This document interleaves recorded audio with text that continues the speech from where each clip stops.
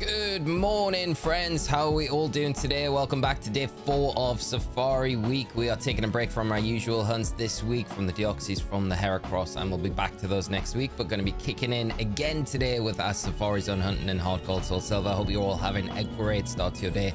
Thank you so much to everyone jumping in already. Professor Oak, have a great, safe trip on the vacation, mate, and look forward to hearing you soon. Olio, Cisco, Bobby, Natalie, Sir Cross, Vader, how are we all doing? And Dustin, I hope you're all doing well. And we'll kick straight into it this morning with the first encounter. Excited for today. I think we're going to find some shinies today. I feel good. We're starting a bit earlier today, but it's going to be a good one. And I feel shinies are on the horizon. How's everyone else's shiny hunts going? I hope everyone's had a bit of success in the time that we've had between streams from yesterday, and had some rest up as well. Always good to rest up. Is that Gerudo Valley? It was, mate. It was, yes. Great track, great intro to bring in the stream today.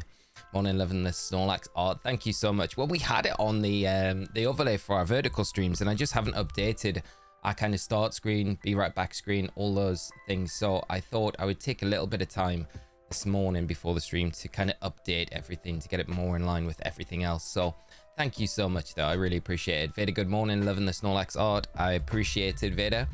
And let it shine, let it shine, let it shine. Natalie, I hope you are right today. Anything would be good to get us a shiny, at least in the beginning of shine. I guess we're at the middle of 4-hour Safari week anyway. Finished all 802 Bulbasaur eggs. Finally got one on egg 708. That is awesome to hear, Dustin. Congrats on the shiny Bulbasaur. Great shiny as well, and worth all of that effort, my friend. 700 egg. I didn't think it would get that far into the egg hunt, but I am so happy to hear that you've managed to get it. Everyone getting these shinies recently, so it's real good news this week. Hopefully we can follow suit today with some shinies of our own. But Thursday morning, we've got the raid starting later tonight for the Sceptile, so that's going to be a bit of fun in Scarlet and Violet. Of course, looking forward to that one, seeing how that one ends up going. But other than that, not much else happening outside of Safari Week in the Pokemon world at the moment. Lars, how are you doing? Hope you're well, my friend. Having a good start to your Thursday. Great to have you here as always, and really good morning, my friend. Hope all good this morning. Doing all right, mate. Doing all right this morning, yeah. Looking forward to hopefully snagging at least one shiny today. That's the aim anyway. So if we can get anything more than that, it will be a huge bonus. Today's the day we see some sparkles for sure. I feel confident. I'm with you on that, Wadey. I think it's our turn today. And Zoronica, how are we doing this morning? Good morning to you. Hope you're doing well. Day's going all right so far. Hope yours is as well. You drew it. That's awesome. Did you find any? Oh, I didn't draw the Snorlax art. No. I wish I could take credit for it. I got some emotes commissioned a while ago for the channel. So the Snorlax one's one of the emotes from the channel.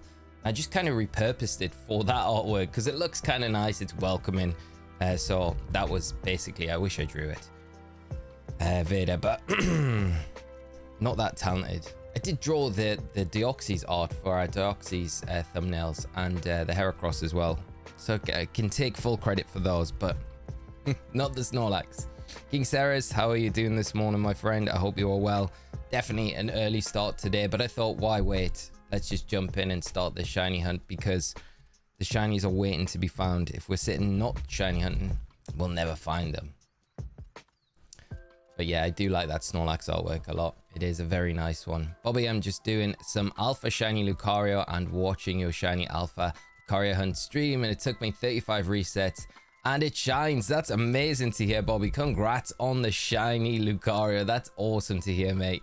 Such a nice shiny, and that feeling as well when the overworld shiny spawns and it's the alpha, you're like, ah, oh. Crazy. That's great news this morning to kick off the stream. We've had some good news, so I'm pleased everyone else's shiny hunts are going well, and I hope the luck all continues for you as the day goes on. Took me 128 soft resets for shiny Kabutops in Shield yesterday. So Cross, that's amazing. That is a nice number of resets. That's what we like to hear. Congrats, mate, on the shiny Kabutops. Very good indeed. Ruben, good morning. R the S. Only me two left now, so Cross.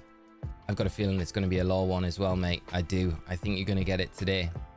It's so warm here, and I know my apartment is going to be heat up in the next few days. I'm dreading it. Yeah, it's very warm here.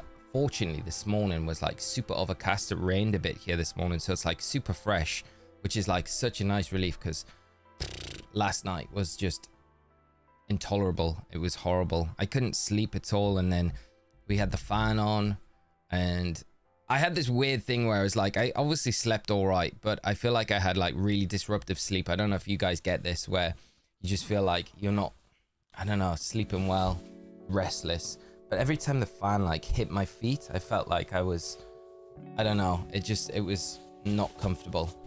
So I didn't have the best of nights. And I'm instantly already, the sun's come out and I'm instantly hot. I don't know whether it's just looking at it or not, but yeah, it's hot at the minute. And we'll be all right, hopefully. It's a bit cooler today anyway.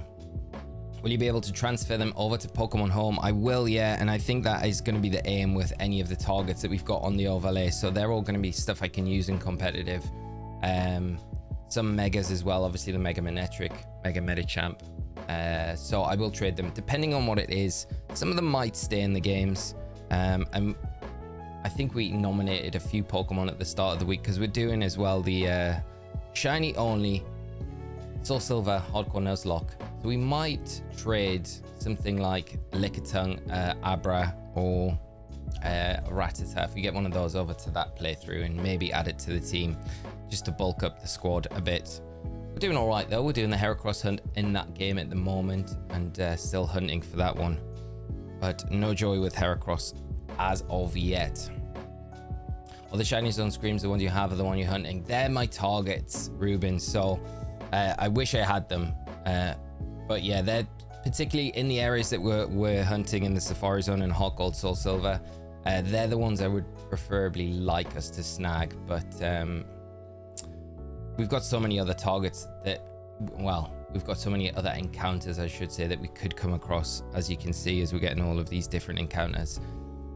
I could do the repel trick for the Larvitar to ensure that we only get Larvitar. Well, it would be Larvitar and Meditite at the same time, but it would really reduce down the encounters on at least this side of the screen for those. But I just figured we may as well just try and get anything if we can, because anything shining in the Safari Zone is going to be a challenge, because there's always the possibility it can run away, and that's going to be the next thing. If we do manage to get anything, are they going to be able to be catchable, you know?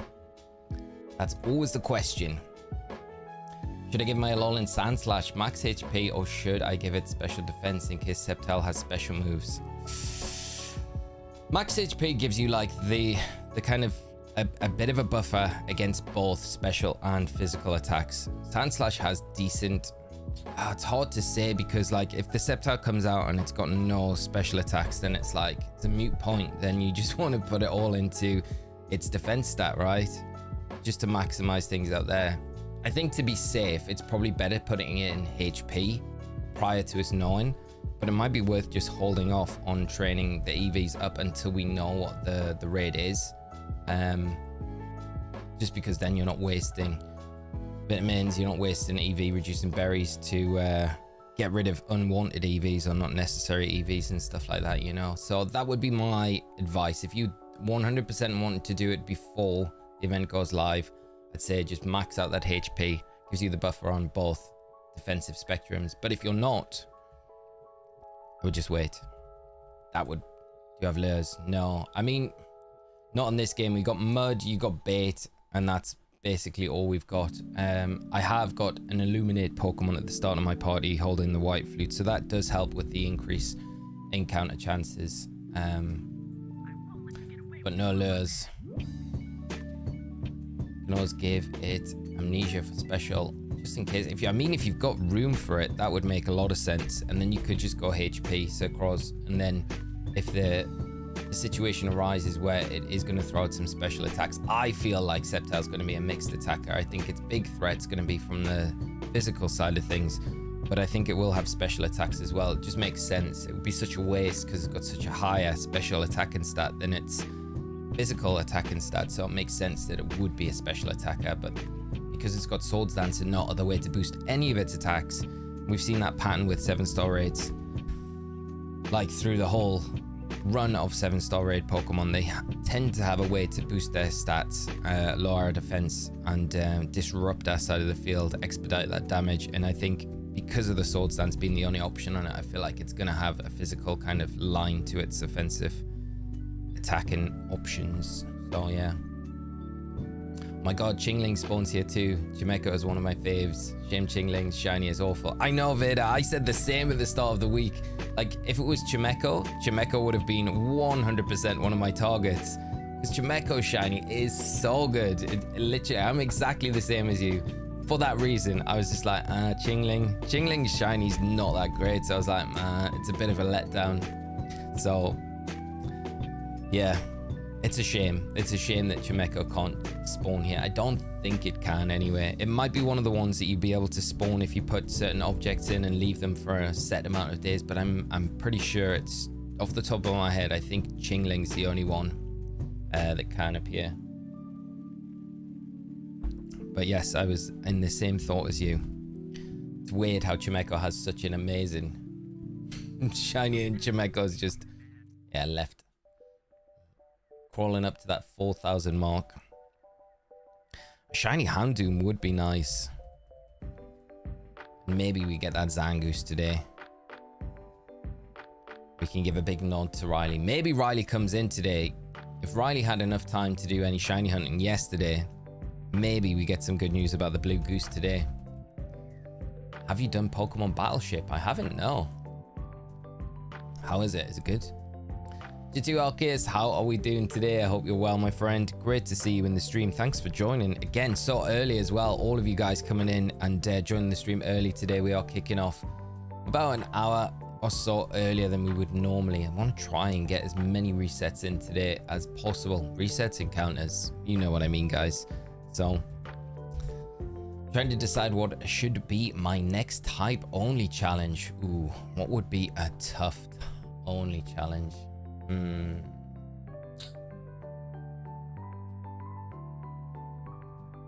I always think flying would be good because you can get some really interesting picks in that as well, and flying has decent coverage with a lot of different types. You get a lot of like flying dark, grass, water, flying.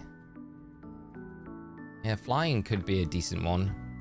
Bug one's always going to be a challenge, but that's an easy-ish one to do. Normal's probably quite challenging because it's not super effective against anything.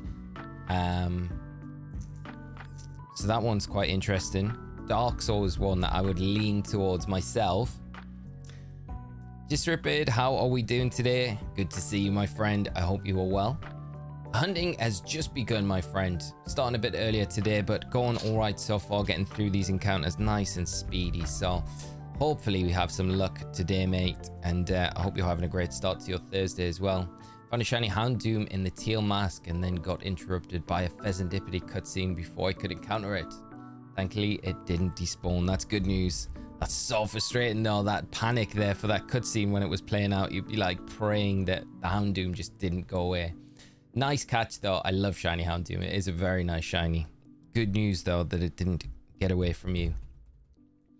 For my Gen 1 decks, I might take a break to finish my normal living decks and do some teensy hunting. That's a nice idea, Sucrose. I'll give you a break from all of the rigors of what you've been doing recently. Because, yeah, I think it's good to take a break between, because otherwise you kind of get that burnout and then you might never go back to it. Although I'm sure you will.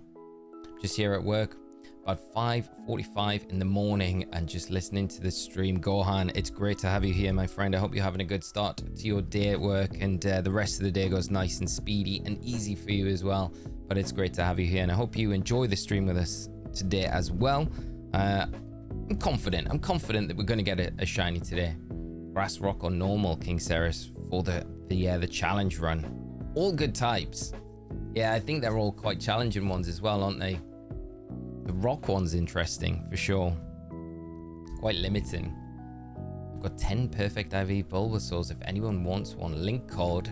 Dustin's put it in the chat. If anyone wants to nab a perfect IV Bulbasaur, that's amazing. Dustin, thank you so much for the generosity for the community. I'm sure there will be a few takers. If you want the code though and you're interested, the code is in the chat. It is 15153030. So, I mean, a shiny Ponyta wouldn't even be bad. A shiny Ponyta would be very cool as well.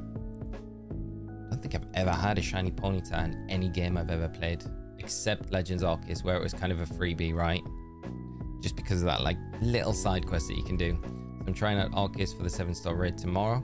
It's going to be Judgment with Stella, Acid Spray Recover, and Reflect with Pixie Plate. That's not a bad idea. I think that's it probably will do a job. I think the Acid Spray is going to be the way to go if you can find a Pokemon that has that Acid Spray and can do a job against it. That's why I feel like Pheasantipity might be a very quick way to run through it, just because I have a feeling that Sceptile Shield's going to go up at the very start of the battle. We haven't had one that's like at the very start, like turn 0 shield up, you know, because just Sceptile's not the strongest defensively. It's more of a I wouldn't say it's a glass cannon, but it's not something that's going to sponge hits like an Ember would, you know. Or what do we have before that? The Swampert. They're both a bit tanky, whereas Sceptile's definitely a bit more flimsy. So I could imagine, just to kind of keep the raid not being super fast. I feel like those shields are going to go off, but all these questions will be answered in not too long away. But I think the Arceus could work a treat. Zekros, Scooby Doom. I love it. I found 2 shinies in Scarlet and have been having a ball playing Pokemon again. Nice, very nice, Gohan. What shinies were they? Just out of interest. My day's going all right. Just been doing some VGC preparation. Awesome. How's it all going? When's your next event as well? I'm very tempted to go to some of the locals around here. We've got some, I think it's start of July. We've got some down in Bath, so I might try and get over to that one. And get some points on the board early on in the season, because it'll help massively for getting into the rest of the season for sure. When did you get Tapu Koko? I did my research and it's a fairy type, so I decided it counts. Tapu Koko definitely counts as a fairy type for sure. Mr. Holberky, good to see you, mate. How are you doing this morning? I hope you're well. Going all right, mate. Glad to catch a stream again while I'm working. I have a feeling 4026 will be it. Best of luck. I hope you all right, mate. Thank you so much for the guess. If anyone else wants to get a guess in when the shiny will drop it in the chat. But yeah, I'm doing all right, mate. Great to see you as always. I hope you're having a good start to your day. See Portugal flying through. They got the hard side of the group though, haven't they? I feel like England kind of lucked out. We've only really, I feel like, no disrespect to the other teams that are in there, but I feel like maybe, what have we got? Austria, Holland. I think, yeah, there's those two really. Switzerland, Italy are on the other side of the group, I feel. France are, Portugal. It's stacked in the Euros, so we're doing all right for it. Jolly nature, Tapu Koko. I like it, the physical Tapu. Taking advantage of that nice high physical attack. Tamara is 7-star Sceptile. I hope Azumarill will help. I'm sure it will. My worry is with the Azumarill just how fast it can get through the raid, because you're going to notice, like, having Sap Sipper of a huge power, the damage output is going to be, you know, about half of what you would normally expect. But you can always add on an attack chair, I think, to speed things up, you know. Don't even get me started, but the game yesterday was a shit show. Remember when I told you that if Ronaldo is there, they have to play through him? Well, yeah. Props to Georgia, though. Good going. I mean, you did play, like, a lot of your second string. Like, they're not the first teamers, right? So, again, you were already through. But, yeah, not kind of what you want, really, for the last game in the group stage. I relate to your frustrations, because you know you can do a lot better. But, yeah, Georgia through. It looks like, yeah, I think they're going through in the 3rd place spot, aren't they? Speaking of acid spray, Iron Moth looks interesting. It has Lunge, Struggle Bug, Dazzling Gleam, and Fury Dance. That's not a bad shout, Sucrose. Honestly, yeah. That could do a decent job, especially with the Dazzling Gleam as well. Terra Fairy on it. Yeah. Tifty, good morning. How are you doing today? I hope you're well. Thanks so much for joining us so early on today. We are starting very early today, but making an early start to try and snag some shinies as soon as we can.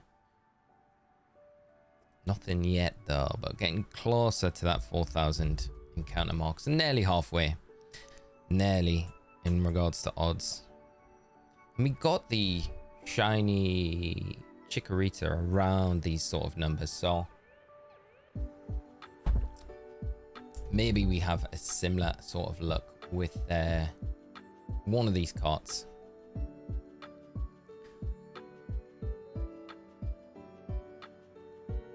The Magneton's so deceiving when it comes in, because it always looks like it's shiny when it's like fading in on the encounter. I always feel like it is a shiny, but it never has. Azumarill has Sap Sipper. Yes, it has. Immune to grass. So with the fairy typing, you're immune to dragon.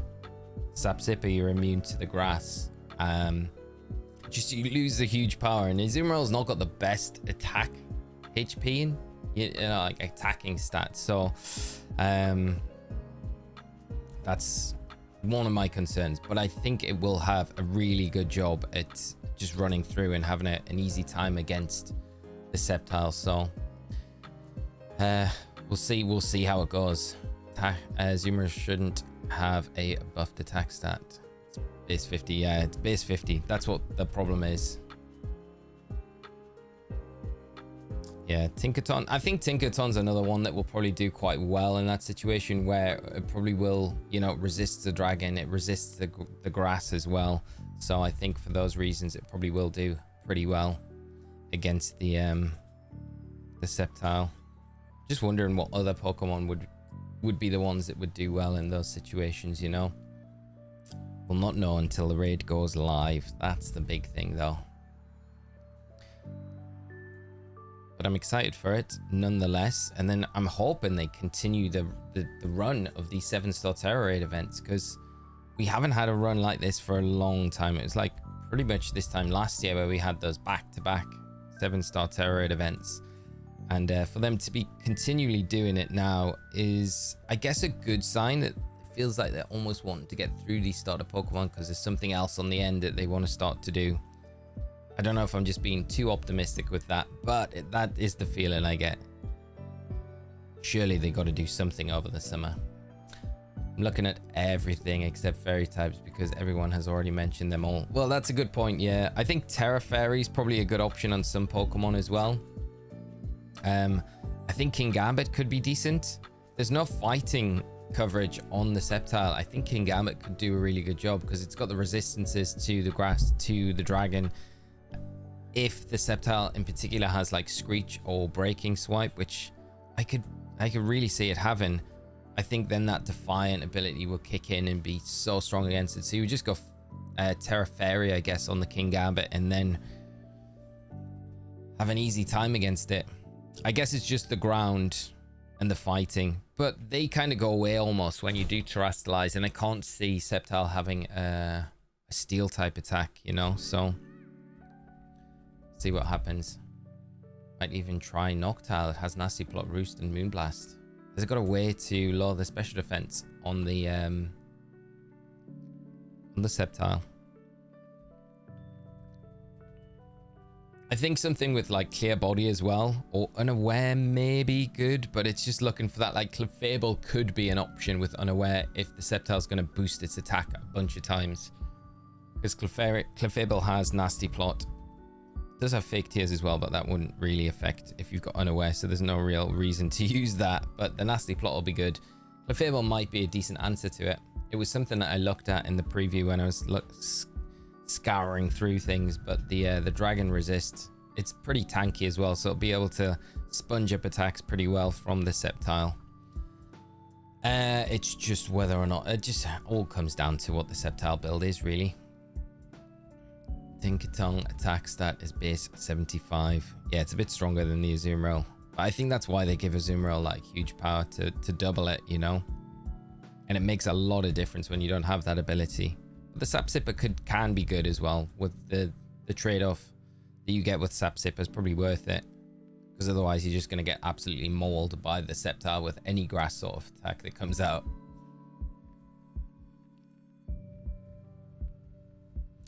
I even looked at Enamorus as well, because I think the Contrary ability could be good in those situations. And it's got the Pod Fairy typing as well. It resists the grass, immune to the dragon.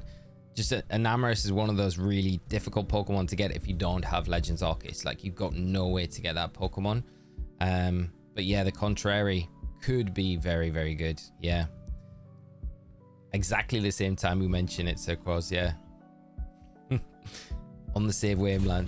It was definitely one that I looked at, though. It was, yeah, a very decent option. But I think you'd have to probably go like Superpower early on in the raid, and then you would just to boost that attack and the defense stat, and then play rough after that. It hasn't got a real good way to like boost its attacks outside of anything like that anyway. 3 times over odds for shiny Moltres in Let's Go. Tifty, I hope you managed to see it today. I really do. Good luck with it. I'm sending you all the shiny luck for you to snag this Moltres. 3 times over odds is ridiculous. You deserve it by now. It's gotta happen. King Ceres, you got an Amorous. If it works well, and I think it all comes down to whether or not... The problem is, if it's got Break and Swipe, it's not going to be effective against you. So if that's its only line, I feel like the contrary, probably an Amorous isn't worthwhile running on it. But if it's got Screech, then I would say, yeah, the contrary is going to be an absolute game changer. Because it's just going to make it so easy to run through. An Amorous should have been the Valentine's Day raid event. I know, mate. It would have made so much sense. It makes too much sense for them to do that, though. But they like to keep these Pokemon locked behind other games. So if you want them in the new ones, you got to pay up. A bit bad, really, but is what it is, isn't it? You know my stance on it all. I think they make enough money from these games anyway. And with the shambles that Scarlet and Violet was, really, when you look at the performance issues and everything else alongside it, I think it would have been the least they could have done to be like, yeah, we're sorry. Here you go. But nevertheless.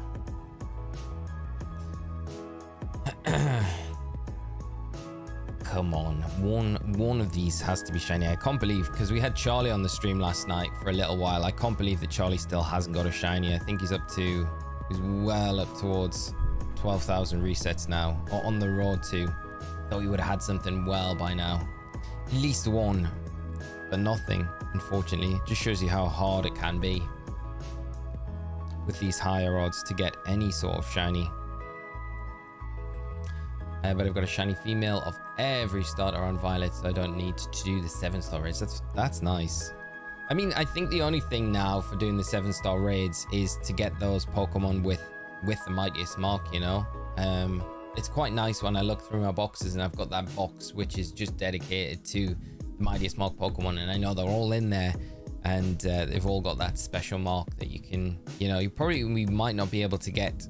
It might be just a thing that we see in Scarlet and Violet, so we might never be able to get that ribbon on anything else ever again, you know, or mark, at least I say. So it's quite unique to Scarlet and Violet. So for those reasons, I really want to make sure that I pick up all of them, so I've got at least the complete set of everything going forward. I should have really got double of everything on my Violet copy as well, but I'm being a bit lazy. I'm like, I've got it on all of my Scarlet, but never really go into my Violet too much. I think I'd probably do that a little bit more if there was a raid where it was really quick to run through, so we could farm those Herbers a lot easier. But the Embo, the Swampert, everything recently has been a bit of a slog, and we haven't even been able to run through anything as quick as that Chestnut in a little while, because that one was, you could do that before the raid timer even got to 50%, which was amazing, but we haven't had anything kind of similar since. King Ceres on my birthday last year, I got a shiny male Indeedee. Very nice. Wonder what you'll get this year. I love Indeedee. It's such a great Pokemon. Its shiny's nice as well.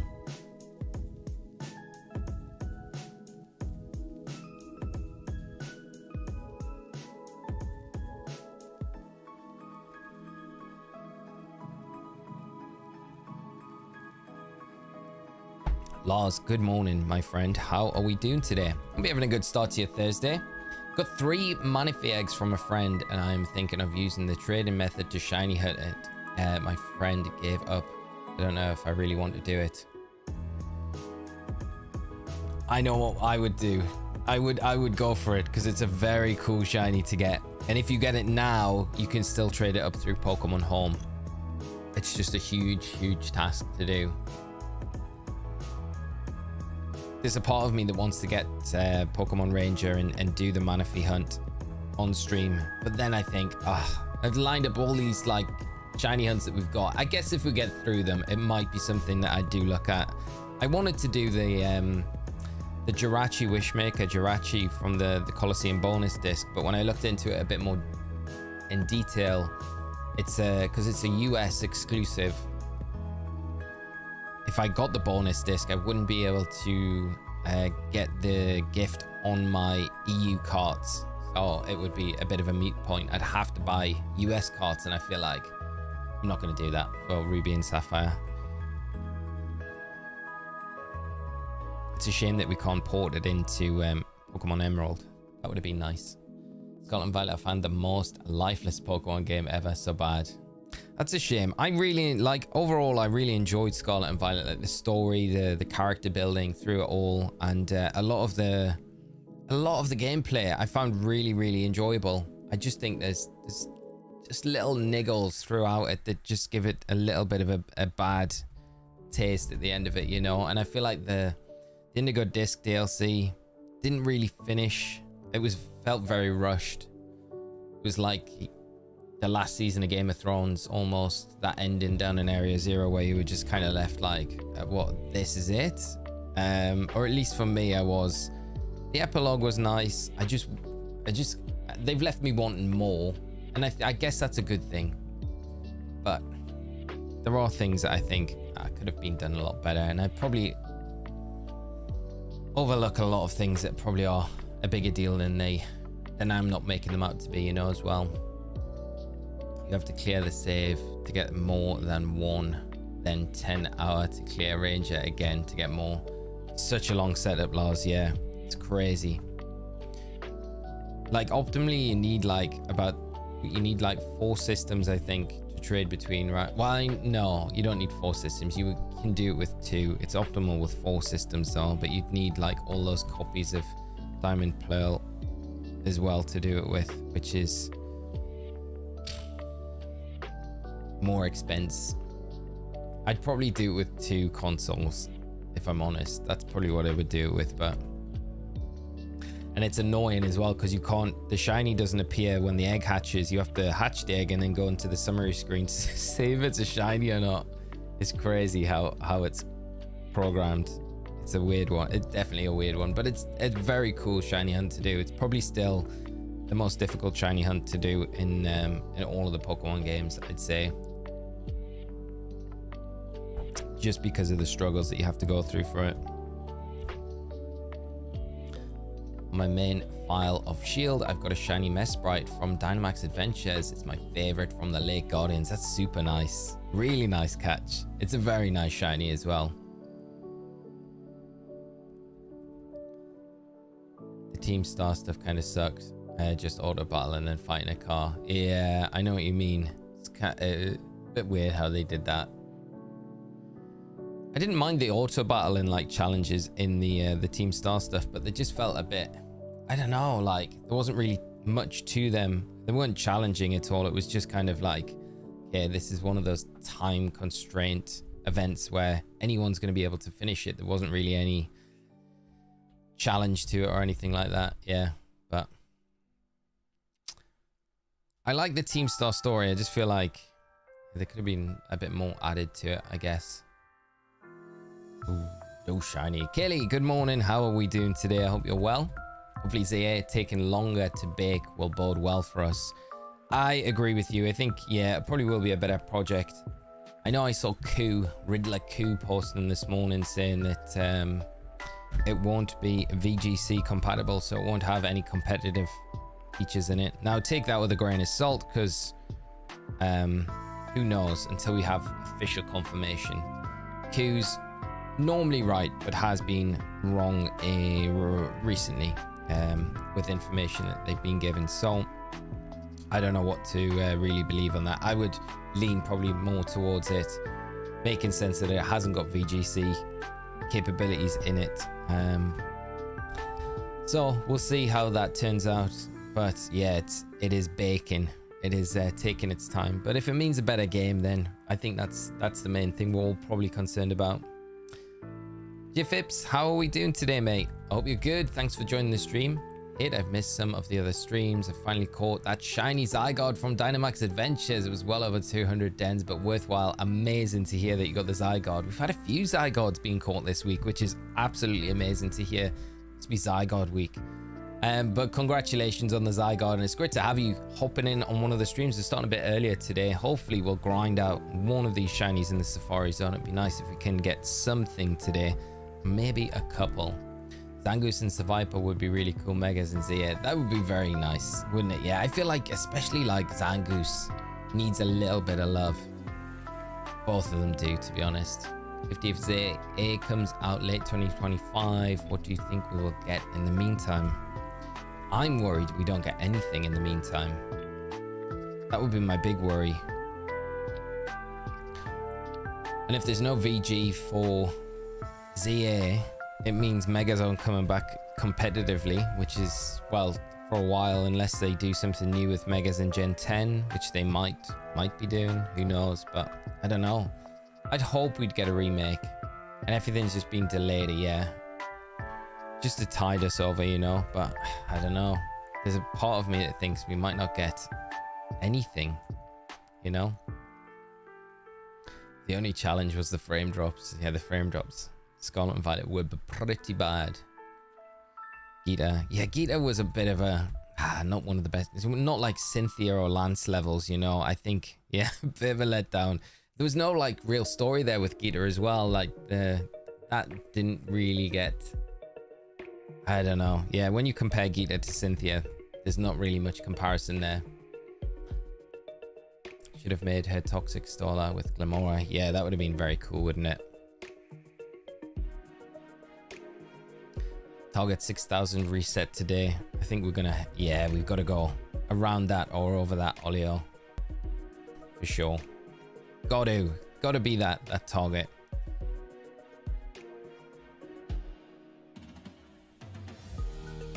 The nice thing with the two consoles as well, we can definitely speed through the encounters pretty quickly. Nothing yet though.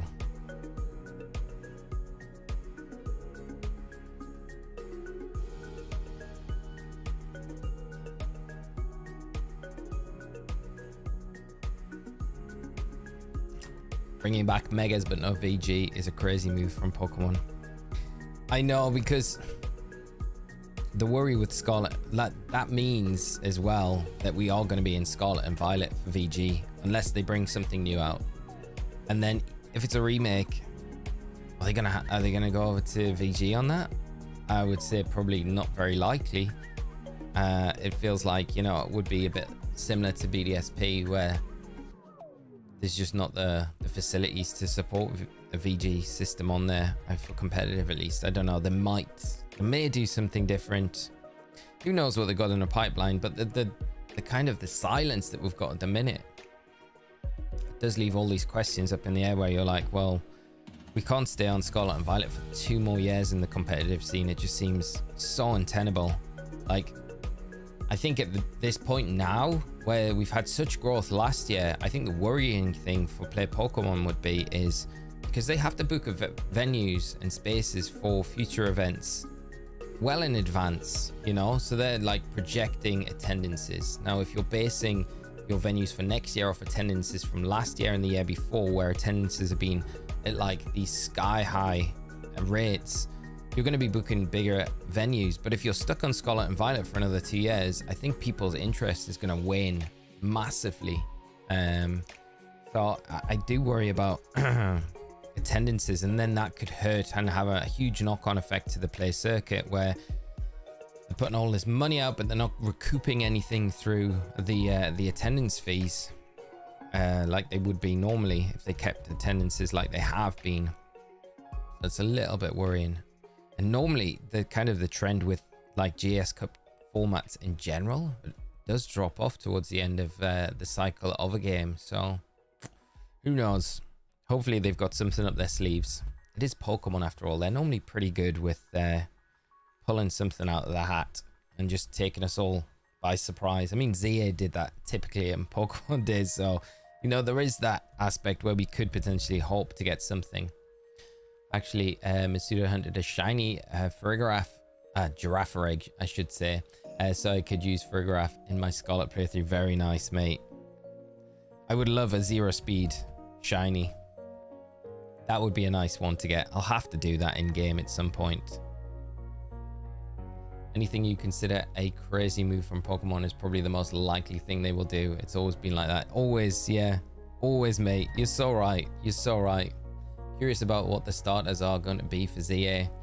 Yeah, well, there was that rumor, I think, from 4chan this week that came out with some what looked like screenshots of the game, and I think they were the starters of the original starters of the Kalos games, so nothing different there.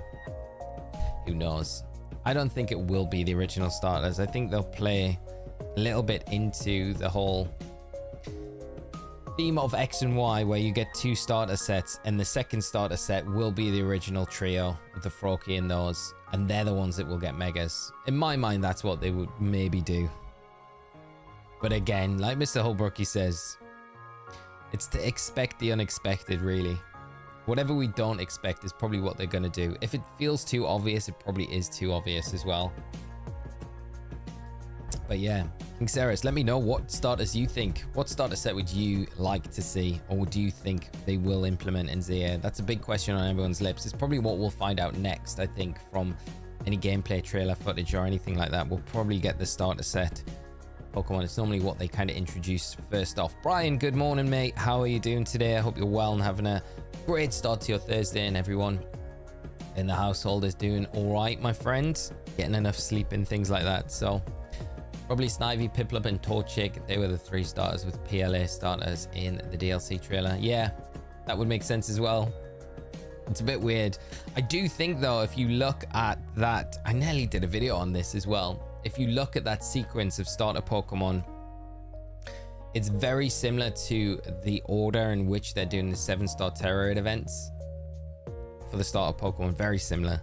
So I think there might be like correlation there, maybe not to ZA, but maybe to the raid events in Pokemon Legend, Pokemon Scarlet and Violet. But I haven't looked at it in a while, so I haven't referenced it on the newer raids that are coming around. But I know it did line up quite well pre-Swampert.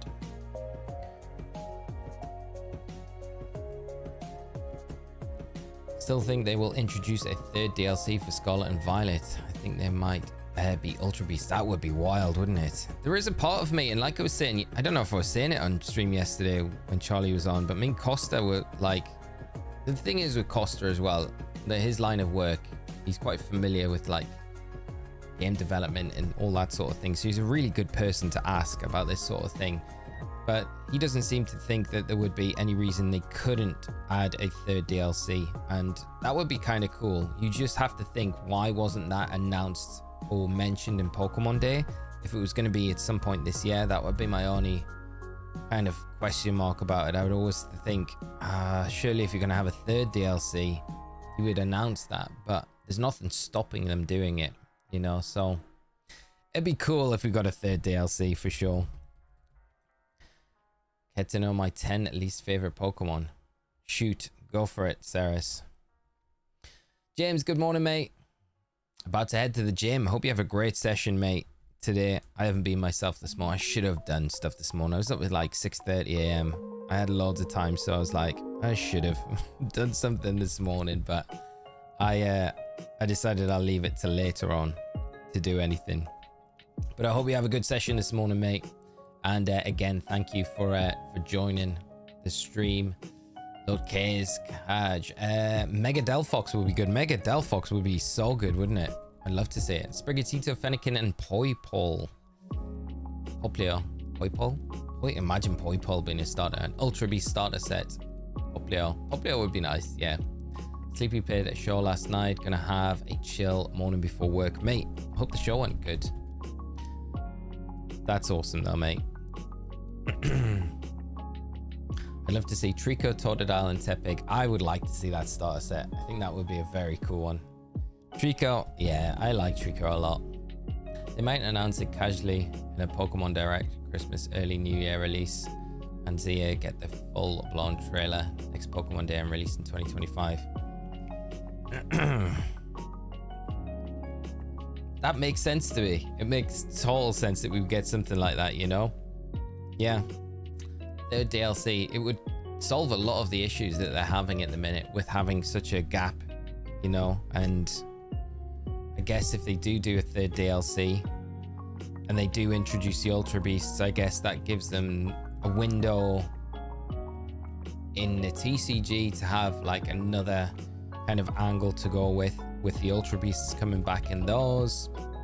Yeah, I could definitely see it. And then maybe the remaining legendaries, mythicals that are missing that you can trade into the game but uncatchable, then you can do that. Maybe ultra wormholes start popping up all over Paldea. I wonder if they do, and then that could maybe tie into something that happens in ZA potentially. All Gen 3 starters are goated. Yeah, they're all brilliant. All of them. There isn't a bad one in Gen 3. All great starters. I hope they have some kind of battle tower and make the CPU interesting to battle, at least strategically. That would be nice, wouldn't it? It would have been so perfect to have that facility in the Indigo Disc as well, considering how like centered around battling it was. Just like such a missed opportunity just to have a battle tower in there with all of the Blueberry Academy trainers in there, and you can just go in and yeah, run through it, get different rewards and things like that. The DLC or remake, they wouldn't wait until ZA to release something. They love money. They do, they're money hungry. So that's the other side of the coin, I guess, they look at is with Pokemon Works that they've got now, that collaboration with Ilka, you think they're probably going to be working on something at the moment.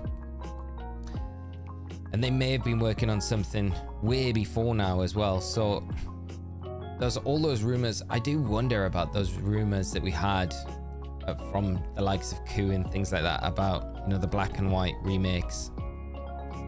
There had to be some truth in that. And I wonder if the project just got stalled and then they're just waiting for a better time once they know and they got a clearer picture when ZA is going to release. Say if it is going to be like next November 2025, then they need a stopgap in between that, and maybe that's why they've delayed the remake rather than releasing it like early this year. They're going to release it later this year, like November time, or maybe even later, maybe into 2020, early 2025, and then they're going to have that rest of the year to kind of stew, waiting for the build up for ZA to drop before I guess we go into 2026, and then that will be Gen 10.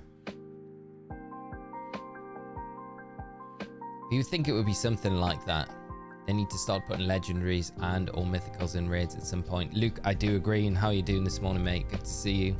My least favorite Pokemon are Charizard, Greninja, Decidueye, Swampert, Bidoof, Lechonk, Metagross, Gyarados, Arcanine, and Skeledirge. Ceres.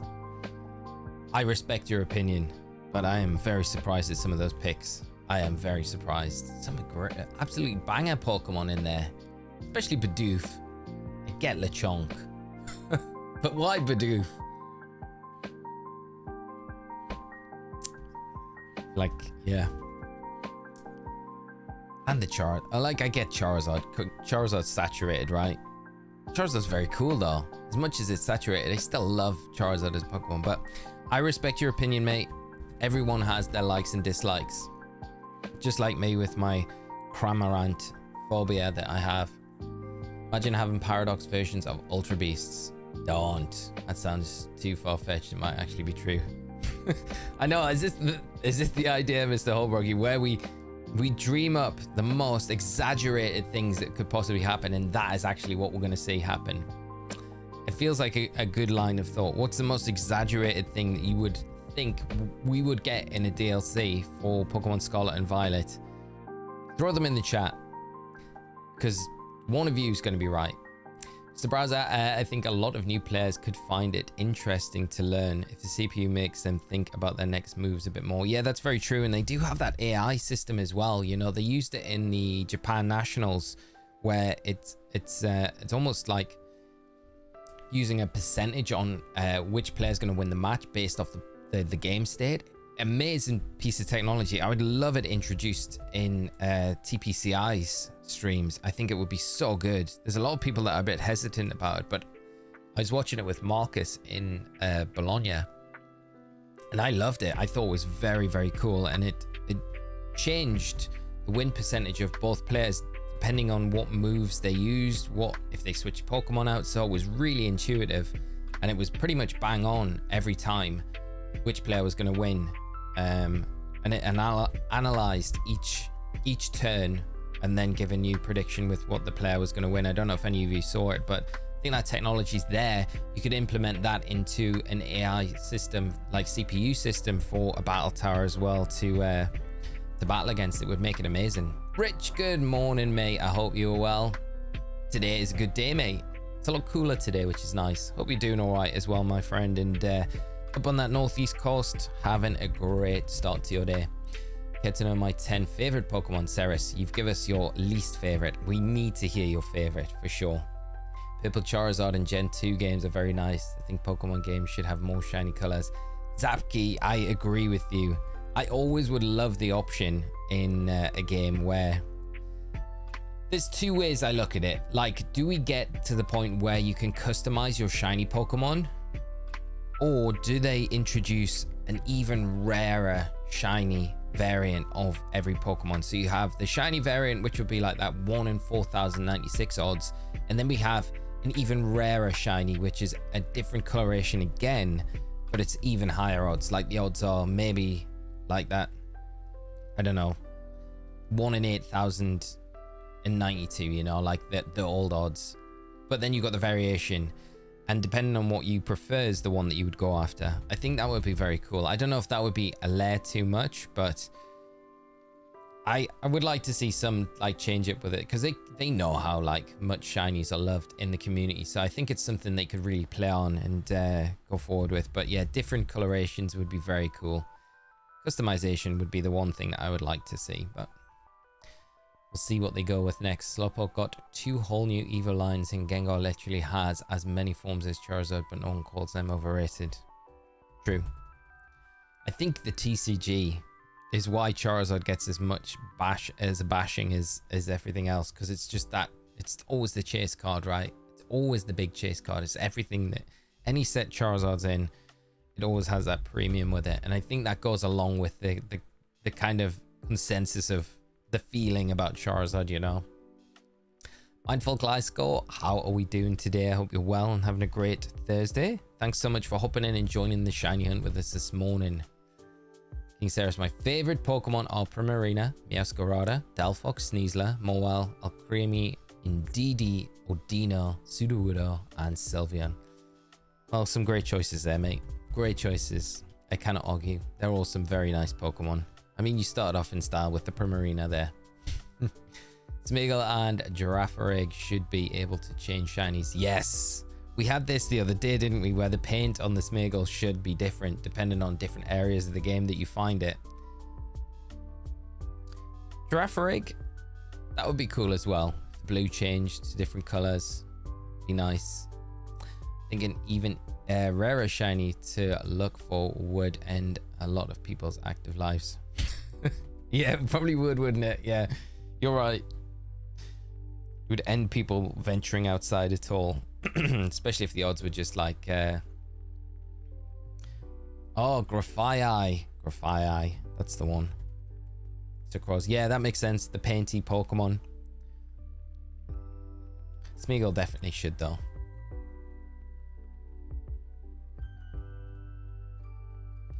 But yeah, it'd be nice to get some. Yeah, it'd be cool. I'm like hoping that, you know, if we get a remake, I think that's the big hope about getting some of those older shiny hunting methods coming back into the game. Like, I loved radar hunting, so that returning in BDSP was very cool. So it'd be nice to get some of those old shiny hunting methods back in, you know, if we got a black and white remake, that would be very cool. Get some stuff back in those games.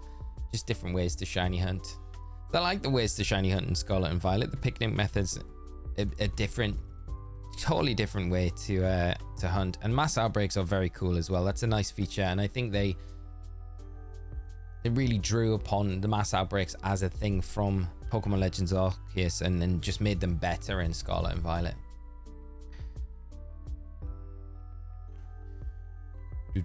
But I was sad that Alpha Pokemon disappeared for good. I think that was, yeah, they should have just kept Alpha Pokemon. I like Wooloo, but its evolution Dubwool ruined it. Yeah. Wooloo. It's like Yamper as well.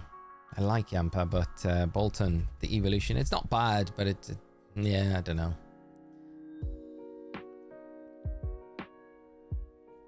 I mean, in another market, everyone goes crazy for the Zards and TCG. I hate it. Makes collecting a nightmare, but it is what it is. Every third, 3/4 sets, there's a Charizard and 4 variants of it. Yeah, that's so true, mate.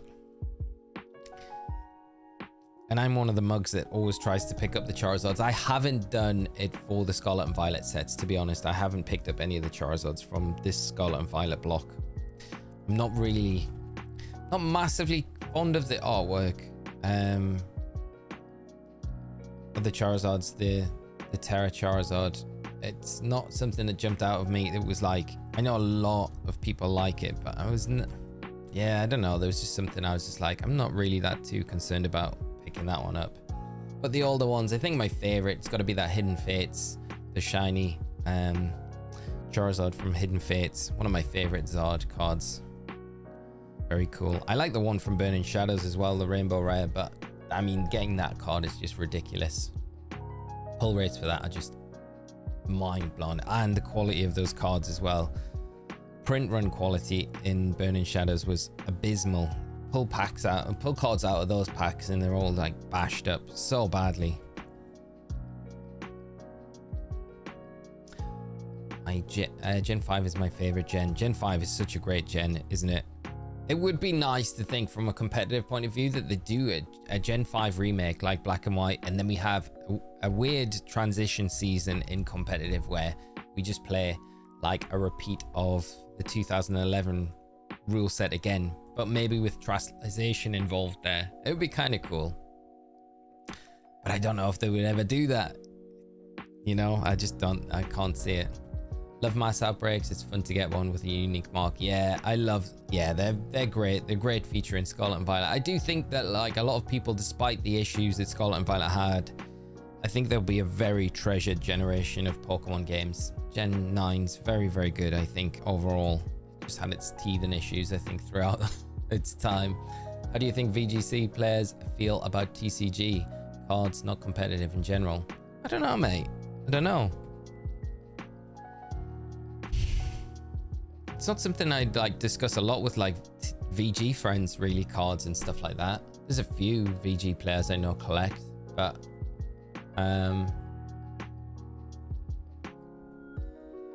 not a massive amount, to be honest. I think it's down to the individual as well, you know. Fairy type is my favorite type. It's a great type, Osirus. I mean, what do you think, Luke, about that? I have 3 Teensy and 3 Humongo shinies. They're always the ones that you want. I love the Humongo. Humongo's a great mark. Still, I feel like that should have been the Alpha mark, but I mean, you could have just had Humongo and Alpha as well. I saw the Charizard EX, but I forgot what set it was in. Charizard EX. Is that the one? No, GX is from Hidden Fates. EX is a recent one, isn't it?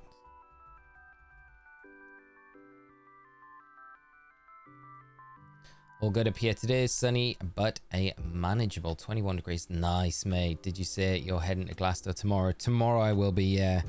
Tasha's went in today, but I said I wanted to stream today. So I was like, I can't not stream Thursday and Friday. So we're going to go in tomorrow.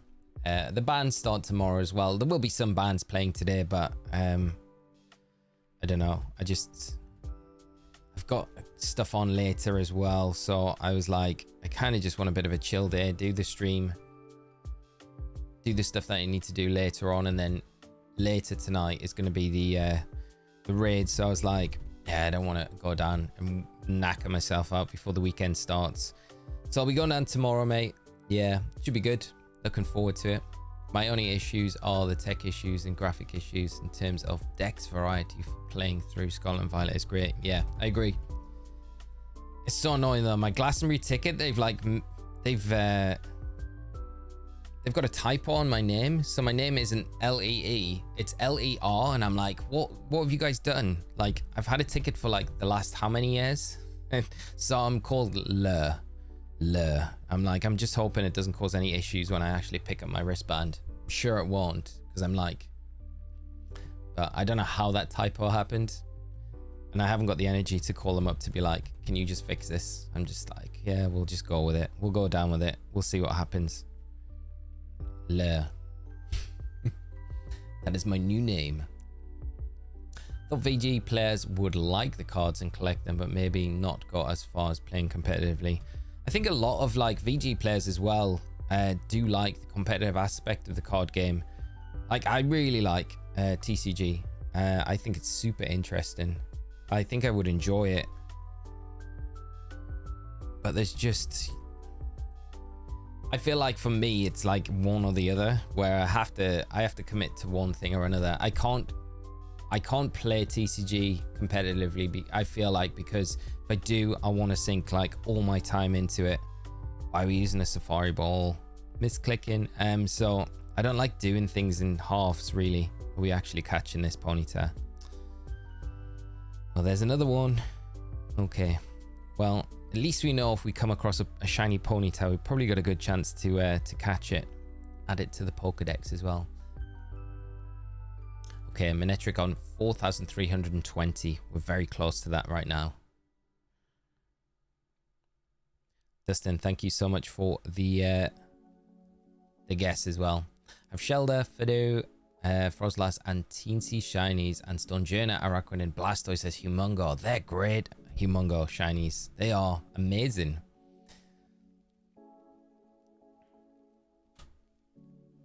I know some top players have some kind of background in TCG, but VGC took precedent. Yeah.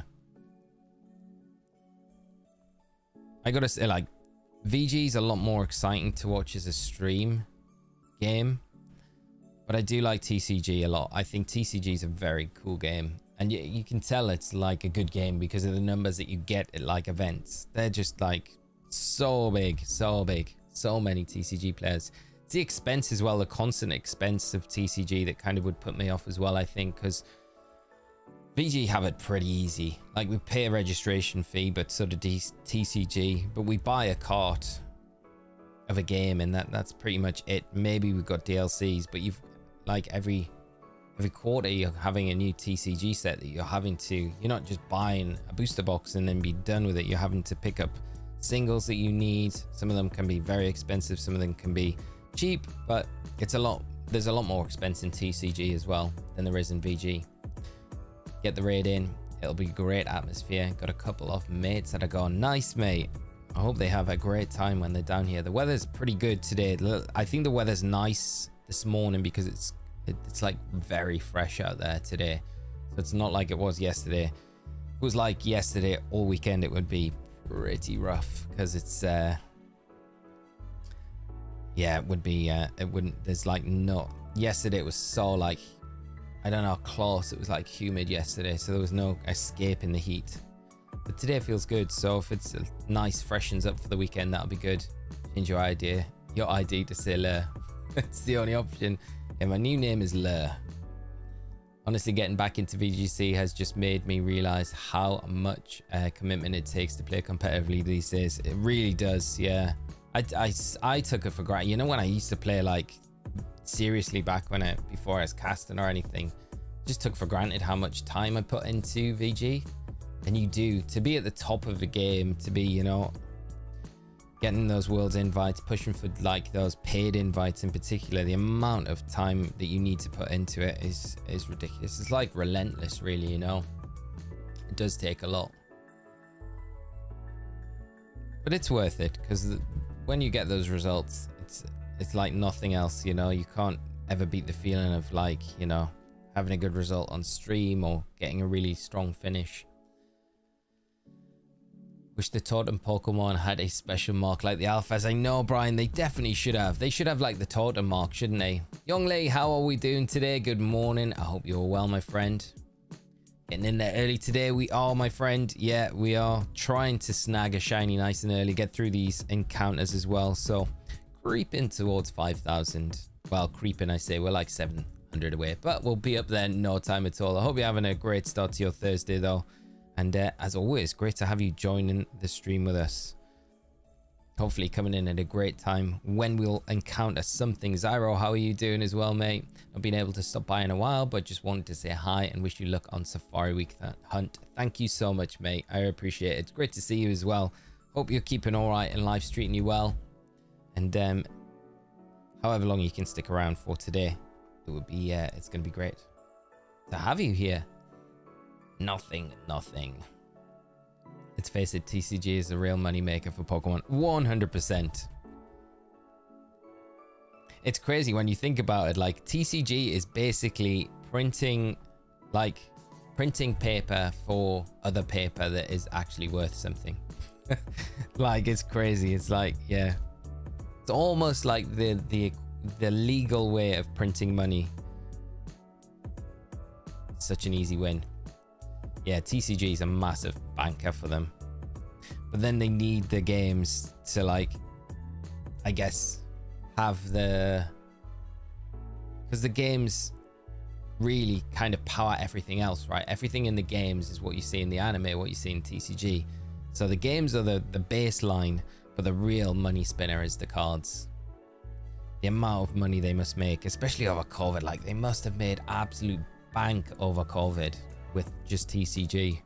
There wasn't any tournaments happening. Crazy. But yeah, they've got the strategy down.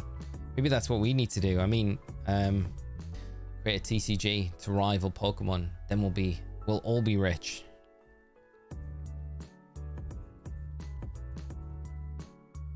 Nostalgia is the real money maker. Well, that's true as well. Yeah, always. Saps like me getting sucked up in it all. TH Darren, you missed 1 week. You've missed the greatest tech option area, and it's hated out by the next event. Oh, you mean for VG? Yeah, definitely agree with you. Yeah. Charlie Merriman, how are you doing, mate? That shiny coming, my friend. Good luck on. Such a pleasure as always hanging out with you yesterday. It was awesome, mate. It was really good doing the stream with you last night. I'm sorry it couldn't have been for longer. I had a few things that I needed to do last night before I finished up for the day, but no, it was great to jump on. No shinies just yet, but man, I checked in with your stream from last night this morning. I was like, Charlie's blatantly got something. He's gonna have something, but no, mate, still resisting. I can't believe you've gone so deep, but the commitment, mate, is commendable, and I know it will show up before the end of Safari Week. You will get something. I know it. Are you kicking off later on again today? If you are, mate, I will try and swing by if I've got a moment. But yeah, good luck with the shiny hunt. I just hope you'll see something shine. Hopefully we'll join you there today. That would be nice. Have you heard any VGC or TCG players or thoughts on Pogo regarding skill level? Not so much, but I know I speak to the Pogo casters a lot at events, and it's the strategy in Pogo is so deep, like so deep. I would love to get, I think out of all of the other competitive games, that's the one I would like to get into, but I've said it on stream a bunch of times before. The barrier to entry, it really is dependent on where you live. Like for me, I just don't have access to the stuff that you would have access to in a city, so it makes it harder for acquiring those competitive Pokemon, where if I was to get them, I'd have to make special trips out all the time to be able to get those Pokemon, and I just can't do that. Where it's like I can't just wander around my local area here and just pick things up that everyone else has access to. So the barrier there is like something I feel like they need to change. But I have a huge belief in Pokemon Go being like the biggest Pokemon stream competitive scene. You know, it's very early in its infancy, but I do think it could go to the moon, Pogo. But that's my feelings on it. I like it as a game as well. I think it's very good. And some really top VGC players have moved over to it very early on, and they're doing very well in it now. So, you know, I think it's completely different. So different in regards to VG on card though. But it's cool. I like it a lot. You see a lot of Pokemon that you kind of wish sometimes would be very good in VG that are amazing in Pogo, that would never have a chance in any VG format. Yeah, it's cool. I like it.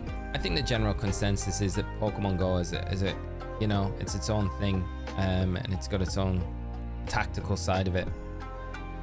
It's hard to compare a lot of them, you know, against each other. But yeah, I like Pogo a lot.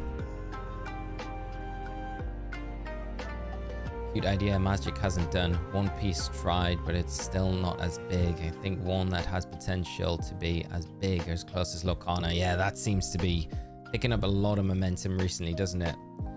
And with the big engine of Disney behind it, you feel like that is just going to go on and on and on and on and on. Yeah. And some of those card prices for such an early TCG are like crazy. But yeah, they're slowly building their competitive scene up quite well. I don't know about One Piece. I feel like One Piece has the fans there. It's just whether or not they can kind of nail the card, the TCG, right? You know, I think it got a huge delay for the stream. Huge delay. Hopefully not too much. It should only be about 5 seconds. I try and keep the latency as low as possible. I remember when the trading card packs were 99p in August. Now it's $4.99, $5.99 a pack. Yeah, back in the day. Oh, I remember after school, I would go with my friends to like WH Smith and we'd buy like the base set Pokemon cards. We'd buy a pack after school. And I'm just like, oh, I wish I just kept one of those sealed. One of them. Never mind the hundreds that we opened over the years. But you never know back then. I remember one day when it was just me and my brother, and my brother picked up a packet and he pulled a Charizard. That was a very cool moment. That's definitely like a key memory that I've got there between me and Scott. But we don't know where the Charizard ever went. We can't find it in the house. It wouldn't have been one that we sold, so it's got to be there somewhere. But I don't think it'll be in great condition. It's probably one of those ones that was handled a lot because of just, you know, how cool a card it was.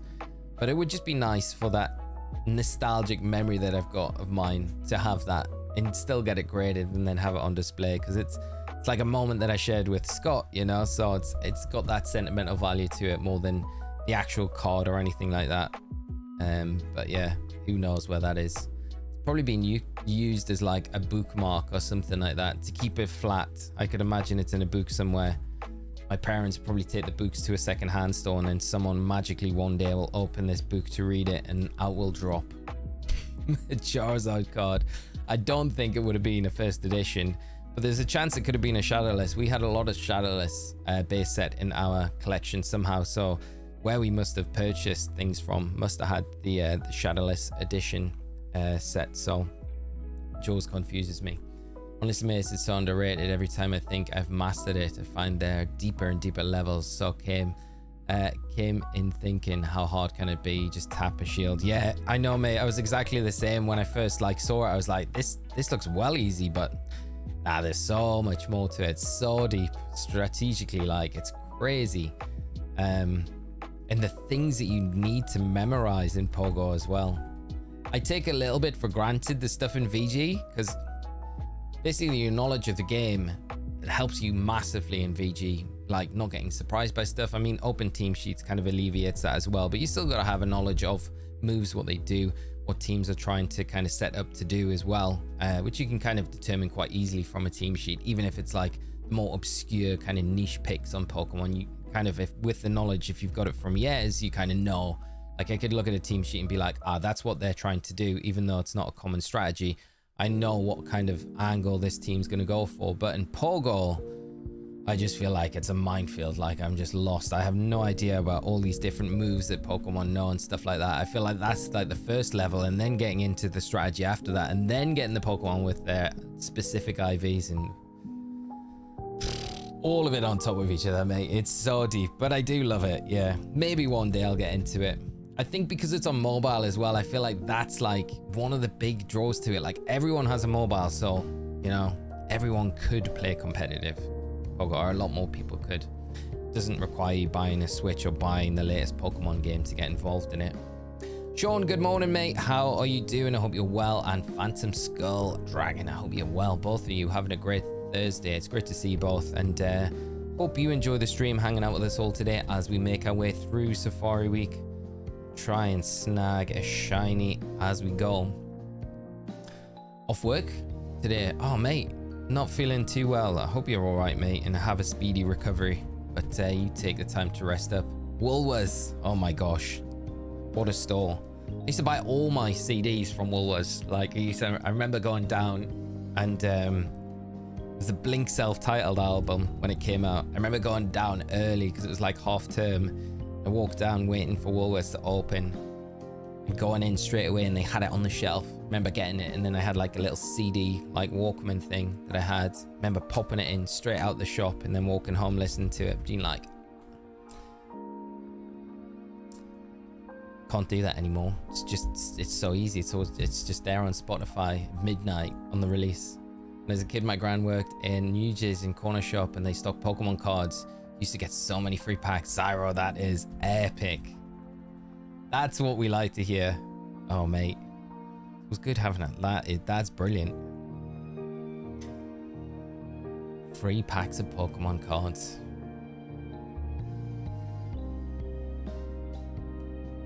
Angelo, wait for shinies. You catch. Oh no, these are targets. The ones on the overlay are the targets that I've got from each area that we're hunting in. I haven't caught any shinies just yet. Okay, the Burger King Pokeball Pokemon toys. They were so good, Kaylee, yeah.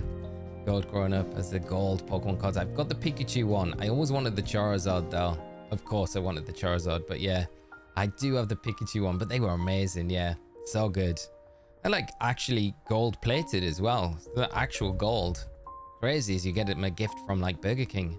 Mr. Wolf, how are we doing this morning? Great to see you. I hope you're having a fantastic start to your Thursday and enjoy hanging out with us in the stream while we are taking part in Safari Week this week as a break from our usual shiny hunt streams. My mum used to work at Woolworths, so I used to get free TCG packs and Premier League sticker packs. You guys have got all the goods. Premier League stickers. Yeah, I remember spending an absolute fortune. I remember one week at school, me and my brother were collecting like, it's the Panini sticker, Premier League sticker book. So you used to buy packs of stickers and then you would get the stickers and then you would put them in the pages in the book. So cool. Used to do it every year. And I remember one week at school, I was like, because my mum used to give us dinner money. So I would be like, I'm going to not have dinner this week. I'm going to save all my money. And at the end of the week, I'm just going to blow it all on Premier League packs.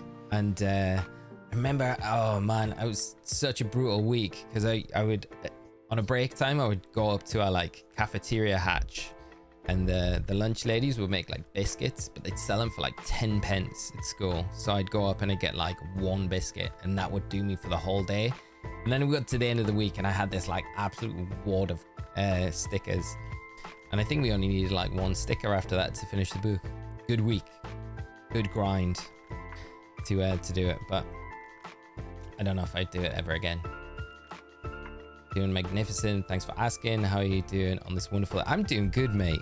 I'm enjoying Safari Week so far, even though we've had no shinies. The streams this week have been nice and chill, and it's been good jumping back into a bit more of a regular stream schedule as well. So no, I'm doing all right, mate. Thank you so much for asking.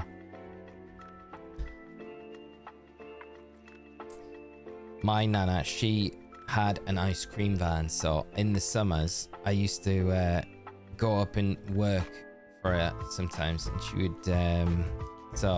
would sit and chat to the customers at the front, and I would do all the orders in the ice cream van. I absolutely loved it. It was amazing. My nana was great. But she would be pretty much the rule of thumb of, if you want anything from the van at any time, just help yourself. So yeah, probably not the best thing to say to me. So yeah, but yeah, it was amazing. I loved the summers working on the ice cream van with my nana. It was absolutely amazing. Yeah, some good memories. Love to have a little ice cream van. Imagine that as your job, just driving around little towns, putting your music on, serving up ice cream, moving on to the next one. Everyone that you would serve would be happy as well because you're giving them ice cream. So it's like, it's a great job. Brilliant.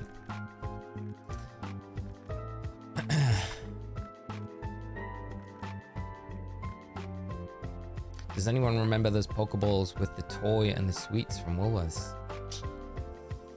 No, I remember like a Pokedex, like it would be like a plastic Game Boy that you'd get almost, and it would have like a button on it, and then it would have a ball in the top, and you used to get like a little Pokemon figure, and then the where the buttons and the D-pad on the Game Boy would be, that would open up and there would be like sweets in there. I remember those, but I don't remember the Pokeball with the sweets in.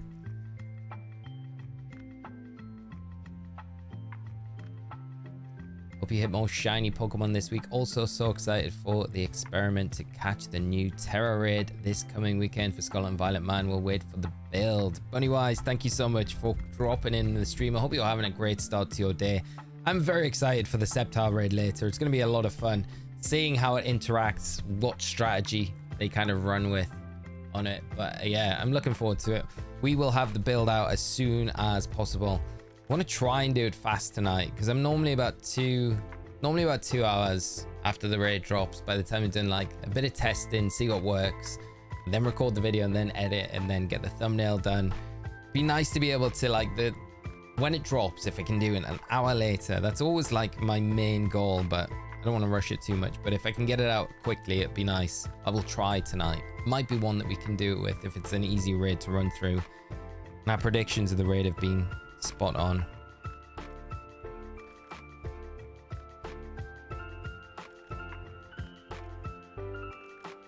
It's a Pokédex thing. I think I still have one in my parents. In my parents, it's like a little purple like plastic thing.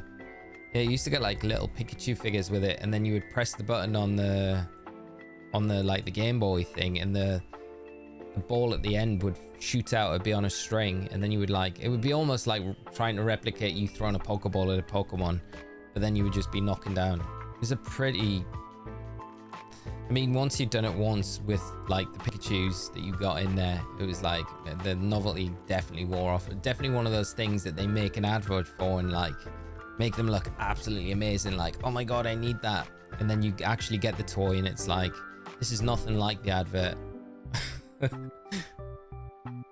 But I think I kept pretty much, I always tried to keep everything that I like picked up as a kid, like Pokemon wise. So I do have like all sorts littered around my parents' house, stuff that I just haven't seen for years, but I know it will be there. So I'll have to try and dig some of it out. Hope to hunt more shiny Pokemon this week. Also so excited to experiment catching a new Terra Raid. I hope you have good luck with your shiny hunts as well this week. You got any targets in mind that you're going for? I hope it's better than Embo. I didn't repeat one that much. Yeah, I did the Embo a bunch of times, but though mainly every time, Kaylee, was just to test new ideas out. Really, it was never to do it for grinding Herbert. It was not the fastest, not the most fun to run through. I don't feel like we've had a farmable raid for a while. I mean, Charizard, probably the repeat of the Charizard one was not bad, but yeah, we need a speedier raid.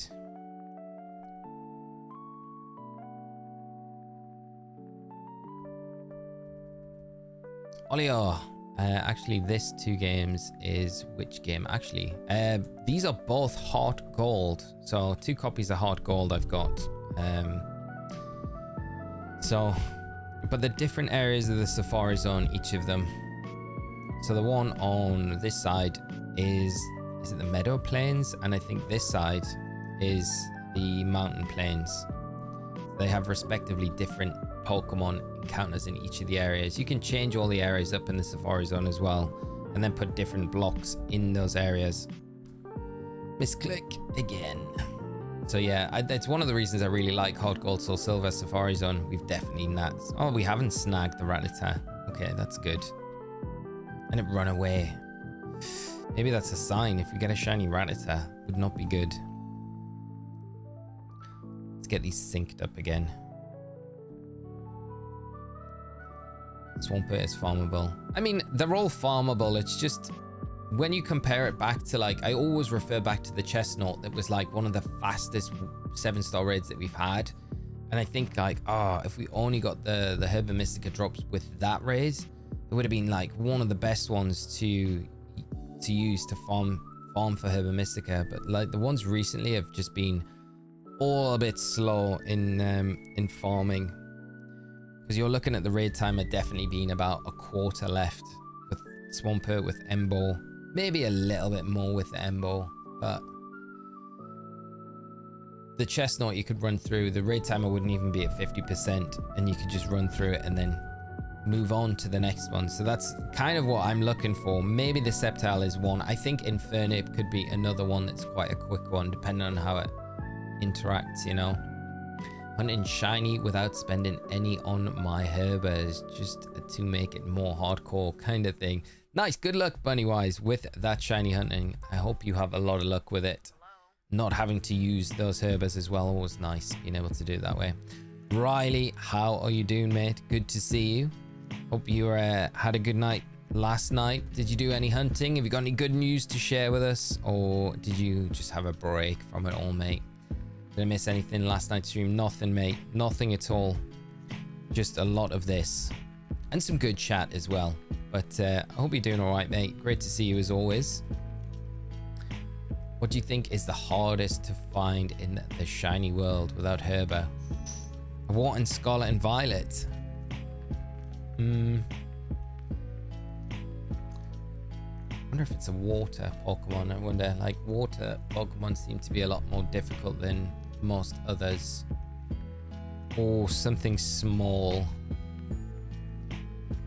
Like the baby would be probably up there. I think the small Pokemon are difficult. Always going to be difficult to find. Charcadet's another one where you have to be like so on it because it's on its eyes. Yeah, I don't know in Scarlet and Violet Bunny-wise, but there is definitely a list up there of like some that you could put on the top of it. Spiritomb is an absolute horrendous one. Yeah, Brandon. The static encounters. Yeah, Spiritomb's awful. You're better off just catching a Spiritomb and Masuda method in it.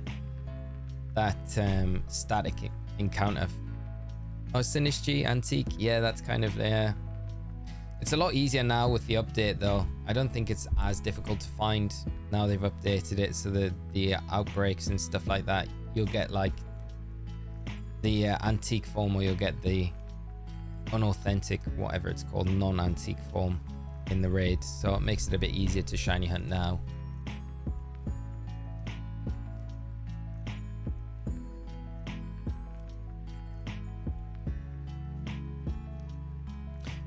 Frigibax is super hard to see because of the colors and the spawns on the Snowy Mountain. Yeah, it's another one. There is some difficult ones. I had the hardest time with Charcadet.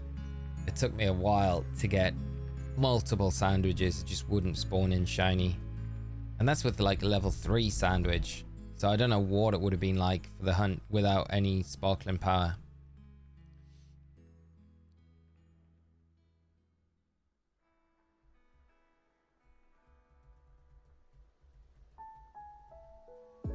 Getting up to 4,500.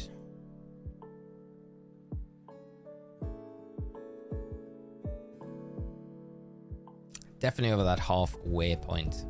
Fioni. Yeah, Fioni. But again, you can Masuda method hunt that, so that's not terrible to get, really. Tynamo is definitely one of those, yeah. Oh, man. Tynamo is horrible. I'd say White Stripe Basculin's pretty hard as well to get, just because of the low spawn rate that you get in that area in Kitakami. You do not get many. And I've never been lucky enough to get the White Stripe Basculin outbreak either on my map. I've done weeks of resetting to try and get it to spawn, but I never got it. It's a bit like I guess the odds of the Cyndaquil outbreak appearing in the Blueberry Academy in the terrarium. I managed to get that to spawn, but the White Stripe Basculin one I could never get. And I always wanted to do it just to see what the spawn rate would be like if it increased a lot, because the Cyndaquil one is not worth it. You do not get any increased spawns with the outbreak of Cyndaquil. It's the most irrelevant outbreak to get on your map. So don't ever spend time trying to get a Cyndaquil outbreak. It's just so pointless. Anything in the water around annoying Veluzas, yeah. Ugh. Veluza, just the bane of my existence. It's like the Paris from Legends Arceus and Scarlet and Violet. Maybe not as annoying as Paris though. I wonder what the new annoying Paris type Pokemon will be in ZA. There'll be something. Oh man, I used to like Paris a lot, and then after Pokemon Legends Arceus, that Pokemon, I'm just like, I never want to see a Paris again in my life. The most annoying Pokemon in existence. Ah, okay, phony for Sinistry. Yeah. Got a Gengar spawn once. Was very surprised. Yeah, Gengar spawn's very rare as well. Really cool to get. I like all the additional mass outbreak spawns that you can get, like the Annihilate spawns that you can get. I've never done one, but I think it's very cool to get in like Kitakami. Kitakami's very underrated in my opinion. I love Kitakami. One of my, I think probably my favorite DLC that we've had out of all of the Sword and Shield ones, Scarlet and Violet ones. I just think so good. That land, just the vibe of that place, very, very cool. I would love a whole, like an expanded game in Kitakami and whatever's beyond Kitakami region. It would be a really cool game.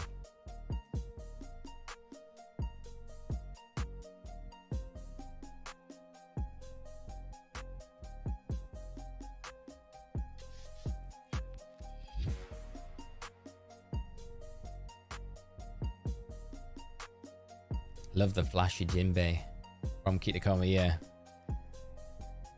It is very cool. It's still probably my favorite outfit, Kaylee, from Kitakami. Just sad that it costs like $1 million Poké to buy it. After you help rebuild. Well, the $1 million is... $1 million Poké, I guess, is to rebuild the statue. We had nothing to do with breaking. Like, Kieran should have helped with that, really. Did anybody get the shiny Minio? Yeah, I got the whole set of shiny Minios. Not that you'd be able to tell, because the shiny looks all the same, but they are all the shiny of the different colored ones. That was a nice little project I did. I do like Minio as a Pokemon, very cool. I listened to Keep 'em Calming Wild's theme to fall asleep. Soundtrack's common. Yeah, the soundtrack for that area as well is just so nice. They did such a good job with that DLC. I just like the story of Ogapon, the Loyal 3, all very very cool storyline. And all the added extras that they did, that little anime kind of short that they did about the explaining the old couple with Picturant and stuff like that as well around it with the epilogue. It's very cool. I really enjoyed it. More of that sort of DLC would be very nice to see in future.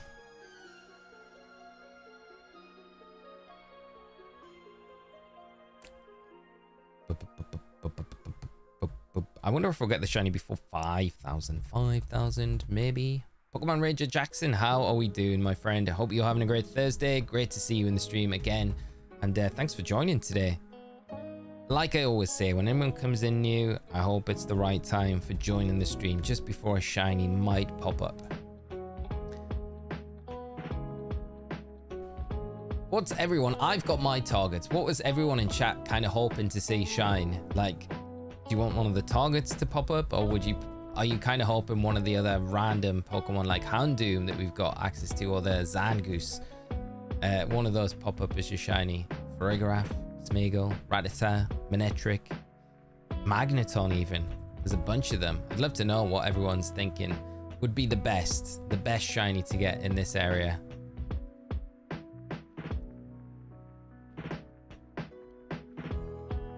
Rapidash. The Ponyta would be very cool. It would be very, very cool to get the Ponyta. Yeah, Riley, I already know your answer. We're gonna make it happen, mate. 300 phases later, we will get that blue Zangoose.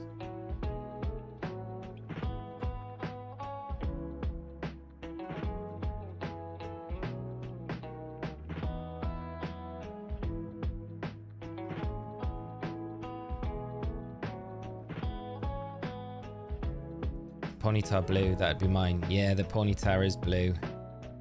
Such a nice shiny. Ponyta has such a nice shiny. Always forget about it. I didn't realize you could get it in this area. I think it's when we've put some of the peak objects down that it's kind of forcing through some of the spawns in this area.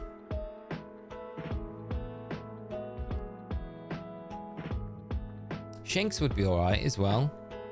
Safari Ball Shinx. I guess the Manectric would be the one though, I'd probably say, out of them. Be kind of cool to get, just because Manetric's not in Scarlet and Violet. I don't think it is. I don't think it's in Scarlet and Violet. Pretty sure it's not. Yeah. to get it in a Safari Ball. I feel like a lot of these you can get in Scarlet and Violet in a Safari Ball, so kind of cheating the system a little bit.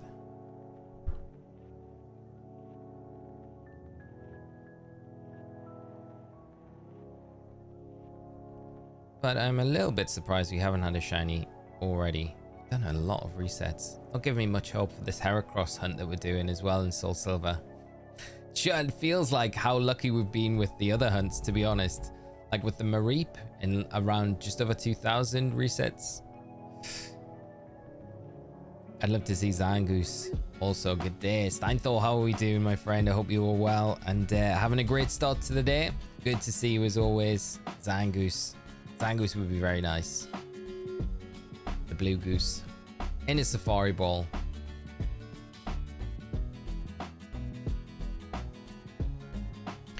What will the games give us though? I love it. There's a lot of you are wanting this blue Zangoose. This is very cool.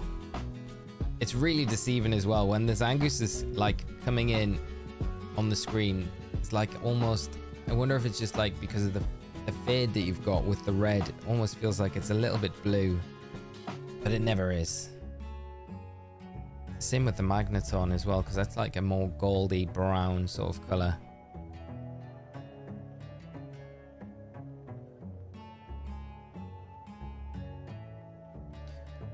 Nothing yet.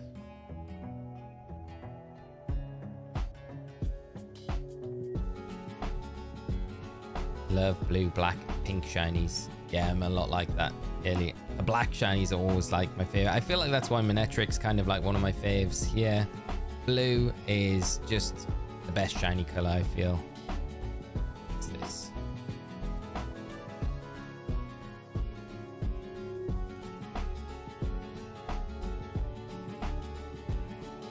There's a part of me that wants to hunt Nidoran and both male and female in the Safari Zone as well, just because I feel like blue Nidoking would be very cool to have. Nidoqueen's nice as well, just in memory of Debbie from a Leaf Green run through. Umbreon, one of my faves. Umbreon's such a nice shiny, yeah. And the Sylveon as well, because of the blue that the Sylveon gets. I love white shinies, especially Salazzle and Vikavolt. Yeah, both really nice. Do you like Togekiss, just out of interest, Zyro? I love Togekiss shiny. It's so subtle, but it's just, yeah, there's something about it. I just like Togekiss shiny a lot. And Mega Gengar, of course, is the S tier of all white shiny Pokemon. Shiny Mega Gengar. Wish Nidorans were in Scarlet and Violet. I know, me too. You know for a fact that Nidoking and Nidoqueen would be so baller with Terastallization in competitive. They'd be so good. They'd be so good with sheer force. Nidoking would have ran rampant, I feel, on competitive play.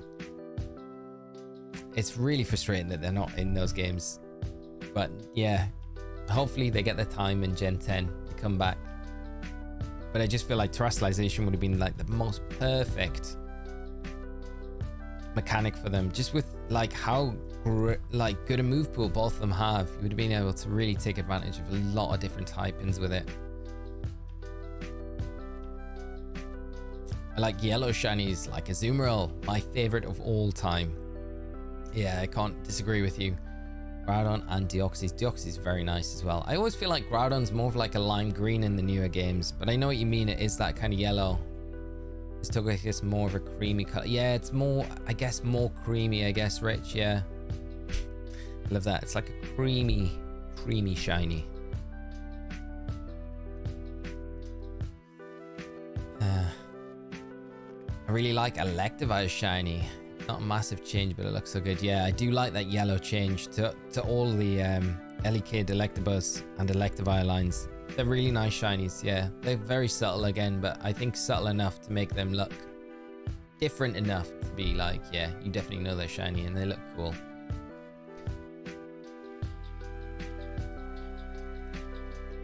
Yeah, like Togekiss changed from white to subtle green color, yeah. Wish Absol was in Scott. I know, Phantom. It's another one that you're like, oh, why did they leave it out? Luke, yeah, exactly, mate. I'm not going to say it because I don't want to fall into the trap of that being the thing of how I pronounce it, because I tend to do it after I say it. Groudon is a baby puke color. I always feel like it's a green. I remember because I did the shiny hunt for it recently. Not recently, but like at the start of the year. And yeah, it's like that lime greeny color, isn't it?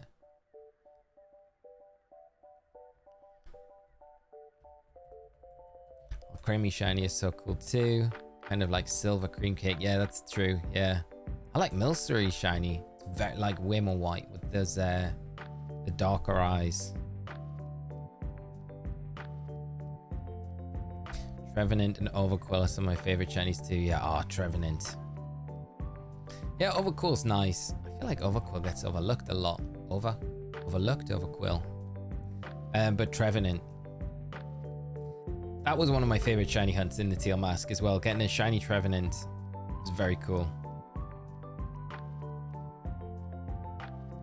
Will we see Absol and Legends here? I feel we got to, right? We have to. Imagine. Could it get a Mega Absol? Good candidate for it. Oh, has it already got a Mega? It has got a Mega, hasn't it? What am I talking about? I feel like it has got a Mega. I'm going to have to just check. I feel like dumb saying this. Yeah, has it got a Mega? It has got a Mega. Like, it should get a Mega. That's how much of my memory goes. Just ignore me, chat. It'll have to be in Zia, yeah. Has to be, because it's got a Mega. Quite dismayed with my shiny Magnezone. Jeez, I thought it would be like a flying golden UFO. Yeah, it's a little bit. I know what you mean. You kind of want it to be real golden. It's very dull gold, isn't it? Absol was in the trailer. Probably was. Makes sense that it would have been. Boom, boom, boom, boom, boom, boom, boom. Right, I'm going to do one more encounter and then I'm just going to go and grab a drink, friends. And I will be right back.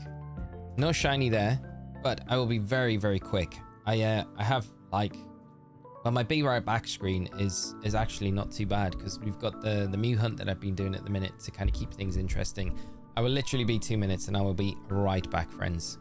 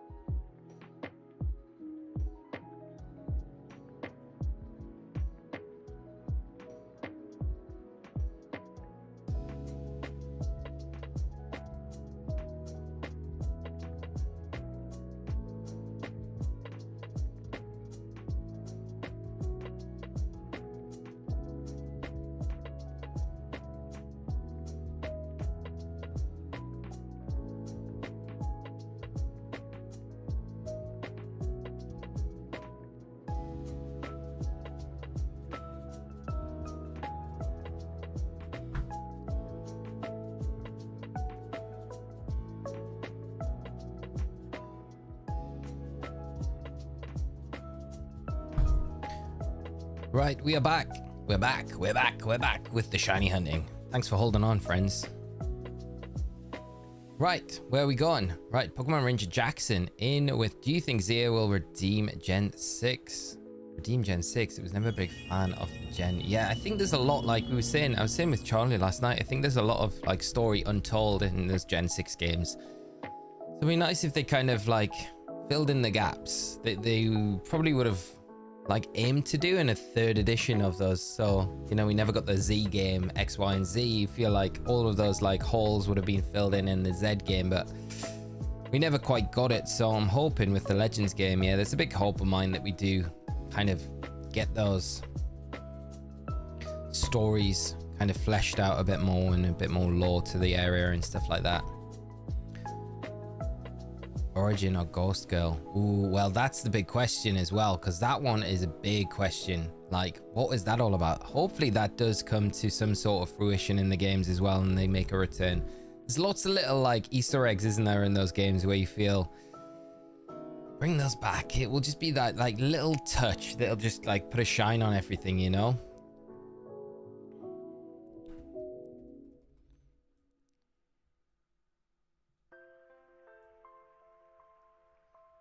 It has a mega. It does have a mega, yes.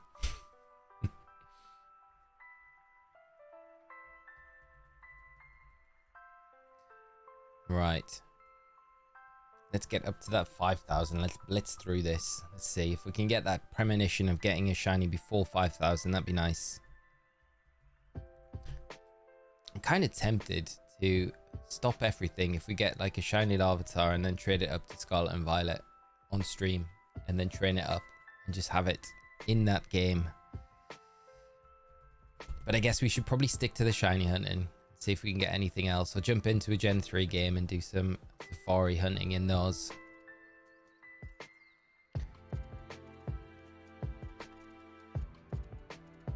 Someone who skipped Gen 8 from the video games, which would you recommend, Sword or Shield, or both? I played Sword. It depends. Is there a like one of the box art legendaries that you prefer more? Zamazenta or Zacian? Zacian. Because that would be my big deciding factor, I think, if I was to pick up either of them. I'd probably go Sword. That was my original anyway, but I don't know. Chat might have some better opinions on it, but I would say Sword if I was to pick up either of them, I think, out of the two. Someone who, okay, done with the gym, now to gear up to take our youth group to the zoo today. Oh, mate, have an absolutely amazing day at the zoo. Hope you have a lot of fun. Hope the weather's good for you as well. But hope the workout was good as well. I don't like either. I just want to be able to Dynamax because I want shiny Zygarde. Just pick up the cheaper one then, whichever one you can get cheaper. What happened to the shiny Mew? What do you mean, what happened to the shiny Mew? Which shiny Mew?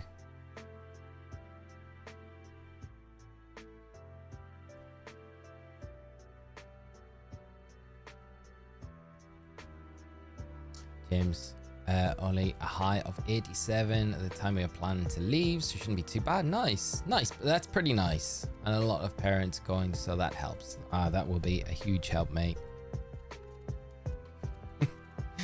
Take the load off, so you're not having to like spread the eyes everywhere to make sure. The giveaway will be when I can get around to scheduling it, so it's still on the cards, but yeah, haven't had much time to jump in and do it yet. So if you're after it, you'll have to just keep an eye out on the channel, and it will be when it is coming up, but it should be before the summer at some point, at least August, but at the moment I don't have a date set.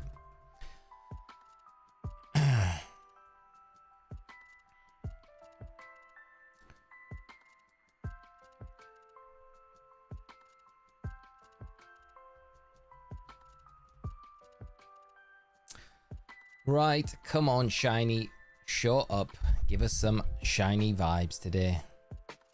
See the long hair though? Yeah, the hair is I feel like it's unmanageable at the minute. It's definitely, I thought I was in that in-between stage, but it's definitely at that in-between stage now where it's not quite tie-upable, but it's just so frustrating to deal with. I went swimming the other week, and it's like, I know it's never been this long ever before, because we were like, anytime I came up from underwater, it would be like over my eyes, and I literally just couldn't see if I didn't move out my face, and I've never had that before, never experienced it before. And I used to have quite like emo hair when I was younger as well, so my fringe has never been this long though, as well as the rest of my hair, but it's all for a good cause, like I keep saying, so I just need to keep reminding myself that it's not going to be forever. It's just for a bit of a period, and it will get easier to deal with, but at the moment it's not the most fun thing to be having to cope with, especially in the heat as well.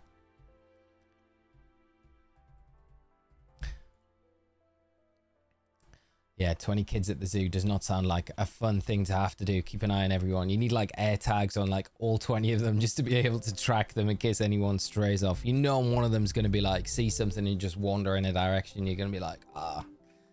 With extra eyes, mate, it should make it nice and easy. Hope the day's good. What's the cause? It's for a charity for, it's called the Little Princess Trust. But it's not just geared towards girls, it's for boys and girls charity, but they make wigs out of real hair for children that are, you know, have cancer treatments or have alopecia issues or any sort of hair loss illnesses. So it was at the start of the year I decided, I was like, I want to do something for that sort of thing, and that one seemed like a nice one to do it for. So yeah, I just made my mind up and I was like, right, okay, this year or year and a half, next year and a half, I'm gonna just grow it. It needs to be about 7 inches minimum. So I'm going to try and go for about 9, because I think 9 to 11 inches is what they preferably like to receive. So I'll probably go like a little bit longer to make sure it's at that length, and then you chop it and you donate it into them, and then they make the wig. But it costs them like $750 to make a wig alone, so I'm trying to raise that amount alongside the donation, so minimum. But yeah, it's a nice thing to do, I think. So and then I've just signed up for a half marathon next year as well, which I think I'll probably go with. One of the charities that I would be doing it for is another children's charity as well. So I probably do it for them. They're called Tommy's. So I've made a start this week on trying to build up my fitness for the half marathon next year. I feel like that's enough time. I need to get my backside into shape as well. So getting back on the running train's always a good thing. So but that's what I've got lined up for next year, which would be a lot of fun. And I'd like to sign up for the Great North Run as well, which is later next year. I could still probably do it this year, but I feel like it'd be better to do it next year with a bit more planning, preparation ahead of me.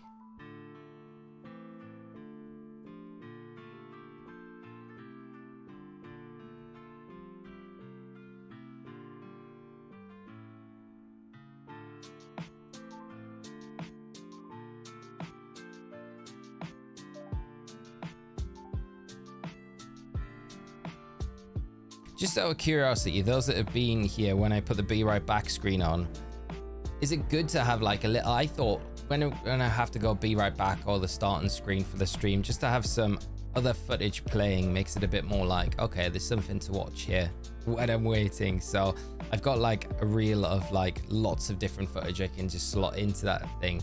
What's your thoughts on it? I never played Pokemon X or Y before. Should be fun. Yeah, they're great games. They're very grindy though. I always, like, my memory of X and Y is the amount of trainer battles you have to do throughout the game. It always made it feel very like long. Always felt more than any other game that I played.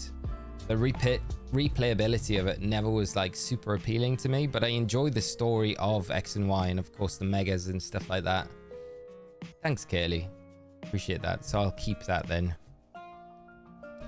Try and think of something else to put in there that might be quite fun to do as well. If I ever get the Mew, might just slot it in there secretly one time, so you get all get surprised when it pops up.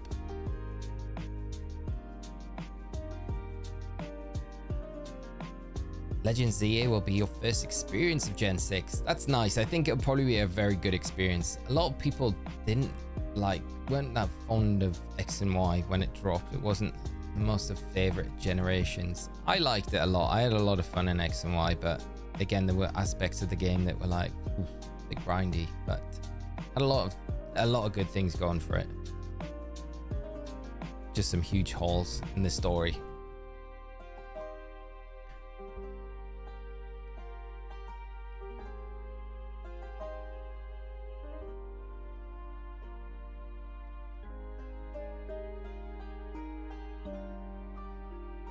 I wonder if I've misplayed. I like that at this point. I know we're still early on in resets, considering odds, but I'm like, I miss playing by not having more consoles running at the same time, so we can get more encounters.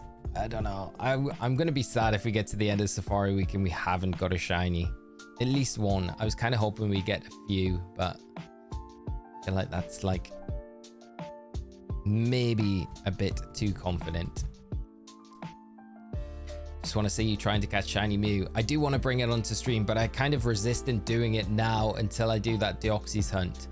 So I'm, I think, about 2,000 encounters into the Mew hunt already. So there's always the thing, I could just stop hunting it off stream and then just bring it onto stream to do after the Deoxys, because it could do it alongside the Deoxys as well. That would be something that we could potentially do, but at the moment I feel like I probably should be doing the Heracross alongside the Deoxys if we're going to do any like double hunts, just so we've got that Heracross so we can progress in that Nuzlocke that we're doing, the shiny only Nuzlocke in Soul Silver. But getting the shiny Mew in Emerald would be amazing. It's definitely one of those shinies I would like to get before Bank does close down. It's another reason why I'm like, I really wish they would just bring back that 7-star Mewtwo raid so I could try and get the Mew from Emerald and then transfer it up and then get that Mew with the Mightiest Mark as well. We got the Mew from Virtual Console Pokemon Red, but I don't know, there's something about that Emerald one that I feel like would be very cool to have as well.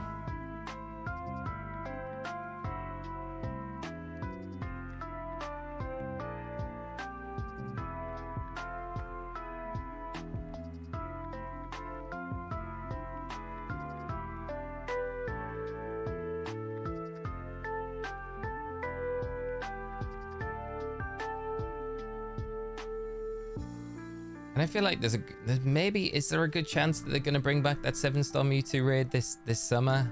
I mean, if there's nothing else going on, it feels like it could be something to like give people that missed out on it last year the chance to get it again, experience that raid, because it was just like nothing, no other raid that we've had been anything like that Mewtwo raid. And then those that are wanting to try and solo it can give it a go. The solo strat's very difficult though. Ew Geeks, how are you doing, my friend? Good to see you in the stream as always. Thanks for joining today. Hope you're doing all right, my friend. Mewtwo was ridiculous. I think it was about 3 days solid I spent trying to solo it before I managed to do it. So RNG dependent as well. You've got to get so much luck to do it solo, as well as like get the strategy down to a T. You cannot have any mistakes. And I remember there was like the slither of like timer left when I managed to do it finally. I didn't know if I was going to do it or run out of time, but just managed to knock it out before the timer ran out. It was a good feeling though when I was able to do it. Surprised I got the Mewtwo to a tiny bit of HP several times and it kept running out of PP. That's the other thing as well. The PP running out. It's so frustrating. And it's not like you can change any moves on the Mew as well, because you kind of need all 4 of those slots. It's brutal.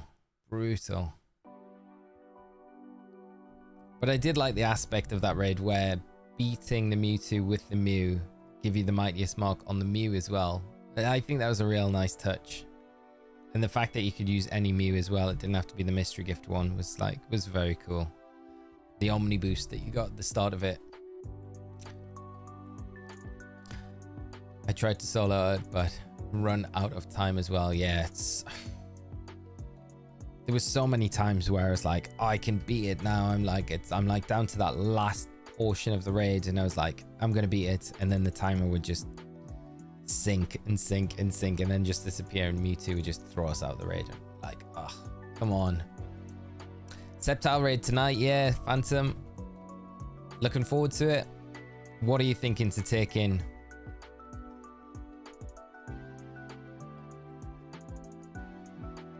I think my consistent choice right now before the raid begins would be Azumarill. I don't think it'll be fast, but I think it will do the raid pretty handily. But we're about a fast solo raid, not about the consistency so much. It's consistent and fast. That's the best of both worlds. Sapsip or Azumarill, yeah.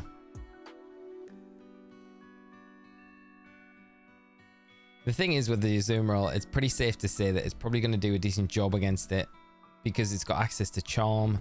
The coverage moves that Sceptile gets access to aren't really going to be threatening at all. It can't touch you with any of its big stab attacks. So I think it's just going to have an easy time with the Belly Drum. It just might be, like I say, a little bit slow in being able to run through it. But I think it'll do it pretty consistently.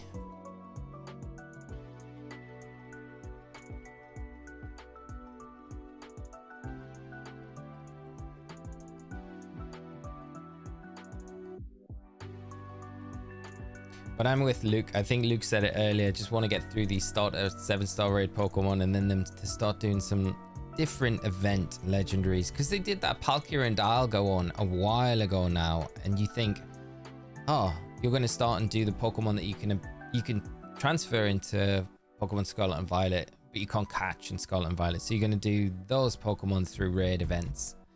That's how I thought it was going to pan out. But then they did the Palkia and Dialga and then just kind of stopped and did no more after that, which was so strange. Just to do those two and then not have anything else afterwards.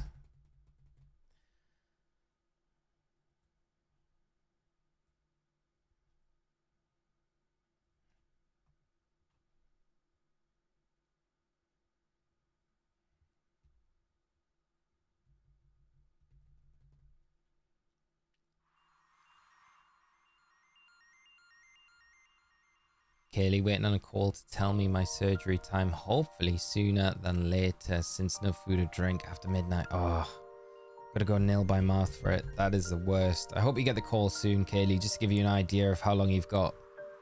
And then you can have some food before, but we'll be thinking of you tomorrow when it's all taking place, and I'm sure it will all go fine. I hope you're feeling all right about it as well. But yeah, looking forward to speaking to you next week, and I hope you have a speedy recovery afterwards and everything goes nice and smoothly. But I hope you're not too worried about it. I know how it can feel like when you've got something like that coming up. It's always not the best, but we're all thinking of you. Just remember that. I'm doing a Masuda hunt for Absol in Pokemon Sword yesterday. I couldn't get it. Hopefully today is the day. Good luck with the Absol hunt, Phantom, and I hope you do get it. If you manage to pick it up, let us know. That egg pops out and it is shiny.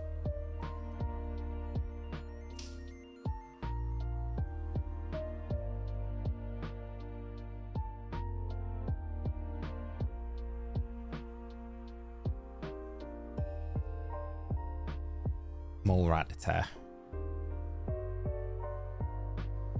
Just want that little green Rattata. If anything would be good. Come on, just give us a shiny. Nope.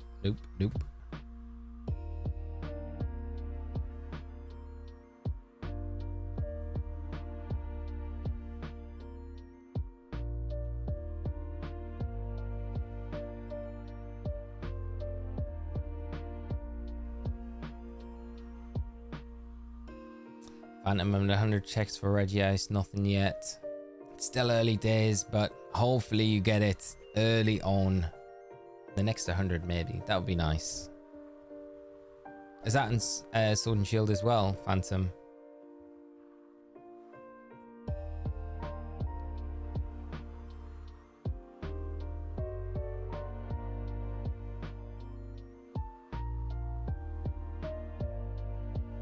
Yeah, good luck with that hunt.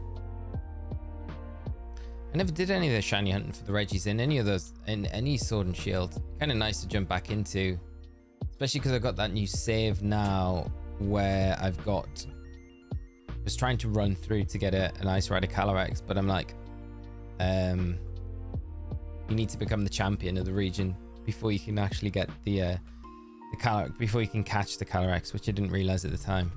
But I've got the Regis in that game on that profile that I could hunt, And also Regieleki or Regidrago, one of them would be very cool. Regirock was 50,400 checks. No way. That's...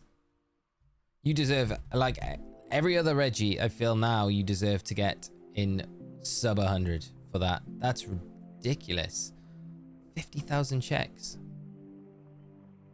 That's ridiculous. That is absolutely madness. It's like the worst RNG I've ever heard.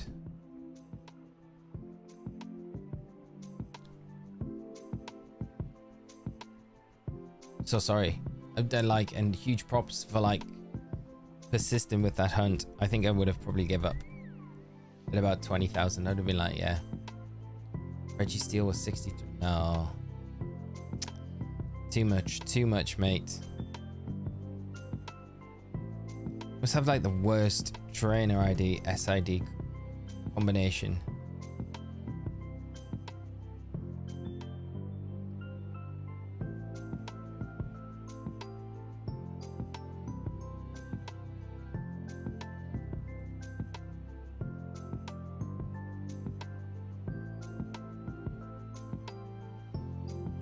Never give up though. That's the main thing, mate. Never give up. Taking breaks, but yeah, kept at it. I think that's the big thing about it, you know? Sticking with it. After all those resets, crazy amount. We joke about it a lot, about Shiny Hunt and Chen Pao on the channel when you know, shiny locked. But we joke about like 100, 1,000 resets. Like you're getting up to those numbers with stuff that isn't shiny locked. Crazy. I managed to get all 3 Reggies as shiny from Emerald using RNG Minute. Very nice, Zapki. That's super nice. From the original games as well, where they were... Yeah. It is quite interesting to learn and execute RNG Minute. You can try it too. Yeah, I've done a fair share of RNG Minute in the past. It is a lot of fun to do. And it's a skill in itself. Hitting seeds and target times and things like that. It does take a lot to RNG manip. It's not something that's like super easy to do and just like straightforward. The most recent ones I did was I did the shiny starters in my Sapphire and my Ruby copies. So I haven't played through them yet. They're literally at the lab just after I picked up the shiny starters, but they were the last ones I did. They were a lot of fun to do. And more recently I've been doing Cute Charm glitch in Pokemon Platinum and in Hot Gold as well. So that was fun to do. The Cute Charm glitch is absolutely crazy. It's so much fun. So I have said I would like to do a hardcore Nuzlocke with the Cute Charm glitch active. Just a shiny only Cute Charm glitch run. It would be very fun to do. Phantom complete the Blueberry decks on Sunday. Very nice. Going after those. Oh, you don't need to complete it to get the Paradox legendaries, do you? Just need a certain amount. But congrats on completing it. On YouTube, I've spent 4 years to get a shiny Feebas. Yes, I know. Absolute madness. Crazy hunt. But to finally get it is, you know, absolutely amazing. If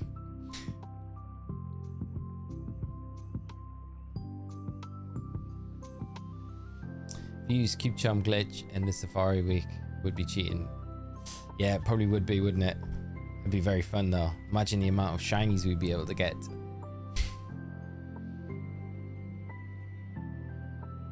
Everything would be shining. I think we'd win Safari Week, although like you said, definitely cheating. Although there is a small chance that you can get that like trainer ID, SID combination just by starting a new game. So if you did that, would it be cheating?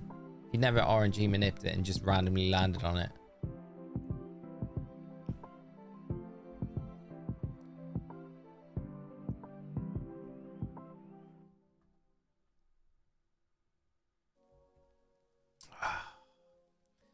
Want to throw Safari balls. I guess we'll see what the catch rate is on these Manetrix. Not good. Does it run away? It watches carefully.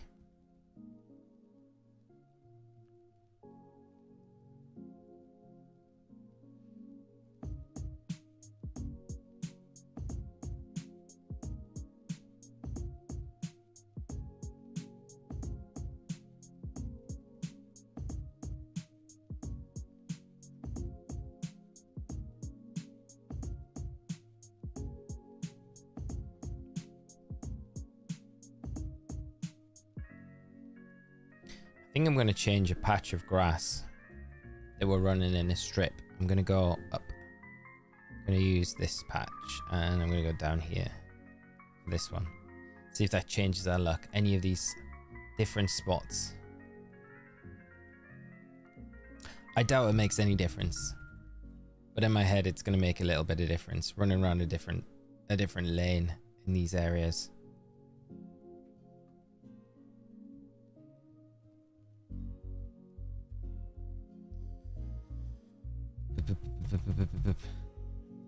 Shiny Regirock looks like chocolate and sword. It is a lot more brown in those games than it is in any of the previous ones, isn't it? Registeel still looks amazing though. I do like the idea of hunting Regieleki though. That would be, or Regieleki. Regieleki.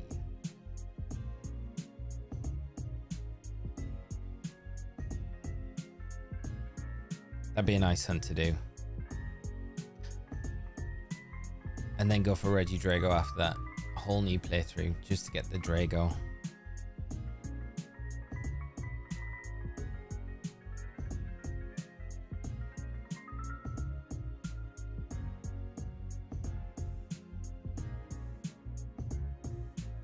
I need one more shiny Reggie and then I will go for Regidrago. Very nice. Those hunts, when I've seen people do them online, always seem to be really, really, really long hunts. They never seem to be quick or short. I don't feel like I've seen anyone get like a Regieleki or Regidrago and like a few resets. You know, sometimes you see people, the amount of people doing the shiny hunts, and you see people get them in like sub 10 encounters. I've just never seen it before, either the Regieleki or Regidrago. They've got like inbuilt hidden counters, which mean that you have to go thousands of encounters deep for them.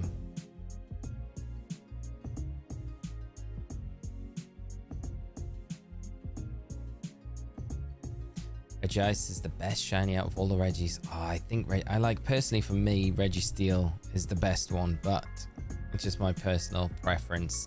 I just like the turquoise Registeel. Regice is so like subtle. It's hard to tell it's shiny from its regular form. I do like Regirock as well.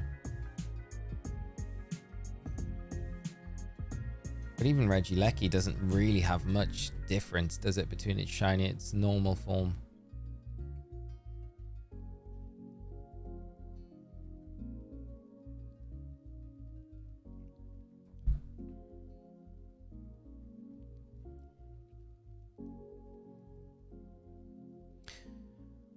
Oh, I wish we could catch the Regis in Scarlet and Violet though. They would be great to have. They would have been just great, like static spawns around the terrarium, I feel, in the different areas of the terrarium. Again, another like missed opportunity where I feel like they could have really taken advantage of those like legendary Pokemon and just slotted them in there. Like we got the Galarian birds in, I know we got the Paradox dogs in the beasts we got in with the DLCs, but again, it's like they could have done something with the Regis. I feel that would have been cool. And then when you catch all of those, then you could have got Regigigas. There would have been so much fun things they could have done with those games. They still could, I guess, as well.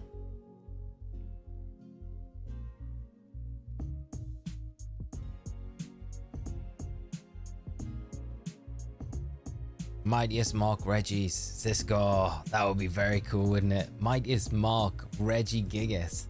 Imagine how hard that 7-star Terrorid would be after the slow start kicks in.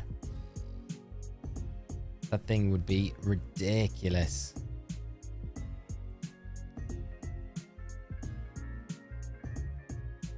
Yeah, they'd be hard to take down, especially with the clear body abilities as well, preventing any like stat drops on that side of the field. Oh, they'd be rough. They'd be actually really, really good 7-star raids to have in the game. Maybe that's what they're planning. After the starter Pokemon are all done, we get the Regis with the Mightiest Mark.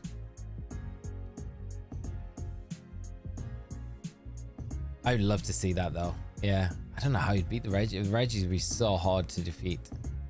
I think they'd have to keep their like base type, same type terrestrialization, just to make them a bit easier to manage.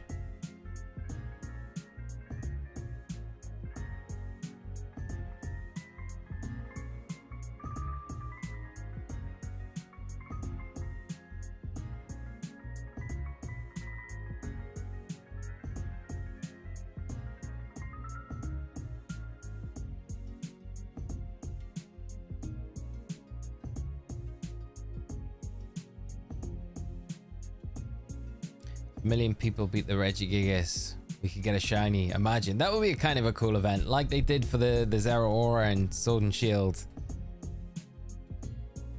Praying that something like that comes back. Like those community events are so much fun. The shiny Zeraora one was great. It was so much fun to do.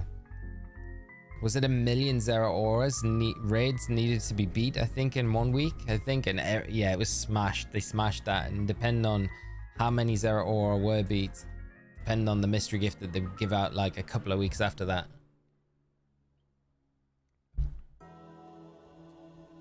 Yeah, it was very cool.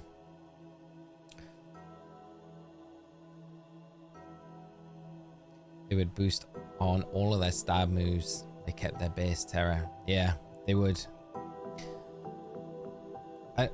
They don't have the greatest of coverage moves, so that's why I would think they'll probably just keep their base type as their terrestrialization type as well.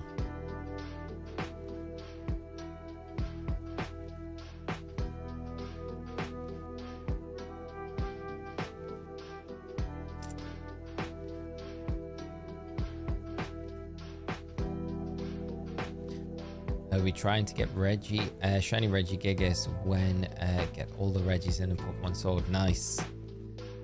Because the Regigigas can be shiny in Sword and Shield, or is it shiny lot? Because it's the special raid den that appears as well. Like, it pops up once you've caught all of the Regis in the game. And I still think you need to transfer... Do you need to trade over? Which, if you get Regieleki, you still need to trade over Drago to have it in your party, I think, to be able to get the raid den for Regigigas.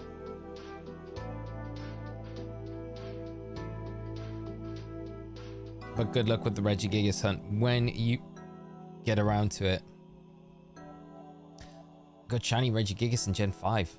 Mate, that's a banger shiny to get, especially from Gen 5 as well. Very nice. It's a nice shiny Regigigas. It was nice as well with Dynamax format. I think one of the pluses about that was the ability for Regigigas just to have an absolute amazing time in that format with Galarian Wheezing. That neutralizing gas ability.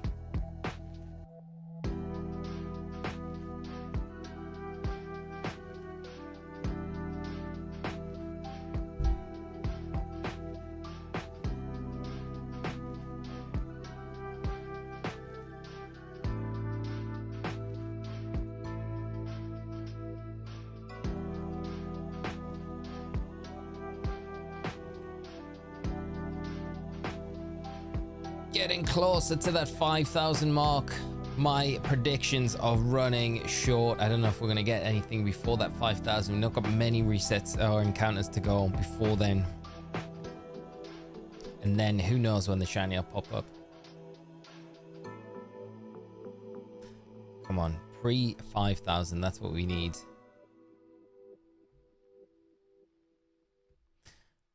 I guess it doesn't even count if we don't get it. If we fail the shiny and it runs away, I feel like that would just be like, it wouldn't. Yeah, we have to continue.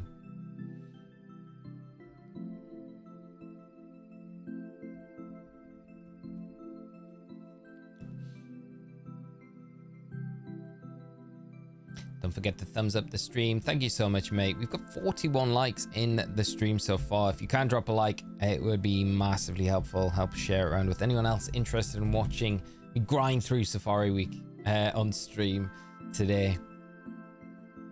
Mr. Holbrocky, 4,956 is the number, mate. I hope you're right. I hope you are correct with that. What do you think it will be? If you were hazard to guess at something being shiny, what do you think it'll be? I think we'll get lucky enough with the Larvitar. Maybe the Manectric. Will it be something else? Meditite or Abra? Meditite or Abra. Either I'd be like ecstatic about. Especially the Meditite. Even Lickitung I would be happy. The shiny Lickitung's nice, so I wouldn't be too sad with the Lickitung either.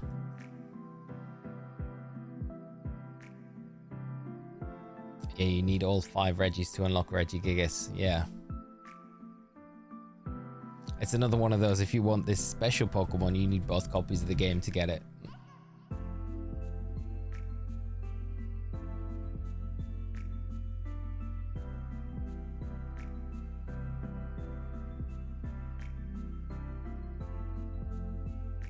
Olio, which game is the best to shiny hunt Aerodactyl? Let's go or Sword. Probably Let's Go. Depends, because you could Masuda method it, couldn't you, in Pokemon Sword? So that's probably one of the better ways to do it, to be honest. Can you Masuda method Aerodactyl? I'm pretty sure you can.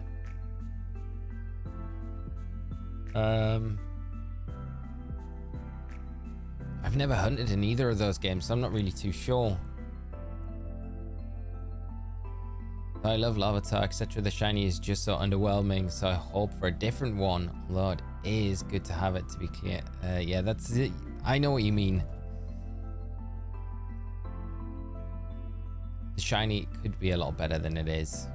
It's not one of the more banger shinies. It's not a shiny where you think, oh, that's an amazing shiny. It's definitely just like a mid shiny. It's just because I like Tyranitar so much. That's the case. I need to go get a foreign Ditto then. Love Disc can entrainment Swift Swim onto Regigigas. Will it be a beast in doubles? It would be a beast in doubles, yeah. Swift Swim with the rain up. Regigigas gone absolutely ham on the field. Yeah, a lot of the strats with Regigigas in the past have always been with, you know, like Whimsicott with Worry Seed. Prankster Worry Seed's been a strat that's been used quite a bit before. So you Worry Seed Regigigas to start the battle, get rid of the slow start, or you use Weezing as its partner. You saw that like quite commonly in Sword and Shield. So the Regigigas with Dynamax, Weezing with the neutralizing gas would like take away the slow start ability, and then Regigigas would just go absolutely mad in turn 1. Yeah, Oleo Grafai as well has the ability to kind of take that away as well, so that's kind of a Scarlet and Violet strat that you could use it with. I think it was Slacking it was used most commonly with in Scarlet and Violet, right? Imagine if they bring Yveltal and Xerneas Terrorades in Scarlet and Violet. Xerneas would just be terrifying with terrestrialization. I think that's the main reason why they didn't introduce. I mean, you've probably got ZA as a big reason why they didn't bring them to Scarlet and Violet, but the other was probably Geomancy with terrestrialization, just too powerful. Like if you think like Shadow Rider, Calyrex is strong, Xerneas just absolutely would body everything in GS Cup format. Even single restricted, it would just be the most used by far. Geomancy's just too bust a move.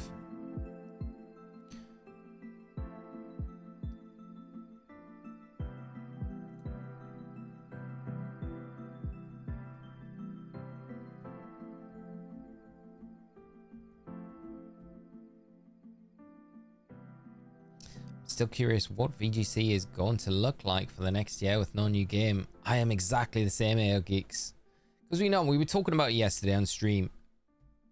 It's inevitably going to change in September. The new rule set's going to come out after Worlds, post Worlds, and it'll probably be GS Cup. So it'll be too restricted. But like then, where'd you go after that? That's the big question. And without a new game, I just can't see. Yeah, I think there's just a big issue staying on Scarlet and Violet for another year when they've flown through the rule sets so quickly. So yeah, I have no idea. And according to Q this morning, I was saying it again earlier on stream, Q's put out a tweet saying that Z is not going to be compatible with VG, so we're not going to be going to that game in VG. So any question about that, it wasn't likely in the first place, but the inclusion of megas kind of made you think, could they do it? Doesn't look like that's going to happen if you believe what Ku says. Again, take it with a grain of salt, because who knows what's going to happen. But it does throw up the question, like, if you don't get a new game, then for competitive, where are we going to go? It's going to feel so stale staying on Scarlet and Violet, because they've cycled through the rule sets so quickly. I think they could have spaced them out a little bit more than they have done. But yeah, who knows where it's going to go. I am exactly like you, very curious to see where it goes. Shiny Xerneas is pretty in battle. It looks beautiful. Yeah, it was nice. I got to Shiny Xerneas, and was it like this time last year? Around this time last year in the Ultra Wormholes, we streamed it after we got the Rayquaza. It was nice to get that one, but sad that it can't port it into Scarlet and Violet. Be nice at Worlds if they announced a new DLC. I mean, that would be incredible. Or the Classic Collection. Yeah, that would be very cool. A new DLC would be the biggest thing. I think no one would be expecting it either. There's like not even any rumors of a DLC or anything like that. Although I haven't really been keeping up with all the latest leaks, rumors, or anything like that. So I'm not too sure what has been going around. The odd thing I have been paying attention to, but not massively.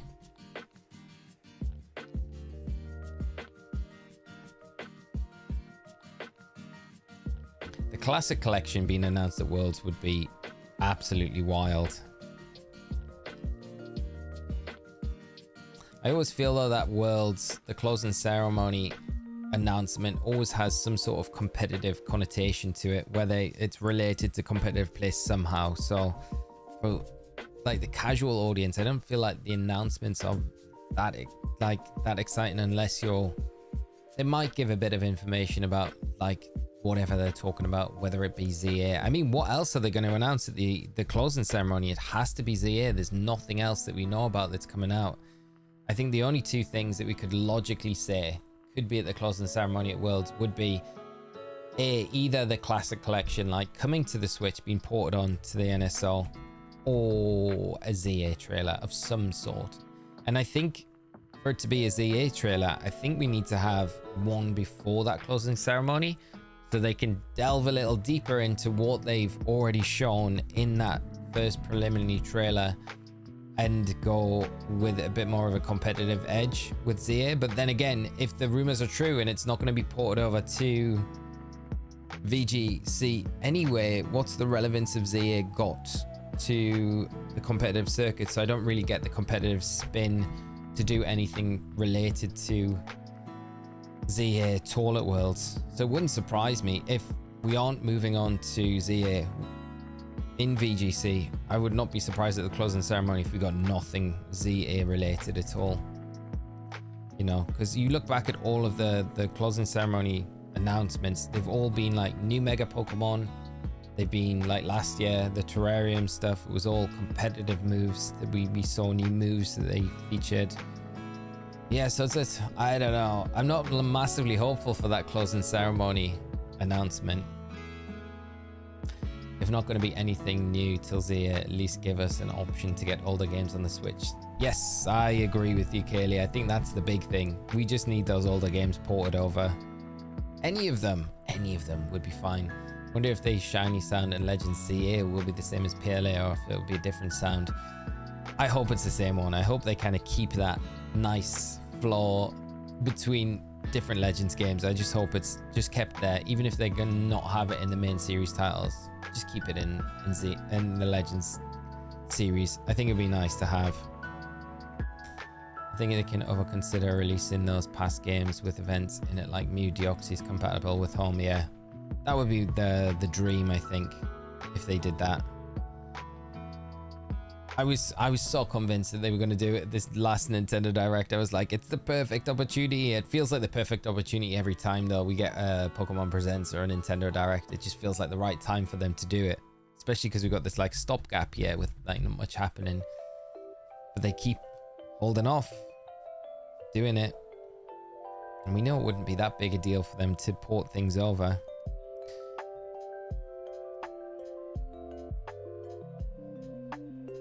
Would there be remakes this year after all? They're announced after Worlds or the July Presents. Maybe in the July Presents. I guess there's a small possibility of them announcing something, you know? I don't think you need much of a lead time, a release time schedule if it is a remake. Because you're not really announcing anything like new to the franchise. So you don't need as much of a hype season, I guess, to ramp up the interest in those games. And I feel like we've been so desperate for any sort of news at the moment. We're gonna just lap up anything they give us at this point. I think, you know, they could give us a remake of Red, Blue and Yellow, or Let's Go Pikachu, Let's Go Eevee. I mean, that's not gonna happen, but I mean, just for context, I feel like any of us now are just wanting something new to play. So anything they dish up would probably go down well, I think. But there's still a possibility of a remake. I think the longer the year goes on, though, the more I'm like not convinced we're going to get anything this year. But who knows? Nothing's out of the realms of possibility, I guess. It's probably more likely of a remake being announced than us getting a shiny in today's stream. Maybe. I'm saying that to kind of get the shinies out of the game. So we get a shiny. Prove me wrong. Not happening though. I'm willing the shiny to come out. When they mentioned about past game remasters in the Switch, but Pokemon wasn't part of it in the Nintendo Direct in June, yeah, just left out as usual. It is more likely, I think, that that sort of thing would probably be in a Pokemon Presents.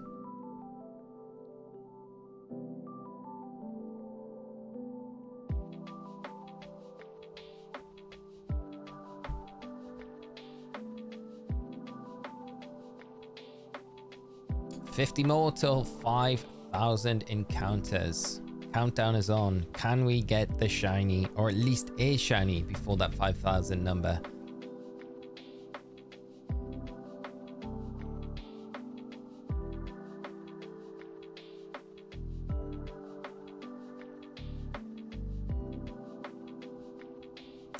Rich, I think that's exactly why they are in no rush to release any information, because the general hype never dies down.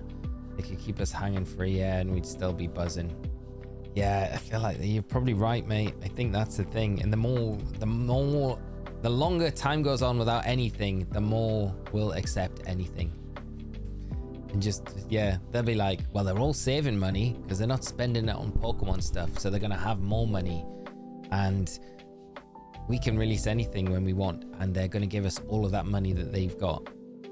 It's yeah, tragic but true.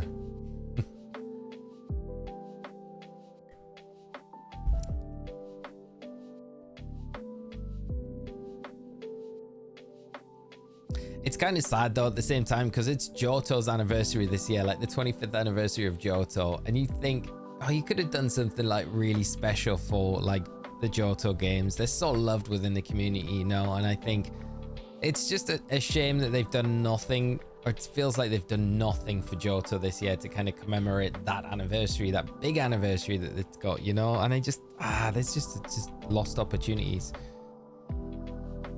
I don't know, and it would have been so easy to just do something little for it.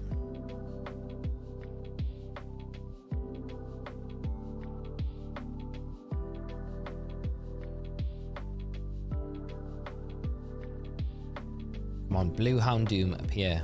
Blue. Blue Shinx instead. By the way, you think we're gonna get the box legendaries at the end of the mystery gift laws? I do think we'll get them. I don't know when we'll get them though. I don't think it will be. They might do it after Worlds, leading into like September time. I guess they could do before like the major events start happening. But if we're gonna have another year on Scarlet and Violet, I feel like we might have to wait another year before we get them. It should be kind of sad if we have to wait another year to get them, but I do feel like we will get them at some point. I just want shiny Chen Pao. That's I really want that, and Chi Yu. They're such nice shinies. I don't know. I think we might have to settle for just the Rhydon Miraidon for now, which would be fine. Quarter of a century is a big anniversary. But do they see it as such? Did they do anything for 25 years of Kanto?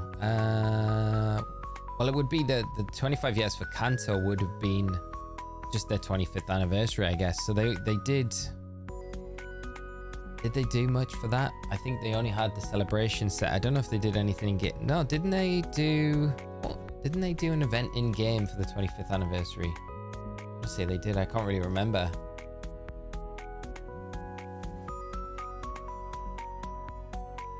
Yeah. Off the top of my head, without looking rich, I can't really remember what they did for the 25th anniversary, but it was Celebrations, the TCG holiday set, wasn't it? So that was like a big nod to Kanto. I'm not sure if they did anything else outside of that though. Muffin, how are you doing, mate? Good to see you. Glad I get to stop in during Safari Week. Hope you've been well. I've been doing all right, my friend. I hope you are as well. Life's treating you good and everything. It's great to have you in the stream. Been a little while since I saw you last. I'm hatching Absol eggs right now. Wish me luck. Good luck, Phantom. I hope you manage to see that Absol shine very, very soon. Chi-Yu is a 10 out of 10 shiny. 100%. One of my favorites from the Legendary trio. Probably the best one out of all 4. But I just like Chien-Pao a lot. Just because it's just such a good design. Such a good design. What do you mean you don't have a shiny Chien-Pao? I caught mine during Safari Weekend, Pandit. Paldea Safari Zone. Yeah, the Paldea Safari Zone is so OP. I haven't managed to unlock it in my game yet, Mr. Holbrookie, so I can't get in to actually do the shiny hunt.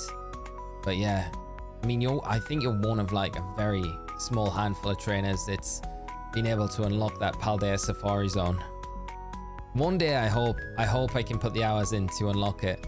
You know, yeah, desperate to get in there to hunt some of those really rare Pokemon and get their shinies. Got 8 encounters left to break the pre-5,000. Come on. We can do this. We can do this, Hot Gold. You can give us the shiny before 5,000. That was my call. Don't let us down. Don't let me down. Don't let me down. That's what I'm hoping. Come on. I see you moving in the overworld. Does Hot Gold Soul Silver Safari Park not have a step limit? No, David. That's one of the nice quality of life updates with the Hot Gold Soul Silver. You only get kicked out of the Safari Zone, or your time ends in the Safari Zone when you run out of Safari Balls. So you don't have a step counter, which makes it really convenient for Safari Week. Definitely one of the reasons why I'd also recommend it. Right. Okay. Last one, pre-3. 5,000. Can we get the shiny this time around? Nope. No. Oh well. We're going. 6,000 maybe. Maybe by 6,000 we get it. Wasn't there a Pokemon card packs from McDonald's? Yeah, they did the McDonald's promos as well, which went absolutely ham. I guess because it was in kind of COVID time as well when the 25th anniversary happened, wasn't it? Had to ask because I have no idea. I've only been back into Pokemon for about 2 years now, other than some casual Go play. Yeah, I think maybe the fact that they did the 25th anniversary fell over like lockdown times, maybe that had a lot to do with it, why they didn't do much. Because I think how it would have lined up, that 25th anniversary would have lined up. So if everything went ahead as scheduled, in my mind at least, I think it would have been London Worlds. And then for the 25th anniversary, it would have been in Japan that year, if everything had been in schedule. Because we didn't have Worlds for what, 2 years, I think. I think it was 2 years without Worlds. So I think Japan would have fallen on that 25th anniversary. So that would have been the big deal, I guess, as well for it. But I could be wrong as well at the same time.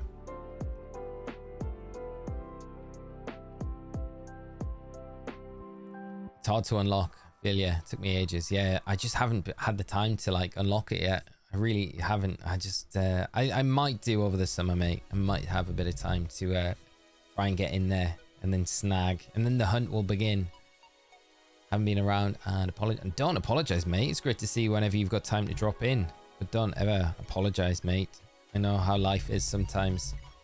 Yeah, life being wild. Actually been rewatching DBZ Kai. Oh, very nice, mate. He's been taking up some of my time too. Yeah, hope you've been enjoying it, mate. Very cool. Shiny Poochyena and Emerald. Luke, very nice, mate. Congrats, my friend. Shiny Poochyena. Very cool, shiny. In Paldea, everywhere is Safari. Very true. It's free reign.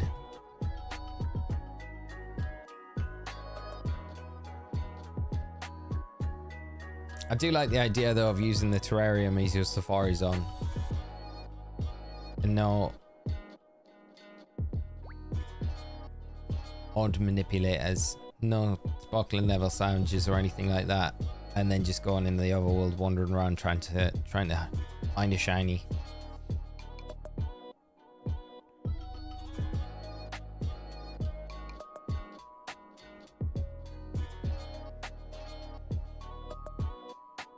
Oh, David, mate. I hope everything's all right, my friend. Sending my thoughts to you, mate. I hope everything is all right and it's not too serious. Vader, no, we found nothing in Bug. How are you doing today, mate? I hope you're well. Great to see you in the stream. Thanks for joining us this morning, this afternoon. As we're blitzing our way up to 6,000. Well, we've got another 1,000 to go. Gonna be still a lot easier to shiny hunt in Scarlet and Violet. You see so many Pokemon so quickly. Yeah, it would be so much easier in Scarlet and Violet. So much easier. Yeah.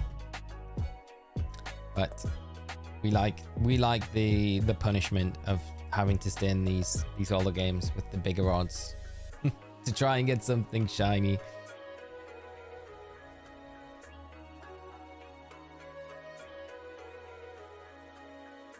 I'm getting to that point where I'm losing hope that shinies even exist in the Safari Zone now. I'm like, yeah, we've seen a lot. We've seen a lot. Nothing. Shinies don't exist in these games now.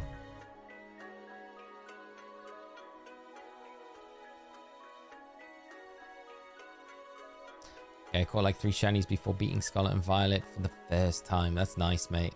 I only got 1 in my playthrough, and it was like post-game. So that was the Zangoose that I got. Which was nice. Which is nice. Really nice shiny. At least that was one that I knew about. I might have run past other ones or missed them.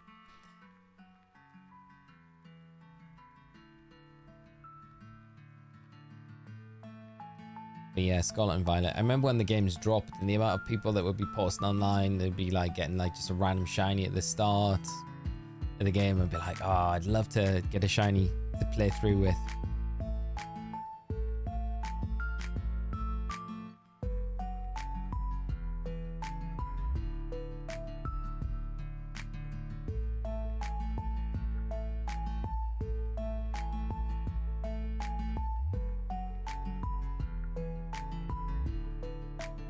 Yeah, David, you'll have to let us know how everything's going, mate. But thoughts definitely with you, my friend.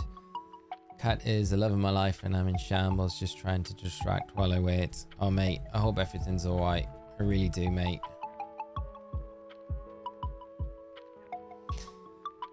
But thanks for coming in, David. We'll try and cheer you up. I'm just very sad about the situation. I'm sure you're absolutely in the same position, just a much worse, mate. But just thoughts with you, mate. It's horrible when anything happens to a pet.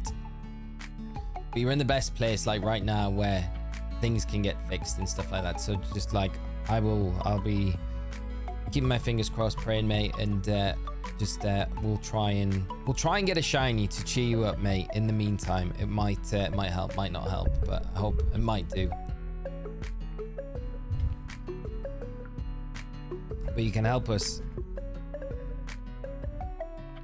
with some we've had some good combos this morning though, about all sorts.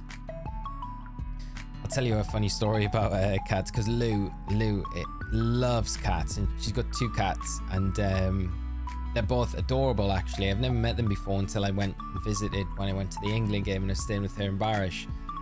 And I never realized, because Costa was staying as well, but I never realized Costa had a cat allergy. And you know, you hear some people have cat allergies, and you think, that can't be that bad. Oh my God. Like,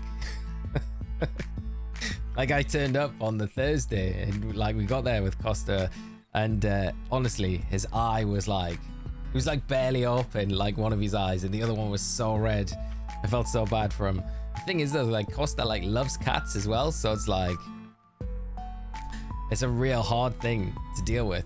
Yeah, but I felt bad for him. But it's the same with my brother. My brother used to be allergic to cats like really badly. His eyes would get super bad. Not as bad as Costa's, but yeah. But then Scott's the same. Loves cats, has cats, and yeah, is not affected by it anymore, which is super weird. Like, got kind of used to it. Yeah, I've been very lucky. I'm just allergic to flowers and pollen, so I have no trouble with cats. My nana had cats when we were growing up, so I never really suffered too much. Rad Dad, good to see you, mate. How are you doing this morning? How's your day, mate? How was your day yesterday? I hope it got a little bit better than when we left you, mate. I hope there wasn't any more situations of raging required. I hope the patience wasn't tested, but you're all right today, mate. Great to see you as always. No One Fly, how are we doing today as well? Thanks for joining. I hope you're both doing all right. Isn't there something you can take for allergies like cats? I'm not sure about cats. There must be though, like, because you get like stuff for like my hay fever. If I don't take it, like I definitely would have been suffering this year. It's been, the pollen's been like super bad this year. Oh, cat is vomiting and yowling, hiding around the house all morning. Oh, David, mate. I hope it's just like some nasty virus or something like that. Like I say, you're in the best place at the moment, so the vets all know what to do and make everything better, mate. But like I say, just hope everything's all right. Kaylee, we used to put tinsel on our Christmas tree till 1 year the cat we had, Bucky, ate the tinsel, woke up in the morning and had it hanging out of her booty. Had to take tinsel off the bottom half of the tree. Oh my God, that's scary. Why would you want to eat tinsel as well? It's like the most, like, the texture of tinsel. It's just like it's shiny, so I'm all about it.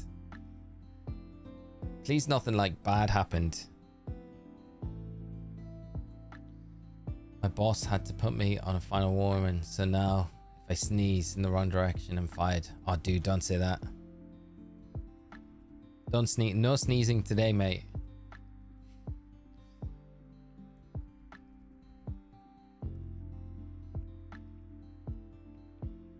I'm severely allergic to cats and dogs. My Luna is hyperallergenic, but be around them to visit. I can take meds, be okay. I'd never be around one of them all the time. Yeah, I think that's what like Costa was talking about. He's like getting a cat that's like hyperallergenic. You can get like short haired cats and stuff like that, and the Siamese ones and things that make it a little bit easier so you don't get the allergies. He was suffering though, really bad. So Soggy, good morning, my friends, and Lumpy, good to see you, mate. I hope you're well, having a good day, both of you. Thanks for hopping in and joining us. Still no shinies, but over 5,000 encounters now, getting through them, and getting to the point where I just think shinies don't exist in the Safari Zone. So I want the games to prove me wrong today, which they yet to do, but still having fun. My childhood dog Cricket ate tinsel the first year we had it. What is it with like tinsel and animals? Then they're just like attracted to it. I can't ever remember our dog eating tinsel. We had lots of tinsel around the house, so I would imagine there would have been opportunities. Maybe he did, and I just never knew about it. And then, yeah, the tinsel just disappeared, and I didn't think anything of it. James, how are you doing, my friend? How are you doing? I hope you're well and having a good day. Great to see you as always. Cat is short hair, partner's cat is long haired. I'm completely allergic. I have to take 40 milligram loratadine a day. That's an insane dosage. Otherwise I have hives and itchy skin. Oh, wow, that is a crazy amount, mate.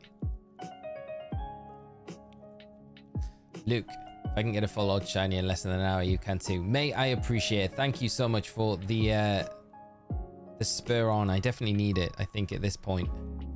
But yeah, an hour it took you to get. That's amazing, my friend. That's so good. An hour is not bad for a full odds. At those odds as well, that's what we like to hear.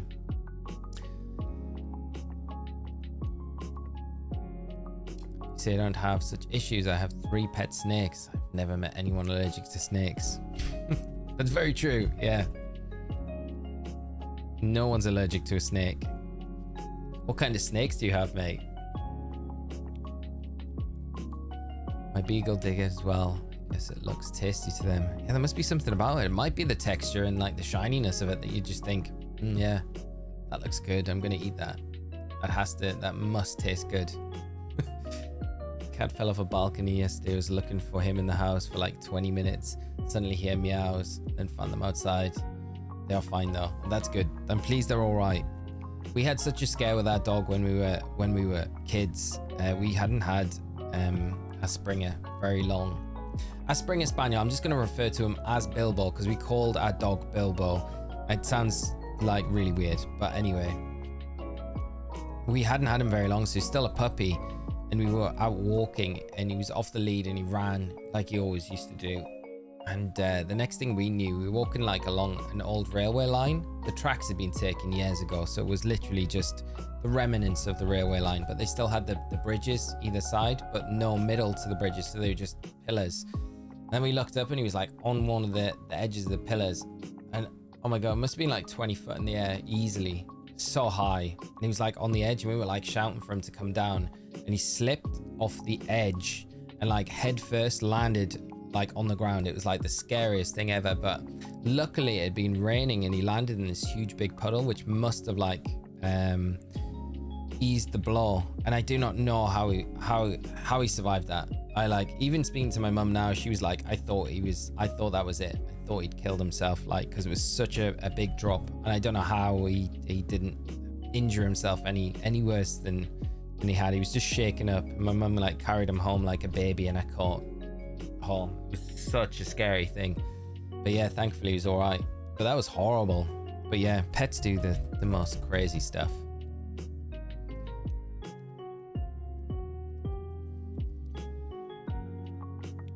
Not in less than an hour, but you know what I mean. I know what you mean, mate. Yeah, it can happen at any time. That's the thing I got to keep in mind. That's the reminder I need.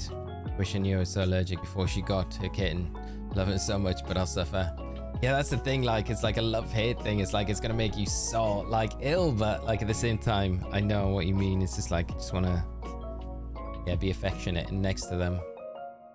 My Yorkie Pony ate staples. Morky ate a hole in my wool parents' dog, like eating raw toys. Had a cat tinsel pets eat wild things. My friend's dog ate a pack of cigarettes once. That was like probably one of the more funny things I've known, like a pet to eat. We came back and there was like just this, like the remnants of a full pack of cigarettes, and the dog had just found them and eaten them all. It was like quite funny. Just like such a random thing for a dog to be like, yeah, I found these and I just decided to eat them. Like, why?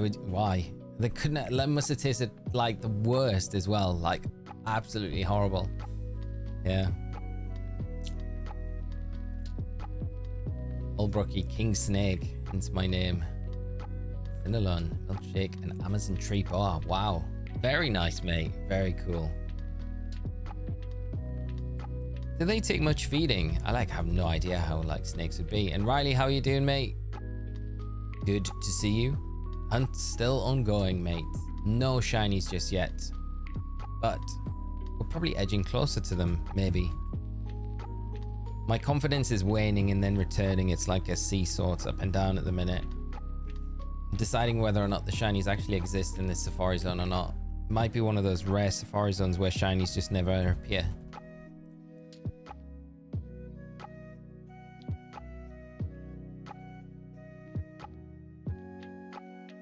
Dogs eating cigarettes. Yeah, the most crazy thing I've known a dog to eat, I think. Full pack of cigarettes. Springers are nuts, mate. Yeah, they are crazy. I loved that Springer though. He was amazing. He was brilliant. He was absolutely crazy though, crazy, full of energy, just never ran out of energy.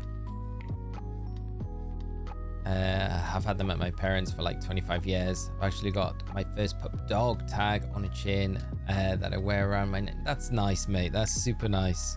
Yeah, they're just lush dogs. I think I would probably go for a cocker. I think they're less crazy than a Springer if we got one. I think that'd be kind of the dog I would like to get if I got a dog, but I don't know.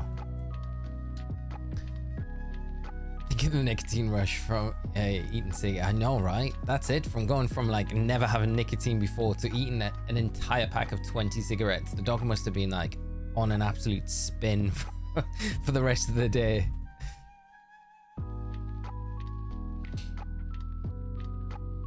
Mr. Holbrook, they only eat once a month. That's pretty good. That's like convenient.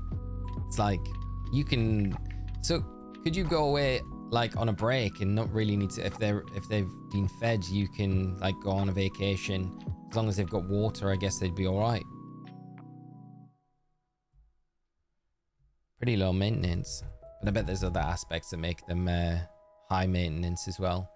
Family dad's jerky stash while we were gone, ate the whole bag, drank his whole big refillable water bowl, then peed so much.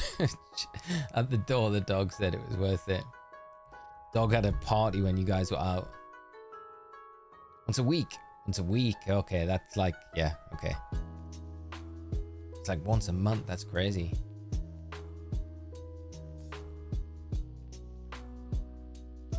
Right, Dad, getting that fix for sure. Definitely, mate. The test would be to leave another packet to see if it would eat them again, which you probably would. Be like, I didn't like it last time. Maybe this time will be good. Let's just try them again. Grandma's dog found and ate rat poison. Oh my god, that's scary. That is so scary because that's bad for humans to even eat. To get a stomach pump was okay, but not fun for anyone. No, definitely not. That is so scary. They need water changed daily because they both drink and bathe in it. They need poop cleaned regularly because of the humidity, not to create parasites. So they're like, well, yeah, there's lots to do, mate, then.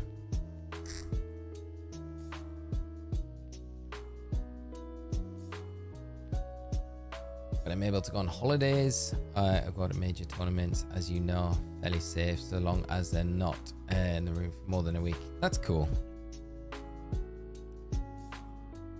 Not as low maintenance as I would have thought. I'm like expecting, like, yeah, you just leave them. Just put a rat in there once a month. Be fine.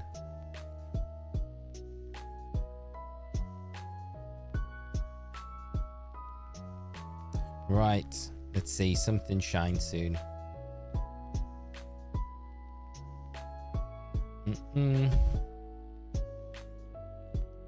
All the electric types, but nothing shiny.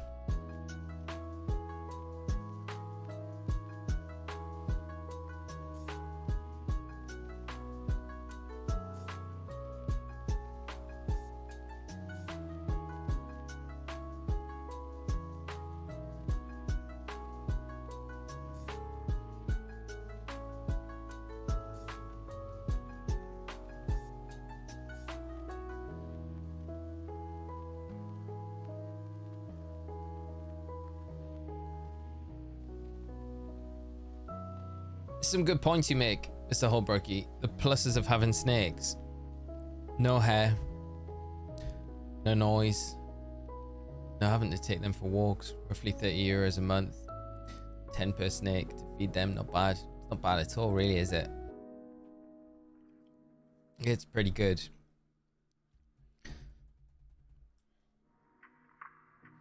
Make a coliseum for the snake. Make the snake fight and prey watch. So brutal. So brutal. I couldn't watch that. I don't think I'd be like, nah, couldn't watch it.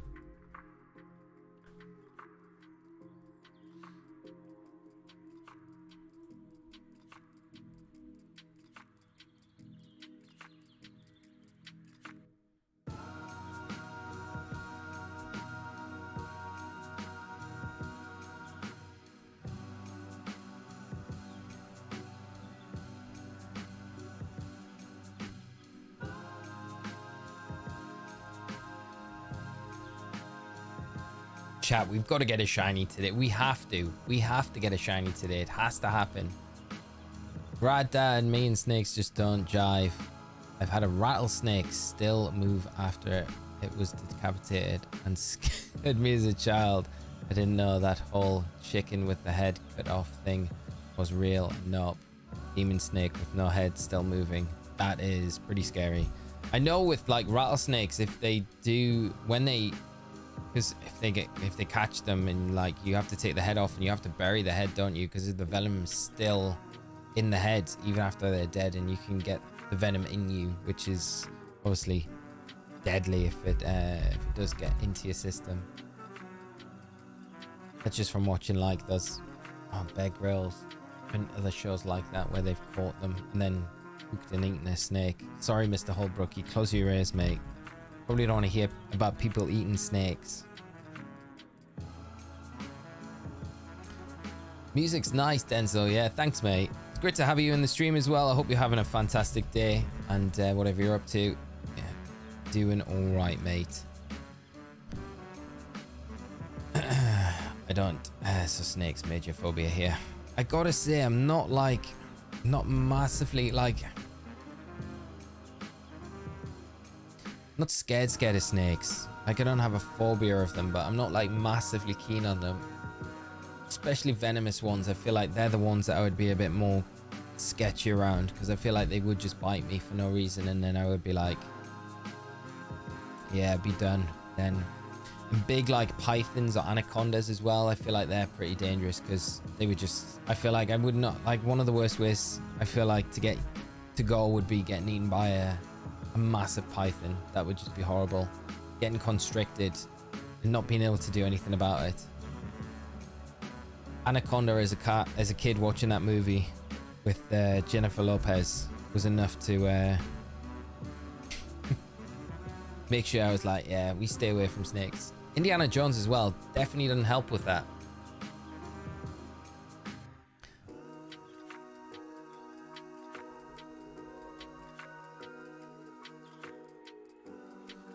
Right, Dad, I love that. My wife knows if there's a snake between us and the girls, they're dead, I'm gone. No saving them, sorry, girls, bye. My big phobia is rats. I just have this huge phobia of rats. I couldn't deal. I'd have to be like, yeah, sorry. If there was anyone needed saving and there was rats there, I'd be like, I can't cope. I'd have to be gone. Anaconda, the best worst snake movie on the market. 100%. Oh, what's he called? Angelina Jolie's dad, John Voight, isn't he? I remember going to the Harry Potter studio in Watford one day, and he was there. John Voight was like on the same tour as us. That was a bit weird. Snakes on a plane, the classic Riley. It's almost up there with like the likes of Sharknado. And how many Sharknado movies are there? They made multiple of them, so the first one must have been an absolute banger. I've not seen any Sharknado films, but the title always makes me laugh. Remember when we were in Vegas and there was like slot machines, Sharknado slot machines in Vegas? It's like, isn't this like a B-list movie? I was like, nah, this must be like up there with them. They're making slot machines with Sharknado on. Yeah, Muffin. It proper creeped me out, that Anaconda movie. I get spooked by anything like movie-wise. I remember when we were in, what's it called? The national park near San Francisco. Oh, what's it called? And you can get bears up there. And I was sketching out when we were just walking around ourselves. I was like, there's going to be a bear that's going to jump out, or a mountain lion coming out. In a moment, I sketch out at anything, but obviously nothing happened. 'Cause I'm still here. Because many cultures, they are portrayed as these evil beings. Most of my friends were scared of snakes until they met and held one of mine, and I respect them, but it's not a fear. I definitely respect a snake. Yeah, that's very true. John Voight's car. He was with a girl that looked very similar to Angelina Jolie, but I had no idea who it was. But she was quite young. She was like teenage, but she definitely had that Angelina Jolie look about her. So whether it was like a relation or something, or a niece or something like that, I don't know. 4 or 5 Sharknadoes. I'm gonna have to watch that movie at some point just to kind of have some reference to what it's about. Just imagine a snake with dragon wings and a giant spider body. Yellowstone. No, it wasn't Yellowstone. It was... I'm trying to remember where it was. Redwood, no. Yosemite. I don't need to look. My brain's actually working today. Oh my gosh. Yosemite. Which was amazing. But when we got off the bus to start with, they were like allowed to wander through where the redwoods were, which was amazing. But the whole time I was like sketching out. I was like, there could be a bear come out here. I was like in my mind planning out what we would do if there was a bear or a mountain lion just pop up. I was like, yeah, there's lots of slower people, way slower people than me around us. There was lots of old people. It sounds terrible to say, but I was like, I know I can run really fast and probably faster than the majority of these people, so I should be all right. But yeah, who thinks of that when they're at Yosemite? You're like meant to be taking in the surroundings, the beauty, the grandeur of the place. There's me wandering down a path, walking underneath these mad redwoods, just thinking about a bear popping out and wanting to have me for dinner. I watched too much Bear Grylls when I was younger, I think. Isn't Sharknado the same concept of it's raining meatballs? Is that Cloudy with a Chance of Meatballs you meaning? Or is there actually another movie called Raining Meatballs? Kurt, how are you doing, mate? Good to see you this morning. I'm doing all right, my friend. I hope you're having a good start to your Thursday, and thanks for hopping in and joining the stream with us. But yeah, Yosemite was amazing. I was just blown away by Yosemite. I couldn't believe, like, you know, you see places like that on like movies and things, but that place was just absolutely mind blown. Probably one of the most beautiful places I've been ever, you know. Absolutely incredible.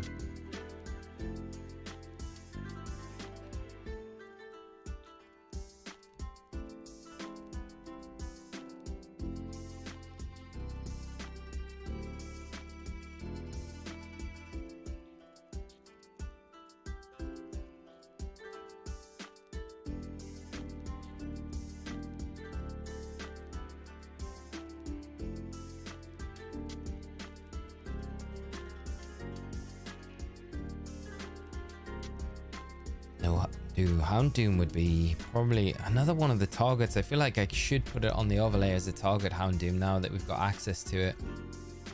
It'd be such a good one to get. Imagine wrestling a bear. No, mate, it would be bad. It would end so badly.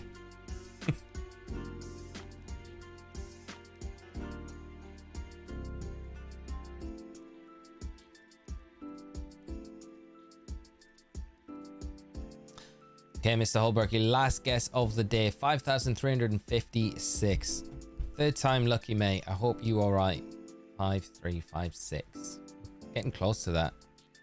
It would end badly for the bear, Andy. Yeah.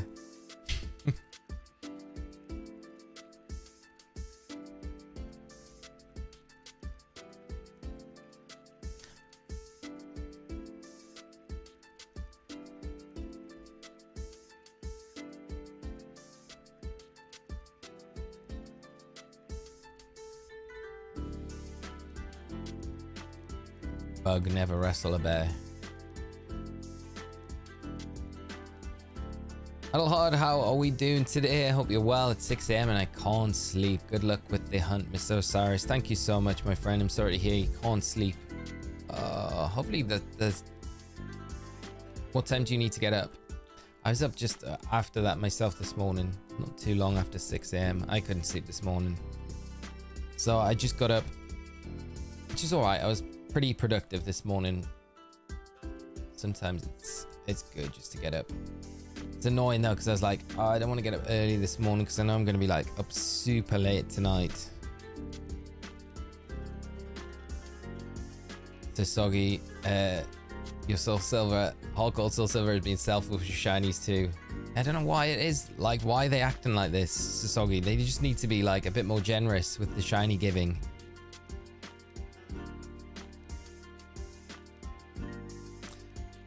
Do you have any of the Pokeball Tamagotchi things for Hard Gold Soul Silver? Yeah, I do. I've got the Poke Walkers. I could bust them out. I haven't set them up with these games because these are like fresh save files that I started just last week to get the Safaris on ready for Safari Week this week. But I haven't ported anything in the Poke Walkers yet. Should bust them out though. Be a lot of fun to play around with. I wish to do like more things like that with like modern Pokemon games. It'd be so nice to like, even if they did like, we talked about this such a long time ago, but if they ever did a remake of Hot Gold Soul Silver and ported it to the Switch, they could do a physical release with it and then bring back like a Poke Walker updated that would sync up with the Switch. God, like people would go mad for it. Such a cool thing to have. If the bear comes at you, show the bear some American freedom. You know what I mean? You meant to act big and like shout at it, aren't you? Don't know if it would work though. I feel like that would be something I would do and it just wouldn't work, and then I would just end up getting eaten. My lazy bug got up around 8 this morning. That's nice, mate. My day off. Well, day off, you deserve to have a lion, mate. Not lazy at all. Lumpy. These are city kids. Bears are common here. They get hunted to keep the population in check. Mate, I don't know what I would do. Like, I can't imagine, like, I've had wild dreams where, like, I've had, you know, mad animals appearing in my backyard, like, you know, in the dream. I don't know what I would do. Because I imagine it happens, like where you are, where you just see a bear walking down the street. I'd be like, there's a bear. There's an actual bear outside. Or imagine going out to your car in the morning, turning around and seeing a bear up the road from you, just being like, I'm gonna try and ignore that. I couldn't imagine. Is that the Cursed Soul Silver cart? No, these are both Heart Gold, so we're not on any Soul Silver, which I'm hoping mean the shiny should pop up. But we're well past the point of resets we did for the Chikorita originally on one of these carts. It's a new game save, so, but nothing yet. Yeah, Bug, definitely dig them out if you've got Hot Gold Soul Silver. It's a really nice game to play through, because playing through it on these two carts, it was a lot of fun. Like, I forget how short the first part in Johto is though. It doesn't take long to run through at all. That's why, like, getting that Heracross, we're going to be blitzing through the game pretty quickly. So why I think doing the Kanto part of the game as well is probably the best for that hardcore shiny only run.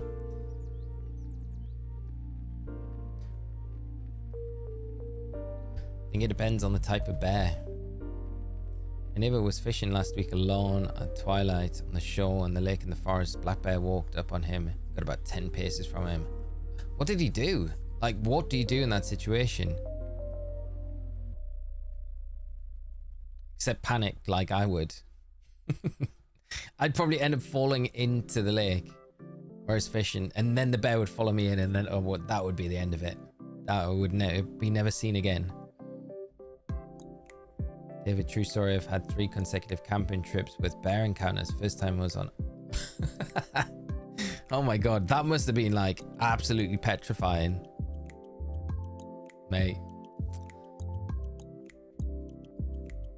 How hard is it to get Dondozo and Tatsugiri shiny? I'm thinking of getting that this week. The Dondozo is pretty easy to get. Tatsugiri is a little bit more tricky, but you can walk around the land to get the Tatsugiri. It's just you've kind of got to check them all. I know for Tatsugiri what I tended to do, I don't know if it's the best method, but was put like a dragon type sandwich down next to the lake, and then I would just use the let's go mode and run around the area just to despawn and respawn new ones, and I managed to catch all 3 variants using that method. Dondozo was a bit easier to get because it's so easy to spot and it's massive in the water as well. So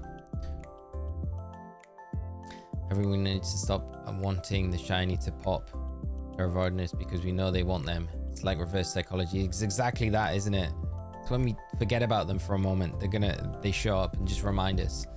Busted on my Pokeball for the first time ever since I never knew about its rare Pokemon for a new run of Hot Gold, Soul Silver. And it's great fun having Dratini before the first gym. Yeah, that's amazing doing that. I forget about those things as well, like all the stuff that you can get from them. It's not just like the different moves that you can get, like the exclusive moves and stuff as well. Yeah, very cool. You can get a Munchlax as well very early on, can't you? Lumpy made noise, pretend to be bigger, and back away.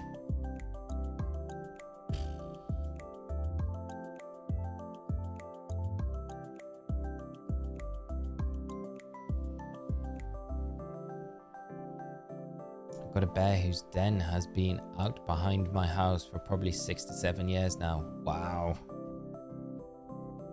Do you never I guess it's kind of one of those things where you're like, if they're not causing too much problem, it's like you don't need to move them. But yeah,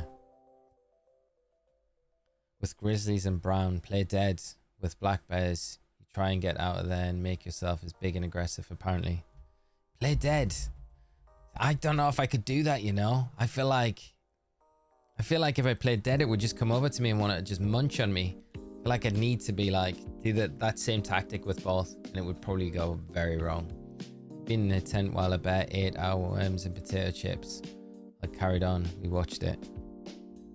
I guess if it's just getting the food and probably not worried about you so much, right? But if you tried to step in to stop it, it'd probably be like, swipe.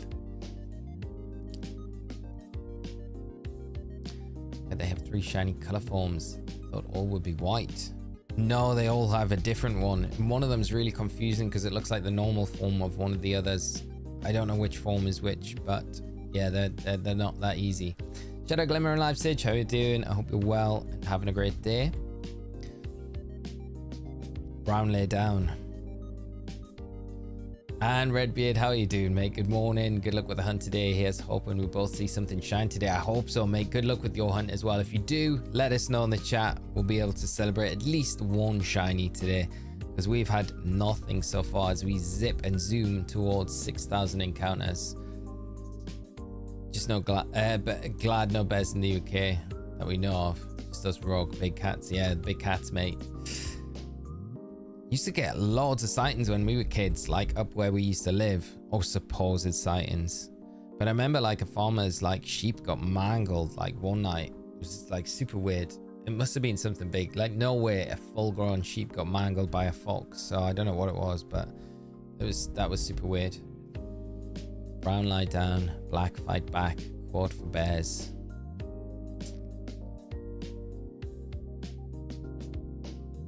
It gets double tapped by the bear while playing dead. Someone might look right there, do everything right, and still get eaten by the bear. I know, that's what I'd be like. I'd be like, I'm playing dead, but it's eating my leg. What were they told me this is what I needed to do, and it's not working. Just come across like the hungriest bear that's just like, yeah.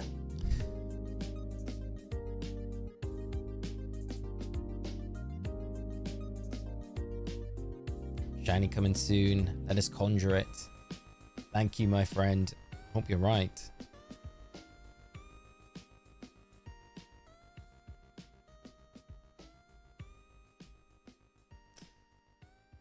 He's got my dumpster and trashed my grill before. There's laws here, so you can't mess with the bears unless they are harming you or anyone in the house. It's a bit extreme though. If it's trashing your stuff, it's kind of annoying, isn't it? It's like my guy's like ripping apart my grill and I can't do anything about it. I'm like, just trash in your backyard and you're like just there having to watch. I feel like you could get like an air horn thing. Would that scare it? I feel like that would scare it away. Stop it doing it. Might attract it towards you, but probably enough to scare it off. I don't know if that would be allowed or would that be against the law? Would that be like sound pollution, so you get like a fine for that? Bug 5,360 is my guess, and the Lavatar. Oh, I hope you're right, mate. Again, very close to that number now. Hopefully one of you guys are right with your guesses. Dragonstorm, how are you doing, mate? I hope you're well. Good to see you. Got to the semi-final of the draft league, and we discussed. Very cool, mate. I lost to Freeze in a second turn. Thor into a crit. Oh, mate, that is brutal. I'm sorry to hear the bad RNG, mate, but on the plus side, massive congratulations getting to the semi-final, mate. Massive achievement. Good job, though. I just hope the RNG is a bit kinder to you the next time out when you do your next one, man. Sounds brutal. Rodolfo, how are you doing, mate? I hope you're well. Good to see you. Thanks for joining us today in our day 4 of Safari Week hunt. Still no shiny this week, but still got plenty of time to go.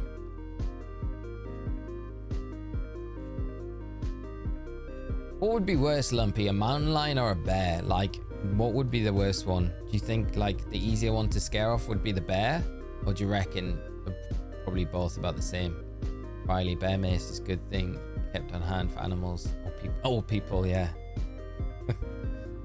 I've seen like videos though with like that bear spray stuff just not working and the bear just still charging forward. I don't know how reliable it is. 100% a bears. Okay.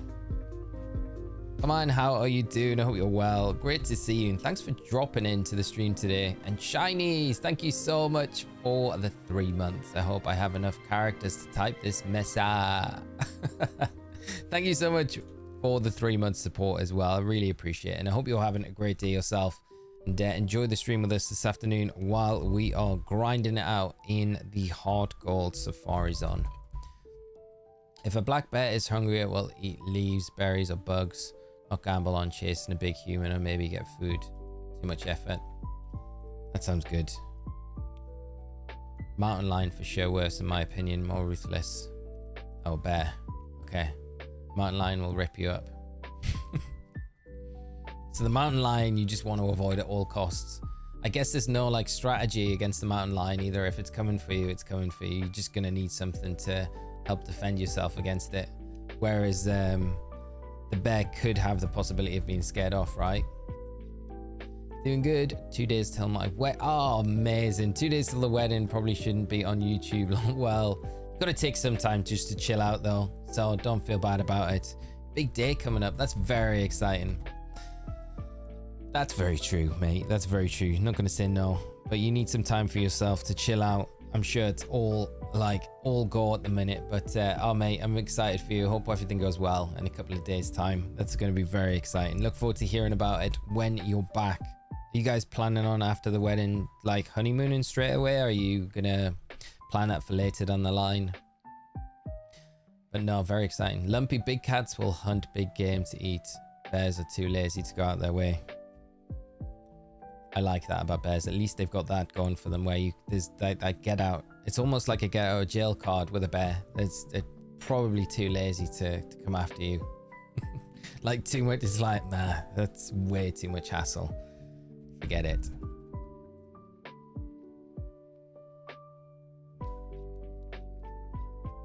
Bear versus a cougar. Is a cougar like smaller than a mountain lion, or is a cougar bigger than a mountain lion? Yeah, man, absolute chaos for a month, but appreciate that. No, I can imagine, mate. But you'll have an absolute blast, and it'll all be worth it. The weekend, you'll have an absolutely amazing day, and I hope the party and everything's good afterwards as well. Mountain lions will stalk you for miles. Proper scary stuff. That is scary. When you're heading to Nova Scotia, Shinies, nice, mate. For about 10 days, that's going to be absolutely amazing, mate. I hope you have a brilliant time up there, and yeah, enjoy the time out together after the party. And yeah, mate, it'd be nice to hear about it once you're back, and you can tell us all about all the adventures and how everything went.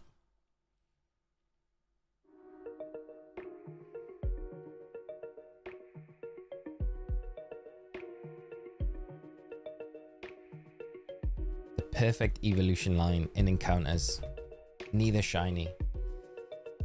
Next one has a team. I had a little help from drafting. It's Latios, Anamoris, Incarnate, Scissor, Keldeo, Crocodile, Entei, Jolteon, Brambleghast, Muck.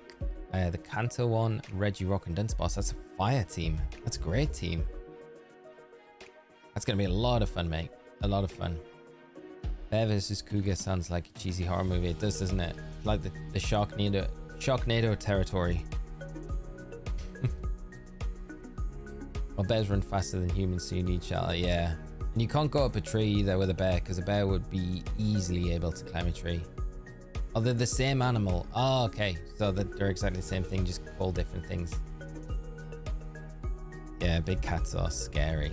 We went to Longleat recently, and they have like, it's one of the biggest like, I guess it's open enclosures. It's not like an enclosure per se, but it's like a big, it's just a huge place where they just have like big cats and big animals, but they're all like, I guess, out in huge open spaces, and they have like gated pathways running through these big open spaces where they're just living. And I mean that's huge, these areas that these like cats and animals have to live in. So it's like, I guess, more realistic of like real life, but like when we were going around in the lions and the tigers that were there, it's just like, oh my god, like you would be like, there'd be no escaping if those things came at you. They're so big, so big.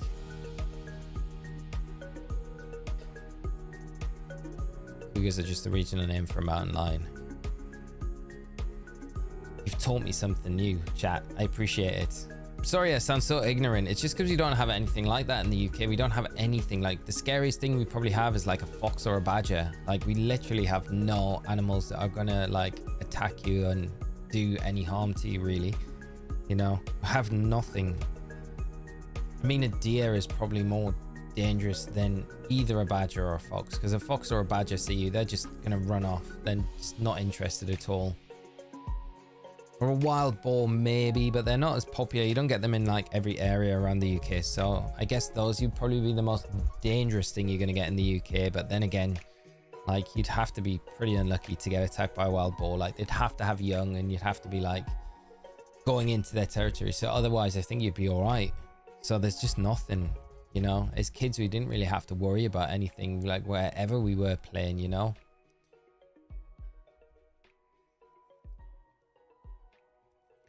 Bebum with the armor and the medieval sword versus mountain lion. Could you imagine? A full suit of armor on. Who wins? Bebum, for sure. Ifyeri, how are you doing, my friend? I'm good. I hope you're having a great day, and thanks for hopping in and joining the stream with us. Having some wild conversations. I'm fascinated by all of these bears and cougars and other things. I don't know how we got onto it, but who knows how we get onto anything. We know how it happens to foxes in the UK. Yeah, I think they've banned fox hunting though now. So, and I think foxes are more like, you never really see foxes that much in the countryside. Whereas when we lived in Bristol, we had like a family of foxes living out just like across the road from where we lived. So on evenings and stuff in the summer, they'd be like, sometimes like, I'm not exaggerating, there'd be like 10 foxes out the front of our house just running around, just playing and stuff like that. It was cool to see.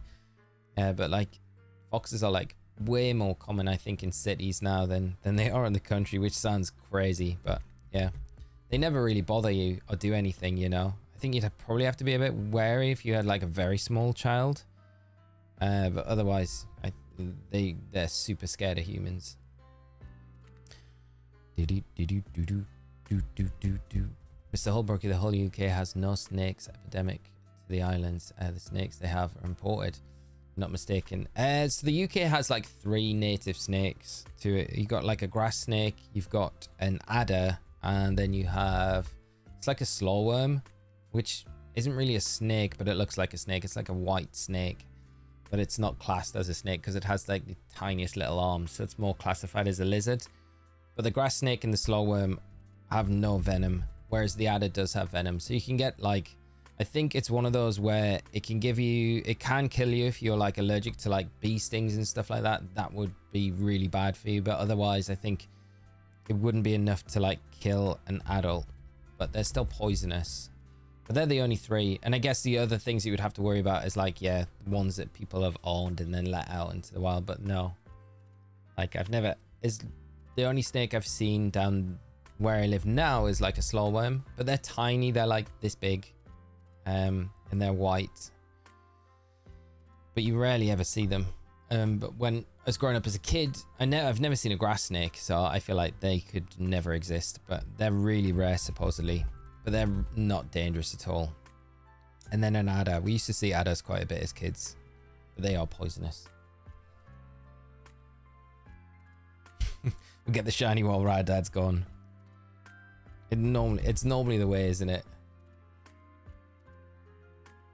There are lots of foxes in Philly, actually, the parks and the outer boroughs. I imagine they'll, when the World Cup comes, they'll be driven out of the area in the parks. Yeah, probably to return afterwards. Live in Rocky Mountains, full of bears, cougar, snakes. Gotta take bear spray wherever you go for hikes. Wow, Fieri. That is pretty scary. Like, I feel like we're pretty fortunate here in the UK. Like, I know I don't talk about, like, I know we've not got anything that scary, but it's pretty good at the same time that you can just go out pretty much anywhere and not really need to worry about anything kind of attacking you or wanting to have you for dinner, you know. But I'm pretty sure they're talking about introducing, or they may have reintroducing like wolves up in Scotland. Which, yeah, there's a Scottish wildcat, but not larger than a badger. Yeah, the Scottish wildcat, that's quite a rare thing as well, isn't it? I've never seen one. That'd be cool to see in the wild though. There are only a handful of bears in Ireland. Are you actually being serious about bears in Ireland? I feel like this is a huge troll. I didn't realize bears in Ireland. I know, like, back in the day, hundreds of years ago, you used to get bears in the UK, but I think they were all hunted and then went extinct. There's a place down close to us where in Cheddar, you can go in the caves where the actual cheese was originally made. And they still make the cheese there, but there's one of the caves where they found like thousands of years old fossils, and in there there's like, or maybe hundreds of years, maybe not thousands, I don't know. I wasn't paying too much attention. I just heard there was bear bones in there as well, so they know there was bears back then, which I was like, wow, that's cool. I don't mean to be pedantic, but it's venomous. Poisonous is when you touch skin. Venomous is when it's injected bloodstream. Ah, okay. Yeah, so it's venomous. Yeah. So it's not poisonous. No, none of the snakes we have are poisonous, just venomous. So if you miff them off and they give you a nasty bite, yeah. So UK folk are quite lucky. No dangerous animals, no natural disaster. Yeah, that's very true. It's pretty safe. I've said this now. I'm gonna have to touch wood now. This will be the night where I like wake up and there's like a rattlesnake has come out of like a bathroom sink or something and gets me in my sleep. And we have rattlesnakes and copperheads here with black widow and brown recluse spiders. Wow, that's pretty scary, because like any of those that bite, they're proper deadly, aren't they?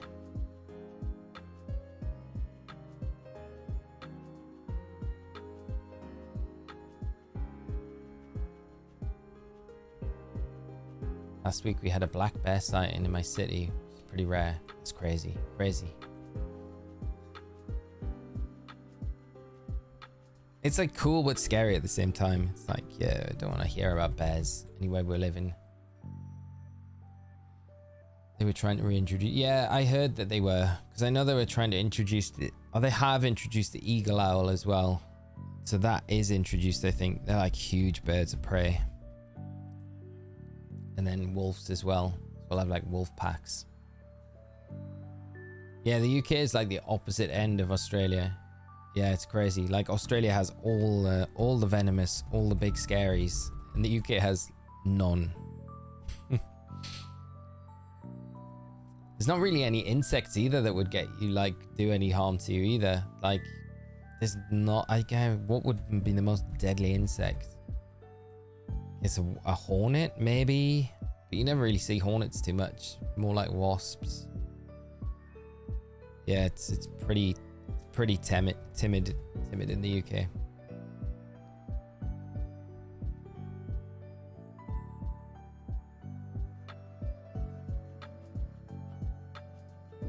Rich, the most dangerous thing I've ever had in terms of animals is usually an escaped cow or sheep. Yeah, that's probably as extreme as it gets. I mean, as kids, we used to go into like where the the fields where the farmer would keep like the big bulls, and it would be like massive electric fences around it to stop them escaping. We used to like run through them, but I mean the bull would just not even be bothered.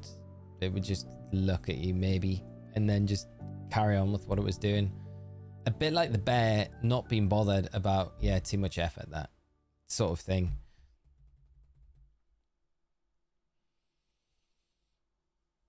It's an adrenaline rush when you see something crazy like a bear or snake. Basically anything that could kill you definitely gets a hair. But I can imagine, mate. Yeah, 100%. I feel like those crazy dreams I was talking about before, where I've had them where I've been sitting in my kitchen area and looking out in my backyard and like seeing like crazy animals, like a bear, like a tiger or a lion out there. And I know that's a dream, but I get like the same sort of thing. Because in my head, it's kind of real. Bulls are scarier than bulls.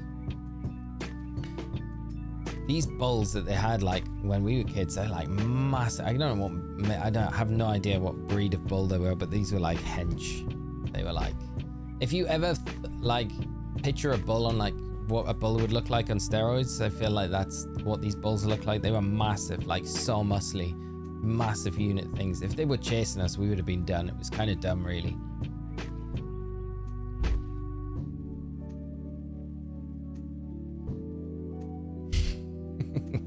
Lumpy, I think I'm trying to work out, bulls are scarier than bears. Do you think? I don't know, mate. Not these bulls. I'm like, maybe the ones that you have like Spain and stuff. When the, I guess down in Texas as well, you get like proper like bull riding and stuff like that. That's scary. These bulls I'm talking about, they were massive, but they just didn't care about anything going on.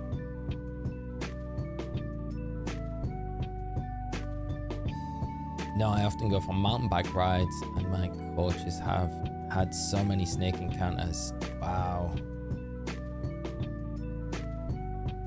You have to be so careful, like have your wits about you. It's just like we're so, I think as UKers, we're so ignorant to any sort of threat like that, because you just don't have to even think about it most of the time. You could walk through the most like wildest parts of the UK and you wouldn't really be having to worry about like anything happening to you, you know? It's the most like dangerous thing would be like another person that's out to get you, I guess. The rodeo bull riding's crazy though, Bug. Yeah. Always looks fun though. I don't know if I would ever want to test it. Wait there. There's some news dropping now, chat. I just need to just check this because what's Sarah B? Play Pokemon. Okay, here we go. Here we go. The 2025 Pokemon Championship Series season is just around the corner. Learn more about the upcoming changes and check out the first wave of event locations to best prepare for your competitive journey. There we go. So loads of news there coming out. What have we got? Pokemon International Championship. So wow, they've changed the name of it. Wow, it's not VGC anymore. It's PIC. PIC. That's mad. They've changed it. They've changed it to not VGC anymore. Pokemon Championship Series. Huh.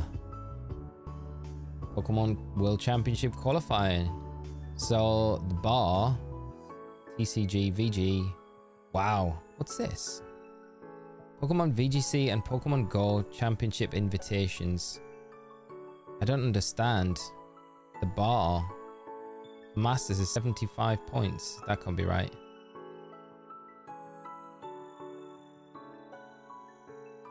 Best finish limit. That seems... I need to look at this way more detail. That's crazy. I don't know how it's working. That's so confusing. 75... Looks like 75 championship points gets you a Worlds invite, but that cannot be right. What is this? Qualification update. Sorry, chat. I can't, yeah, I don't understand. I have to take some time to actually read that through later. That looks like mad changes though for this upcoming season. Sergio, how are you doing, my friend? How are you doing today? What delights have you been enjoying this morning, mate? I hope you're having a good start to your day. Bulls are terrifying. Bulls are terrifying indeed. Sergio did leg day yesterday. Where finally joined me in the weight room. Nice. To stay at home and kept playing Elden Ring Shadow of the Entry. That game looks sick as well, by the way. This morning woke up with fat loss gains. Worth it. Nice, mate. Very good. I powered through the run yesterday in the heat. It was the most unpleasant run I've done in a long time, but it was worth it in the end. Felt good this morning waking up, and I did sleep good last night. It's always worth doing it. But did you get that news, Lee? I'd like to take a look. It's on X. Play Pokemon account on X has posted it out. So there's loads. Yeah, there's the Pokemon Region Championships, Pokemon International Championships. But there's no. The VGC seems to be dropped. This is the official name. They're referring to VGC event names. There's loads of stuff. Cash prizing as well. What's going on? So regional championships. Wow. Prize monies went up for regionals. Jeez. And for international championships. Wow. If you win the world championships next year, you're going to get $50,000. That's insane. That's crazy. Wow. Oh no, that was TCG, which makes sense. World Championships for VG's 30,000. Still good though.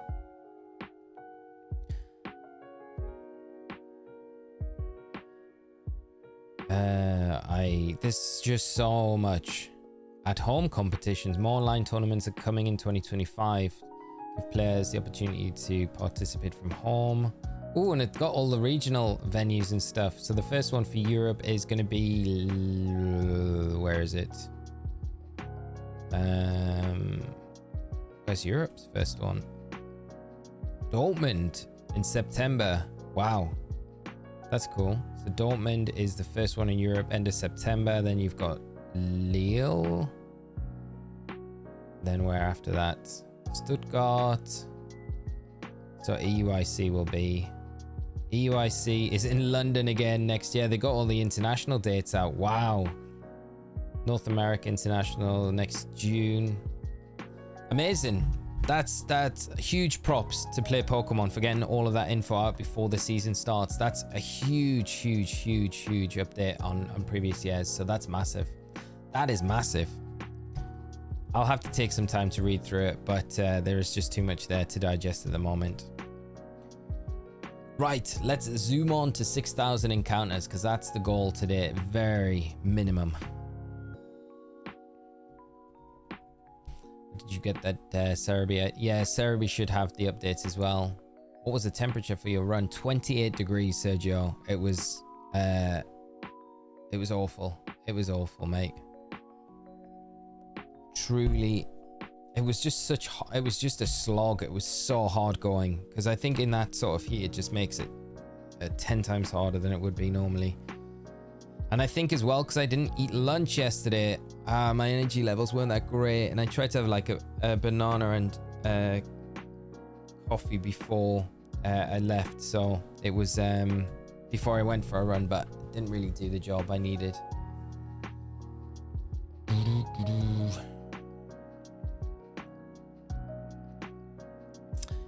Is Pokemon putting this on? What, the regionals and stuff? So yeah, all the prize monies put up by Pokemon should be 100k. I mean, 50k for winning worlds is pretty good. Like, that's pretty decent, you know. Because you got to think, probably if you're winning worlds, I don't think you've probably won other events throughout the season. And for TCG, regional win is like 7k, I think. So you've probably won one regional as well. So you're making pretty decent bank from just playing competitive Pokemon. Say if you won 2 regionals, maybe you got a good finish at an IC as well. You're probably making like around, you know, 60, 70k from just doing Pokemon, you know, which isn't too bad.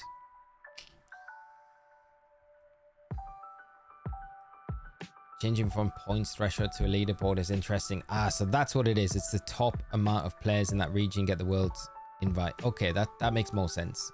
So 4. Right, let's see. That makes way more sense. Leaderboard. See, I don't have the chance to read through it. So it is for VGC. It's a top 75 in Europe. Wow. Okay, that seems really manageable. Top 50 in LATAM. Oceania 20, 75 in US and Canada. Okay. VG Masters at least.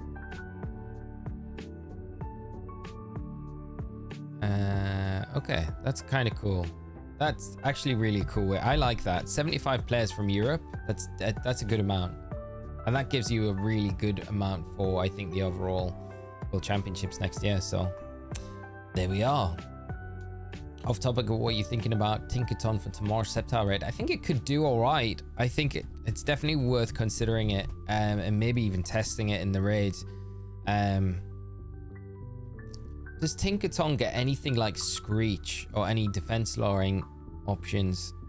So if it does, then that would make me feel like, yeah, it's going to do a really good job. But I mean, it's got the resistance to the grass through its steel typing and the immunity through its fairy typing already, so it's already going to have a big advantage against the Sceptile, and the Sceptile's probably not going to have Earthquake as a coverage move. So I think against the Sceptile, Tinkaton probably fits that mold of being a perfect Pokemon against it. It's just how fast it'll be able to get through the raid against it. You know, will it be able to get the damage output it needs to run through it as quick as maybe some other options that we're looking at? Basically, Stacy invitation will be based on CP, but only X amount of people will get in the invite. Yeah, so it's the top so many. But I mean, 75 in VG for... It's quite a lot. It makes it way more exclusive. I think it's a good move, to be honest. I think it's a good move. A lot of people might not agree with me, but I do think the change is better.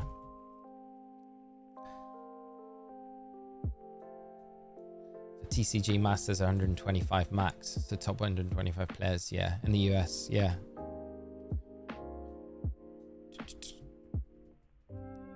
Had a great time chatting with Charlie yesterday after your stream. We talked about jazz and 80s rock. Nice, mate. Yeah, Charlie's all into that sort of music. I'm pleased you had a good time, mate. I'm pleased you enjoyed it.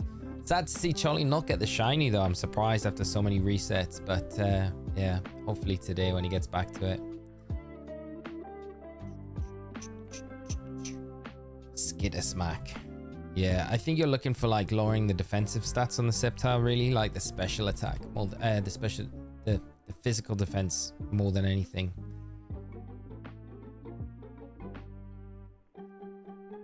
Really excited for Legends ZA. Me too. I cannot wait. It can't come around soon enough. I just feel like we got a huge wait. That'd be a good move, but also sucks for the people who aren't 100% dedicated to this. That is true. I think I was saying it yesterday. It's like it keeps the tournament very exclusive to that top end of players, but I think it could be at the detriment maybe of the circuit overall, because if you get into the latter parts of the season and you're not even anywhere near contention to get one of those invites, I think it then becomes very hard, right? Where you've got no motivation to play the season, and then you'll see a huge drop off in attendance at events. So I think it's a real fine balance in getting that. I'm sure that's something that they've looked at, you know, so be interesting to see how the season plays out. But having those places locked before the season starts, it's good that they've got that information out, though. That's the thing, like, players know what they're playing. If they don't like it, you don't need to take part in the season going forward, you know. So I think it's a good play. Some people can't afford to go to all the majors to get the results or points. Some people manage to get their invites based on locals, 1 or 2 majors. This will mean all of those are out. I don't know. Will it mean they're all out, though? Because they've said they're going to increase the online tournaments. So maybe that gives people that can't get to events as easily a way, another route in, maybe through those. But yeah, it's a bit sad if they because I still think there should be a real importance about locals factoring into a way to bolster those qualification slots, you know. I think that has to play a big part into it. Like I said yesterday, for me, locals are like the bread and butter of the whole circuit. Like, you get the locals right, it's just going to benefit everything else, majors on top of that, you know. Dude, I just scrolled down on YouTube and saw Osirus, the ruler of afterlife. The afterlife. Coming up on odds quick. Hoping it'll see something shine soon. Riley, I know, mate. We're getting through the encounters pretty good in this game. It's nice for that. And it would be nice that even so if we got a shiny very soon. Hoping that Sceptile will be easy-ish so I can grind through Herbers. Yeah, that's what I'm hoping for. I am hoping that we can have at least one that we're going to be able to grind for those Herba Mystica.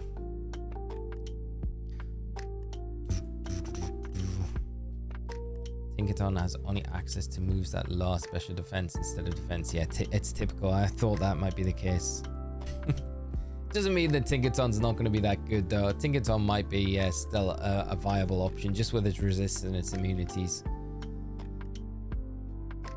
Riley, I took my back sleeping, lady's bed, and now I really like an old man. Mate, I hope it's not too bad. I hope it's like one of those twinges that just kind of goes away throughout the day, mate, and it doesn't give you too much hassle. It's always annoying when you get any sort of tweak like that to the back in particular. It's like one of the most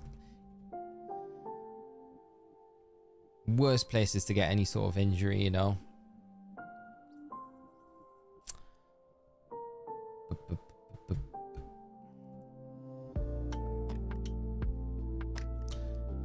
Just looking at the season alone, the cut for top 125 TCG Masters in Europe was roughly 600 CP. 600 CP is not by any means easy to get. No, it's definitely not.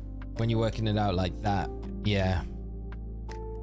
I wonder what the same would be for VG. I feel it wouldn't be too far off. It might be a bit lower for VG, the top 125. Name suggestions for Smeagol. Rembrandt, like the French painter, the Van Gogh contemporary. Yeah, it's a nice suggestion, mate. It is a good, very good nickname. Picasso. It's a 7-star raid this week. Imp, it is, mate. It is starting later tonight, so early in the morning for UK time. So midnight UTC, it will kick off in Scarlet and Violet. So yeah, and run over this weekend, and then the second time out will be next weekend as well.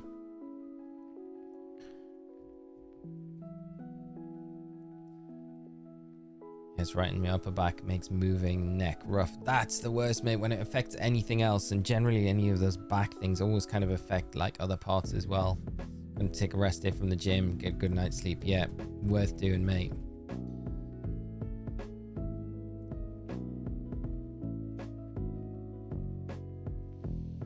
Right, Dad, you missed no epicness, mate. Nothing at all for shinies anyway. 5,500 encounters though. Can we get up to that 6,000 today? It'd be nice if we can. I'm gonna be cutting it close.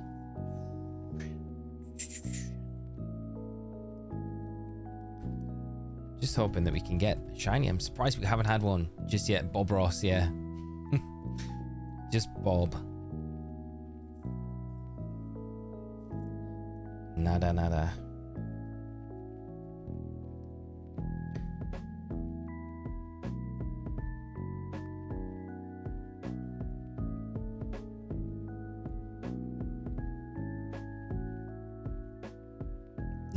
You ever have an Ake? Is that Ake all before? No, I don't know if I have, mate. What is it?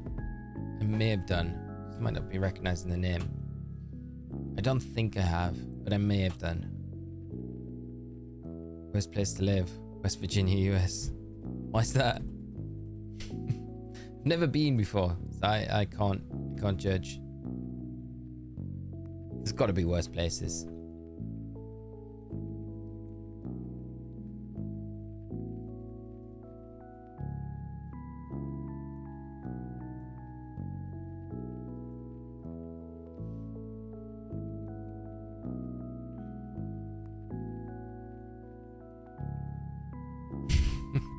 Forget about volcanoes. Yeah, living next to a volcano is pretty bad as well, especially if it's active.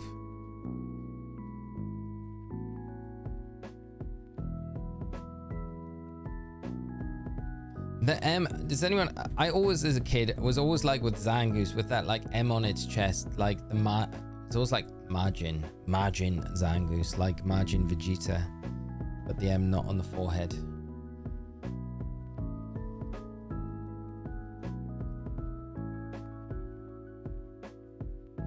Hot sticky mountain air, bugs so aggressive, you want to just stay inside, no shade or tree cover like ever. You're not selling this to me at all as a place I want to go and visit. Lava's in the Safari Zone in Hot Gold Soul Silver, yes. You have to put specific, I think it's, well, you don't need any specific blocks to encounter it, unlike level 17 and stuff, but to have a better encounter rate, you can put different blocks in certain, I think it's a mountain area where we are in the Hot Gold Soul Silver Safari Zone, and you can increase the encounter rate. But unlike some of the other rare encounters for the pseudo Pokemon in these in the Safari Zone, you don't need to wait any days to encounter Larvitar, so it's a pretty nice one to go after. Asahi. They are popular fruit balls and smoothies and juice it up. And Jamba juice tastes yummy. That sounds amazing. I probably haven't had one. Asahi. But I would definitely enjoy one. For sure. It's pronounced a little weird, but it's like a fruit puree, which is acai, strawberries, blueberries, bananas, coconut flakes, granola, and honey, and a PB on top are so good. Sounds amazing, mate. I probably had something like similar. I just wouldn't have probably called it that. I've like made it home before with a lot of the similar ingredients. Like I would put oats in like a smoothie at home with a lot of the same things. Yeah, Jamba juice. Pronounced acai. You almost make an ass. And I hope I'm pronouncing it now because I've said it enough, and if I'm saying it wrong again, then that's really bad.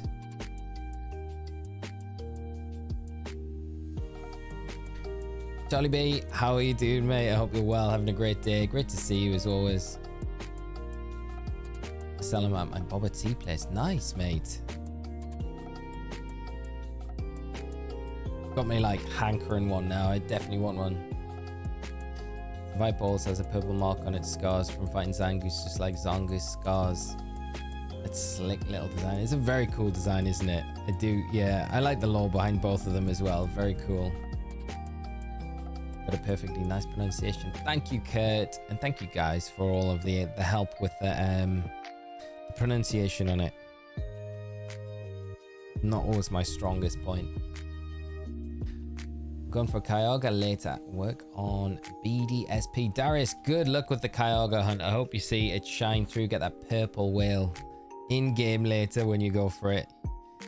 If you do and we're not streaming, you'll have to try and jump on our next one or one of our next ones and let us know if you manage to get it or not. Would love to hear an update. I see a pomegranate and blueberry juice thing. It was really good. Sounds amazing. Oh, anything with pomegranate in, so good. Should probably have a place that sells them somewhere around. No, we're not that lucky, mate. No. I mean, no, we don't have anything like that.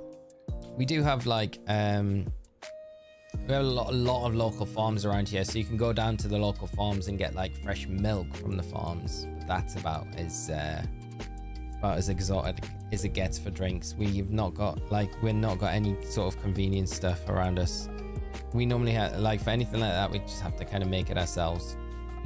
Or travel to like probably Bristol's the closest place, but that's like a good hour. Bit too far to go for just juice. So new Zelda, yay or nay? Definitely a yay from me, Sergio.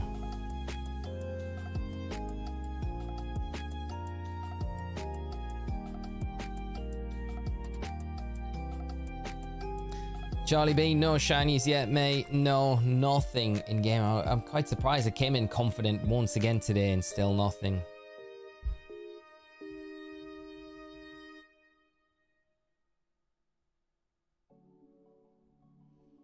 Maybe a little road trip. Next time you're in a civilization, you should keep a look. Yeah, I will do, mate, for sure. Civilization. They might have them down. They'll definitely have them down at Glastonbury Festival. There'll be stores down there, so I'll definitely be able to get one this weekend. But I mean, that's like a once in a year sort of occasion. So, but otherwise, no, you got zero convenience around here. That's like the one big miss from living in like a city where you've just got everything that you need at your like on your doorstep. To there's pluses to both of it, but yeah, we have no convenience. And you need to drive like everywhere. I mean, we have a store in the village, but it's so expensive because they know like they're just convenience, so they just charge what they want. But you just have to suck it up. What's funny is Gen 2, Gen 3 were my bread and butter growing up. The goose and I go way back. The goose and I. You should call your trainer name Maverick. Goose and I go way back. You get the reference. Right. Here we go. Nothing still.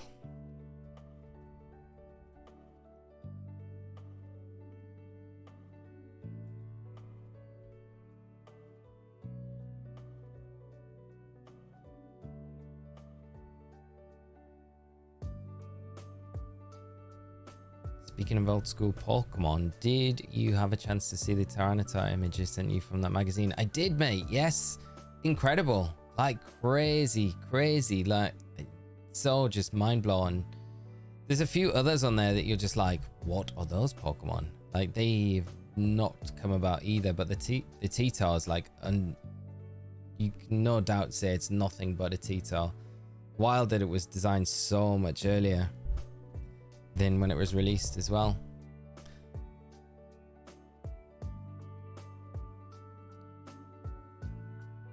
$90 eggs, nothing yet, Phantom.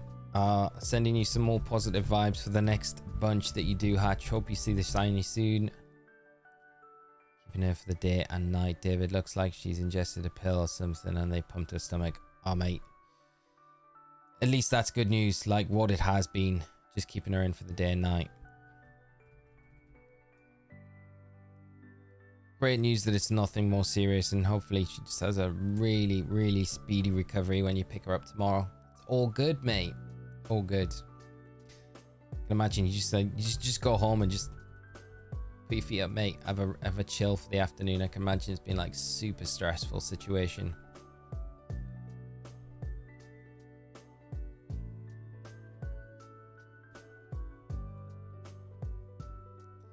Scary. Hope she's going to be okay. How's growing the hair out thing going? It's got all right, mate. Thank you, Sergio. Very kind of you, mate. Too kind of you. Yeah, it's going all right, man. The band is definitely a lifesaver at the minute, because it's definitely when I thought like a month and a half ago, 2 months ago, I was at that in-between stage. I might not even be there now, but I feel like I'm definitely closer to that in-between stage where I can't do anything with it. So the band is definitely there to help with it. Vets don't get enough respect for the work they do. They have the knowledge and skills of a doctor, but different species instead of human. Yeah, it is pretty amazing when you think about it. It's not just one species, it's like lots of different species. It's amazing.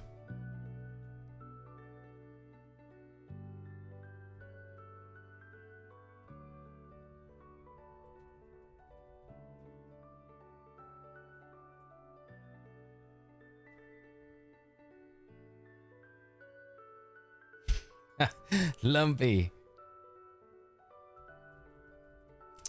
Did not steal this headband from my niece. I bought these headbands. I bought a pack of them, but then my nephew was like, he plays football, and he was over, and Tash was like, oh yeah, just take one of those away. And I'm like, why did you give him one of my headbands away? I'm like, I don't mind giving stuff away, but like I did the pack came and there's 2 blacks and 2 whites. I was like, why didn't you give him a white one away? Because like I'm never gonna wear the white ones. And like the problem is so this is a new one I bought. So I bought some like Nike one. They're not that good though, but they've got like they've got grip on the inside. The one that I've got on at the minute, the grip's like slowly getting worn away. Like, I could have really used the other one now, but it's been given away, and I refuse to wear the white ones. So I'm just like, yeah. So I had to buy some new ones, and these aren't as good. And I thought they would be. These are like Nike ones, and I thought these would be better than the ones that I bought. But they're not. So I'm a bit disappointed. Yeah, but definitely there was no stealing. They've been, well, they've not been stolen from me. I would say they've been taken without my permission. Muffin still growing your hair out for your cause, but realizing I had way more grey hairs than I thought I did. Just get some just for men. Can you do that? Just for men? Is that allowed with the thing? Just for men.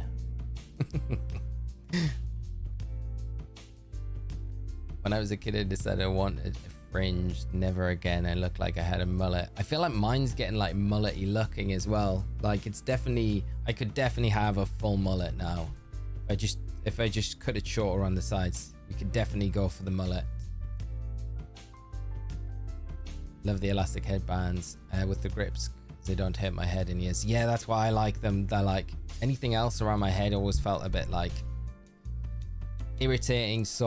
But these always, yeah, they're great. If they were to transfer shiny Cyndaquil from Pokemon Go to Pokemon Home and then to PLA, will you be able to get a shiny Hisuian Cyndaquil? You would be able to get a Hisuian Typhlosion. Yes, you would. Yeah. Yes, that would work fine. New era of Fabio Lee has been Fabio.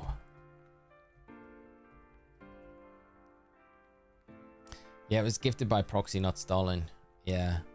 And I kind of didn't mind. And I don't mind. It's just, there's two white ones there that, you know, I just feel like I'm not going to wear the white ones. And he's 10. It would have been all right. He could have just had the white one. And I've seen him loads since then. And I'm like, every time he hasn't had it in, I'm like, you didn't even need that. I'm not bitter about it. I'm just like, And I can't exactly say, can I have it back now? I don't know. Don't think you can dye it, but they're gonna dye it or pull the grays out. Yeah, that's true. So if they're gonna dye it anyway, it has to be in good condition, right? So I'm sure just for men. Those adverts with just for men, they always look like their hair's in really good condition. I have 22 legendary Pokemon from Dynamax Adventures. Wow, Phantom, that's amazing, mate. 22. How long have you been at that? That's crazy. What has been your shortest hunt in the Dynamax Adventures? I'm doing the same with my shiny Cyndaquil from Go. Nice. Is the Cyndaquil event that's happening, is it a paid event that's going on in Pogo right now? See, thanks. Got an extra shiny Cyndaquil during the recent community. Oh, it was a recent community day, so I've missed it. I missed out. Happened last weekend. Ah. There we go. I knew it was happening around this like sometime, but yeah. I saw something the other day about like there was some paid ticket I could have got for a Cyndaquil thing. I don't know if that was something else though.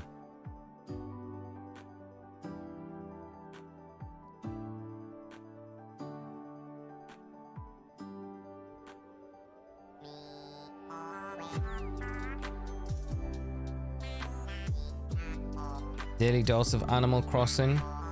Always welcomed in. Maybe this track will bring us the shiny luck that we need. Rich, you caught yours a while back. Fair enough.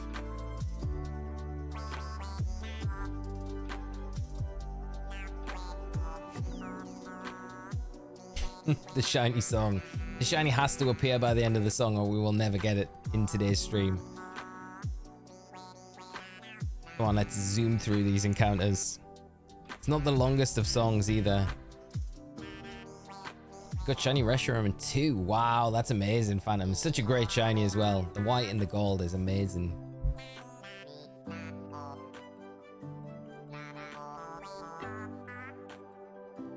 I was just about to say, here comes the bangers for the day. Yeah, the big banger of the day has arrived.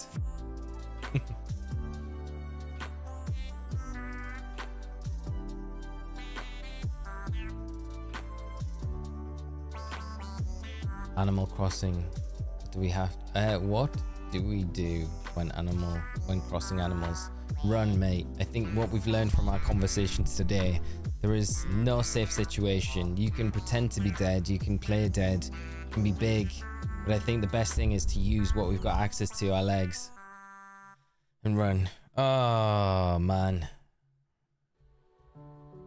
no shinies, song gone.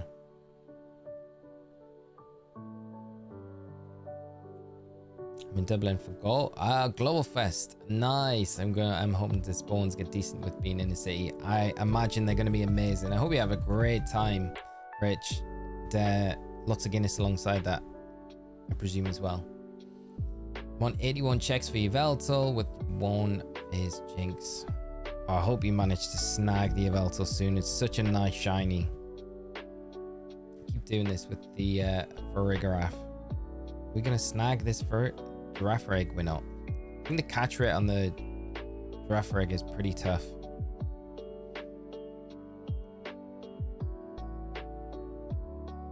We need a 4-hour stream of just that song on repeating the whole time. Can you imagine? I feel like we'd be absolutely insane by the end of it, all of us, just zombified. Animal Crossing mod.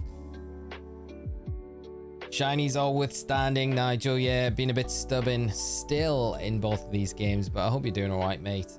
And good to see you in chat, as always.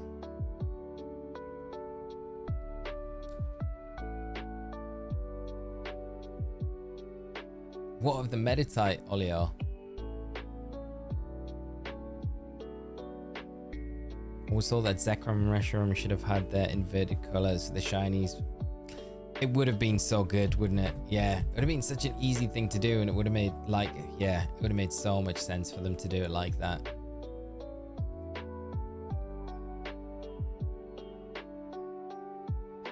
It's like the party rock anthem. It's like the Andrew WK of the gaming music world, isn't it?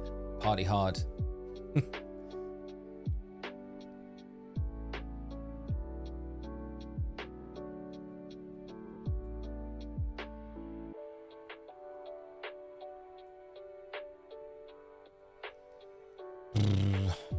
Oh no, there is nothing. Right, friends, I'm probably gonna, well, I do have to shoot off very soon, but we'll get up to 5,700, which is a good amount of resets we've done today. Resets encounters, but I don't think we're gonna reach that epicness of 6,000 today, unfortunately. We're just gonna be a bit short, but it sets us up for the next time.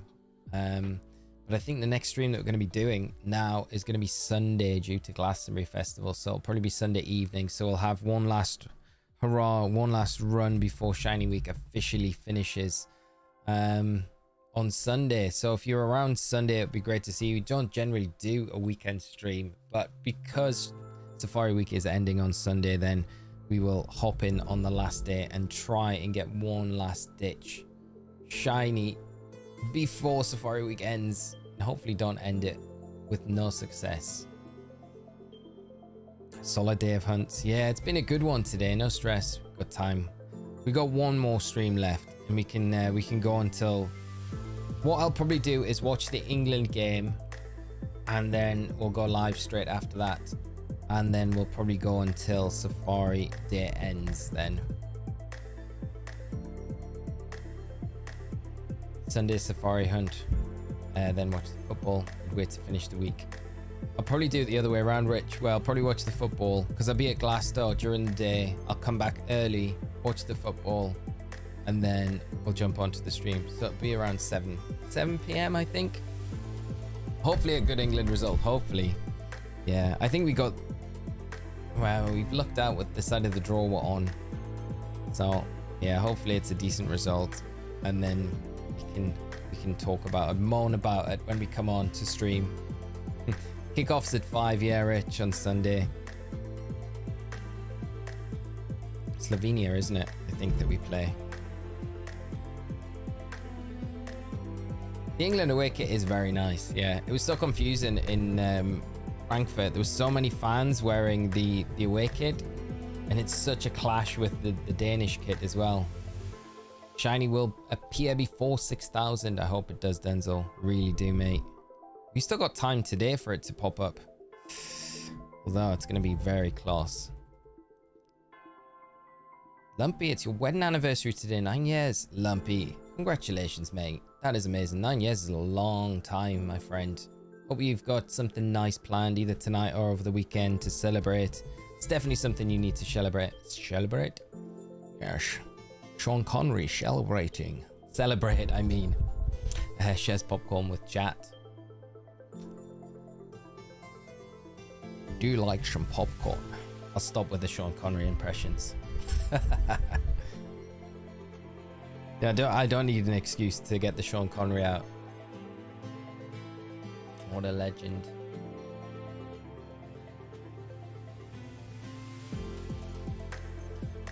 Can we get 40 more in 10 minutes? Potentially.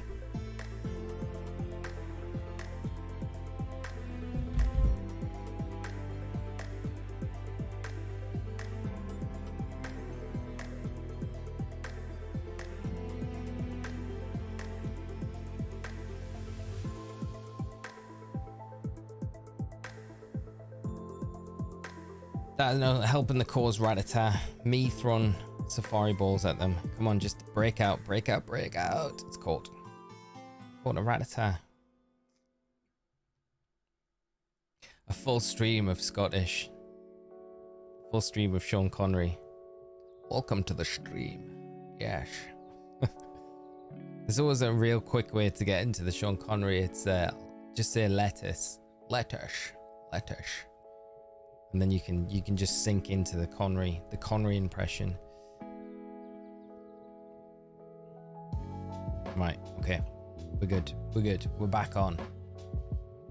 Sounds like Bane. Yeah, a little bit like that as well, doesn't it? Yeah.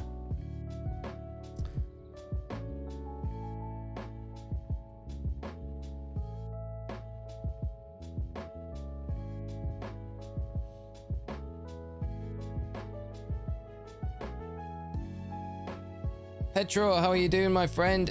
I'm doing all right, mate. Grinding through these encounters. Still nothing yet. We're getting the numbers up there. But we are going to be finishing up very soon, mate. Unfortunately for the day, I do need to shoot off very soon. But it's been a really enjoyable stream. So thank you to everyone that's come out to the stream today, hung out. We started way earlier than we would normally today, but it's been brilliant. Celebrate with the Squirtle Squad. There we go. Sorry, I'll stop the Connery impressions. I will stop. So what are you going to use for the Sceptile raid, mate? Oh, I don't know. Maybe Azumarill is just the answer. I'm not too sure, mate. I think we're going to have to wait until the raid goes live. I did a whole preview video with some builds in there. Let's have a look at them. Remind myself. What do we got? Let's bust the switch out. What have we got?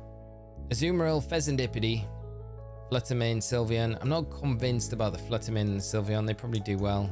Yeah, Fezandipity or Azumarill. Probably the ones I would lean towards right now, but I'm not 100% sure.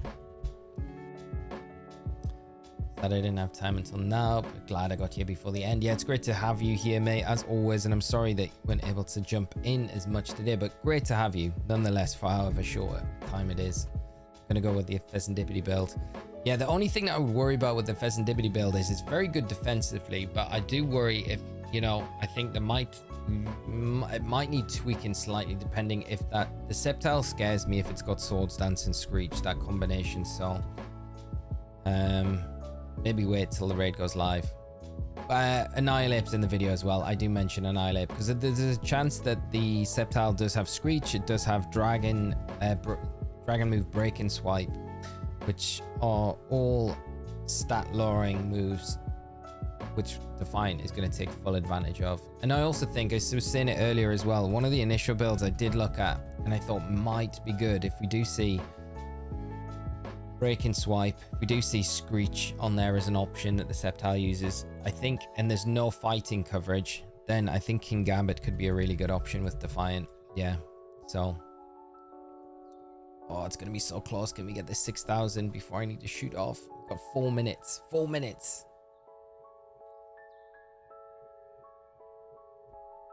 Not 6,000, just 5,700. I've got to end on that even number.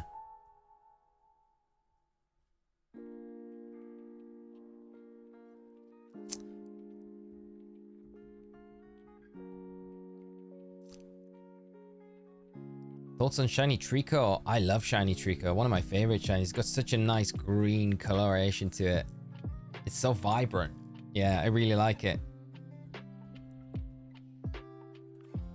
Just call me Gamer. How are you doing, mate? Hope you are well. Rad Dad online, but 703. I'll never hit 703 though. We're going up in twos. Shiny will be 5,700. I hope so. Could you imagine on that last one? We got time to do this.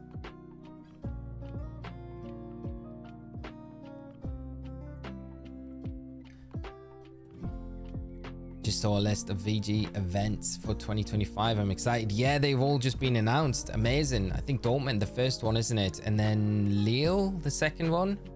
Very exciting. Very exciting. End of September, right? It's not. I was saying it's nice that they've announced all the events as well already before the official season starts. Lovely, how are you doing? Day's going all right, my friend. Good to see you. I hope your day is going well as well. 2 seconds. Let me see. Just got a message through.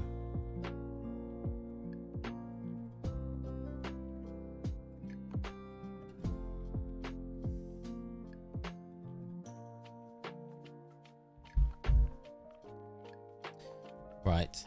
Two more. Still no shiny. No shiny. 2 more sets of encounters left, and then I'm going to have to end for today, my friends. But it has been a pleasure. It's been an amazing stream. So I want to just thank you all. To everyone that has come out today, hung out with us, supported, all the likes that we've had as well. Thank you so much. It's been great. I'm sorry we've had no shinies. Last one for today.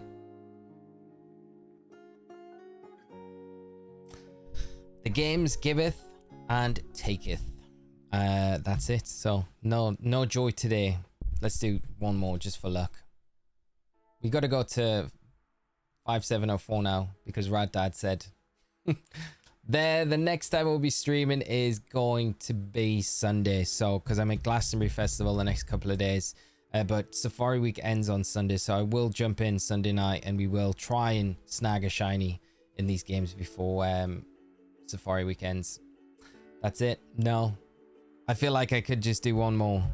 Let's do one more. Let's do one more. And then I'm going to have to go. We got through those last few very quick. This is it. This is it. This is it. I have to go after this.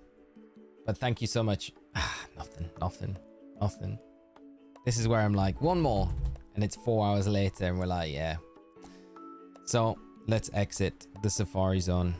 And we get one more encounter there. We got to do it in twos. We got to do this until we can get out together. There we go. Okay. Glastonbury Festival sounds fun. I hope you have a great time. Thank you, mate. I'll look forward to telling you all about it. Hopefully some fun stories as well when I'm back on Sunday. But yeah, it'll be the last day that we'll be doing Safari Week. So I'm hoping that we can get some success with some shinies on Sunday. But if not, then we tried our best, didn't we? And we had some good time doing it and hunting for the shinies. But friends, have a great rest of your day. Have a good day tomorrow. Keep an eye out for the raid video. It'll be up later tonight for the Sceptile. It'll be happening over this weekend, so we'll get that raid video and the solo build out as soon as possible. So I hope it's helpful when it drops. Have a great rest of your day. Have a great weekend, and I'll hopefully catch you all on Sunday. Appreciate you all coming out to the stream today. Thank you so much. Take care of yourselves, friends, and I'll see you all again very soon. Bye bye.